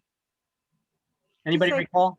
Did you say 52? 56? No, 550. Oh, 550. We have 550 municipalities in New Jersey. You know how many school districts we have? 650. How is it possible that we have 100 more school districts than we have municipalities? How? There's a lot of kids. I don't know. That's a good question. How do we have more schools than we have municipalities? We got 100 more school districts than we have municipalities. And each district has to have a superintendent. They need to have buildings. They need to have management, a vice principal, and some of them don't even have a single student in them. Wow. There's a documentary that you guys can watch called What do you mean there's no students? I'll get to it in just a moment. Let me continue with this special assessment, and then we'll get onto that one. It's coming up in an additional slide.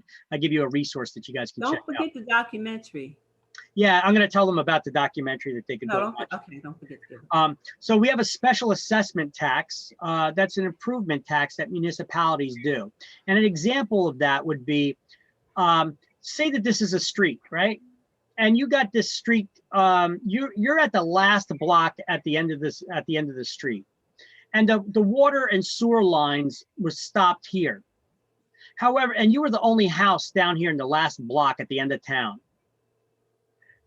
But since then, a lot of people started buying up the properties and building houses over here on your block. So the municipality decided that they were going to extend the water and sewer lines down the end of that block, whether you tied into them or not. All right.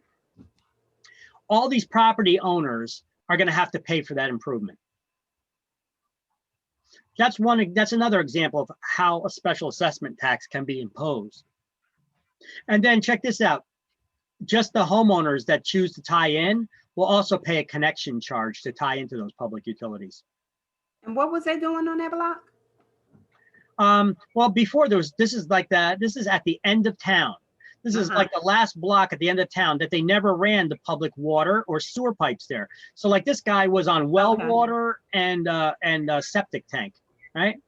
But now and they never wanted to run public utilities down there for just only one property.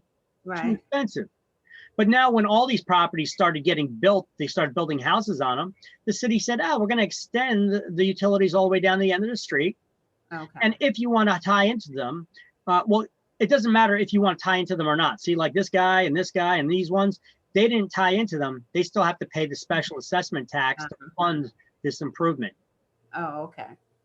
And these homeowners that want to tie into those utilities, right, they have to pay an additional connection charge. Okay. They call it a tie-in fee. Oh, okay. All right. Fees, taxes, call it whatever the hell you want. Let's make up names for it, you know. Just give me money. Yeah. You're gonna pay regardless. It's just like if you want to install in your house, you pay in a little more. Ridiculous. Show me the money. They want your money. Right. That's all they care about. Open your wallet.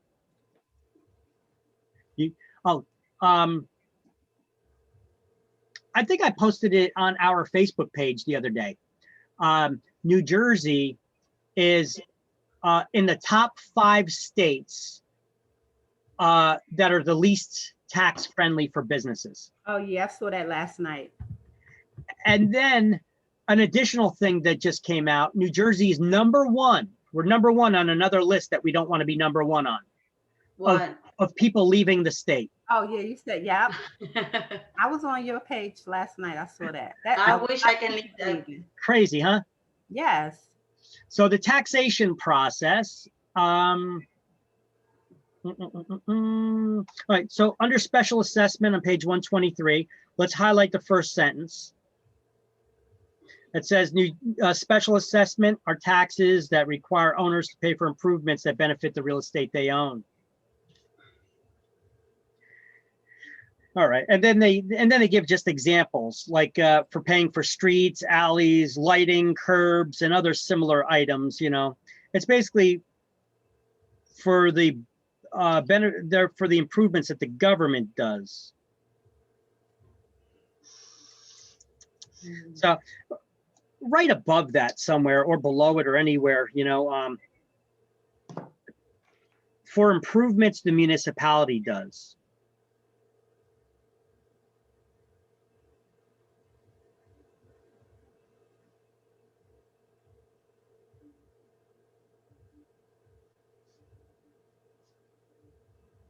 Not the homeowner.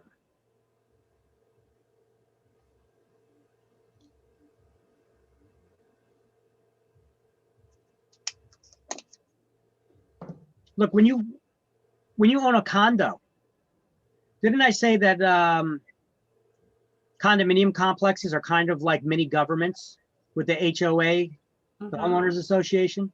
Yes. Well, you know that the HOA, the homeowners association, if they decide they want to put in new sidewalks and new walkways and new storm windows and storm doors on all the units in the complex, they could vote on that, decide to do it, and then they will issue a special assessment fee on all the people there that live there.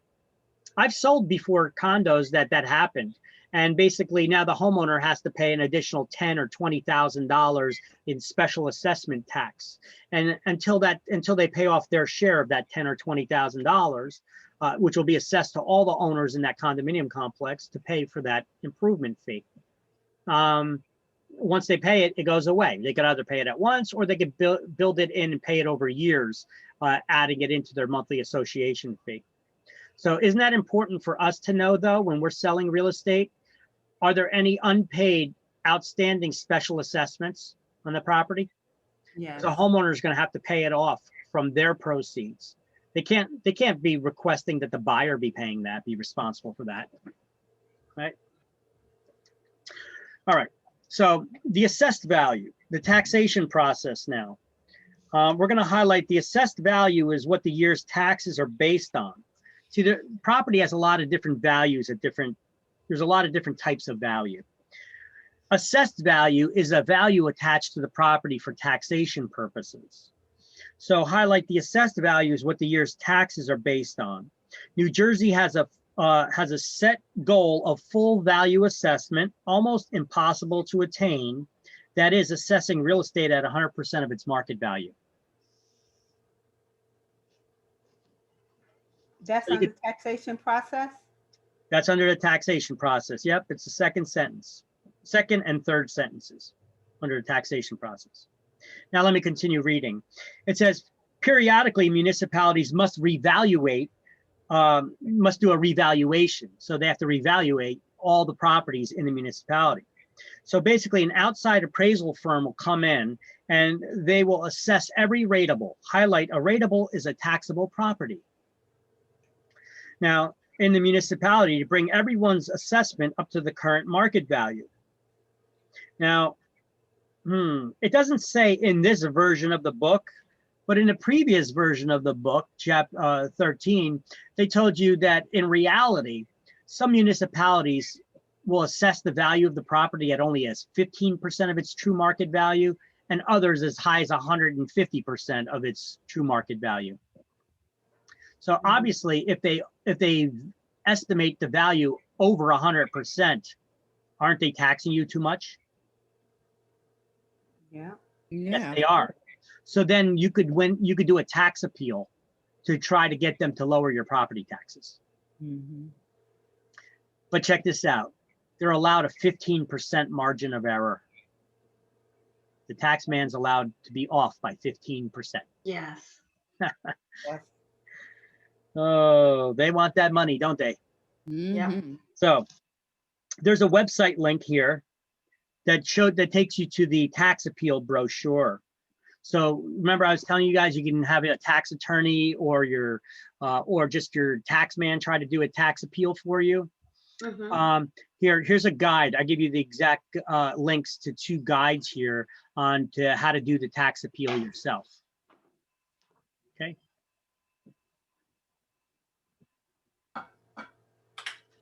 So what is New Jersey's goal when it comes to assessing property values for taxation purposes?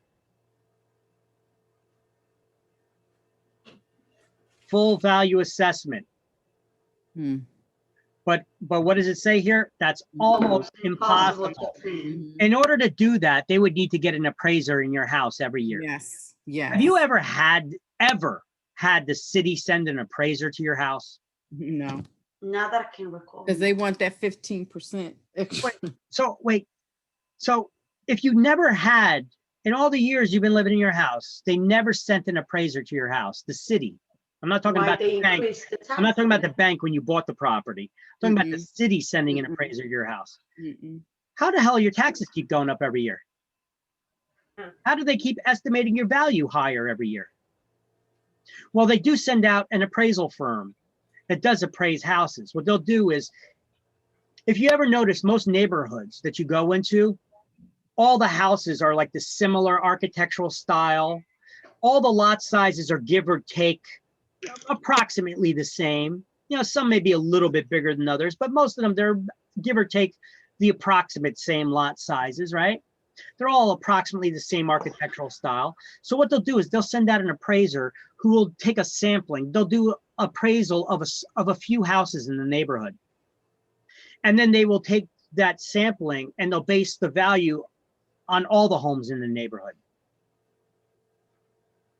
So if that sampling of homes that they did appraisals on were all had improvements done on them and they were all modernized or all kept in good shape, and yours is kind of like falling apart, or even it was older and well maintained but just not updated, they may have overestimated the value in your property based on the sampling of homes that they did the appraisal on. Okay. That's how they could overestimate the value of your property sometimes. And if that's the case, you do a tax appeal, you could win it, you could get your property taxes lowered, provided that they don't raise the tax rate the next year. See, I did a tax appeal on my parents' house a couple of years back, and I won it. Oh. You know? See, I did a bunch of improvements. You know, since my dad died, I moved in here, living here with my mom, helping her take care of the house now. And I've been doing a lot of improvements. I converted it to gas heat. You know, I repaved the walkways. There's a lot of work that I'm doing in the house. But before I did that, I did a tax appeal on the house for her, and I won. they overestimated the value of the property by 35%. Wow. 35. So, but check this out. After I won that tax appeal and they lowered the value of the improvement, not the land. You could only argue the value of the improvement, not the total value, but the value of the improvement, which is the structure and stuff. So basically I was like, we used to have a single width driveway that was with slate walkways that were all falling apart. It looked like crap. The oil heater barely worked, you know? And so I was taking the appraiser through the house. I was like, see, this is shit. That's garbage. That's falling apart. This place is a wreck, you know? And, you know, you want to paint that picture that it's awful, right? So I won the tax appeal by 35%. Next year, taxes went up. Oh. How is it that they lowered the value of the improvement by 35% and the taxes still went up? Well, they raised the tax rate. Imagine how much her taxes would have gone up if she didn't do a tax appeal. Wow. And then I had her refile for the senior freeze that my father was getting, you know. The thing is, she lost the senior freeze for a little while because when my dad died, there was no longer a senior here. Okay, well, my mom was 20 years younger than my dad, so you know, he married a young one. So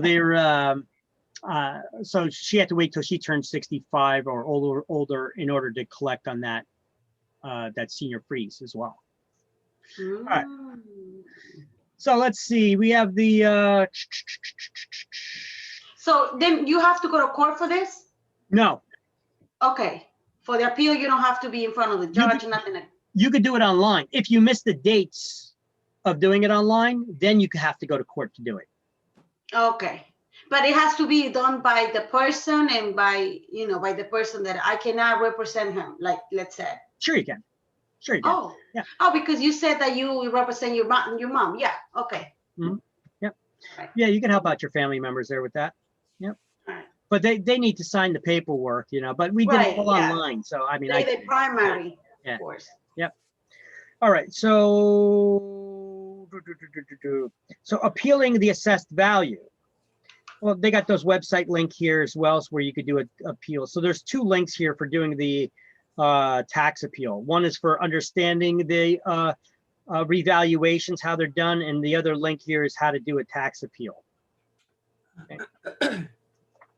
There's something called an equalization factor in a municipality. An equalization factor is just a way that municipalities equalization factor is a way that the state can make sure each county is not disproportionately paying their fair share. Okay, because we have richer counties than others. Okay, so they want to make sure it's a rate that they apply, or a factor that they apply to make sure that based on the values of properties and the incomes of the people, that the tax, some municipalities are not being overtaxed in proportion to the value of the properties themselves. They call that an equalization factor. We don't need to know the math of it or how they do that. But they could give it to us in a math problem. And I have a couple of those math problems at the end of the chapter. It would be a good idea if I just stuck one right here, though. Let me see if I could pull one from the end of the chapter and stick it here in this slideshow. Just take a look. Nope, I don't have it here at the end of the chapter. Where did I have it? I think I just wrote it in. Or is it at the end of the chapter, I think?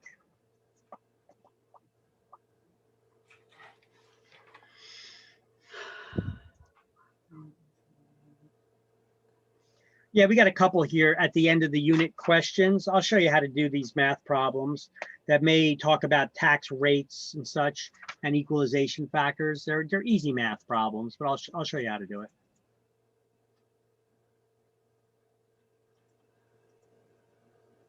So, oh my God. Guess what time it is? Quitting time.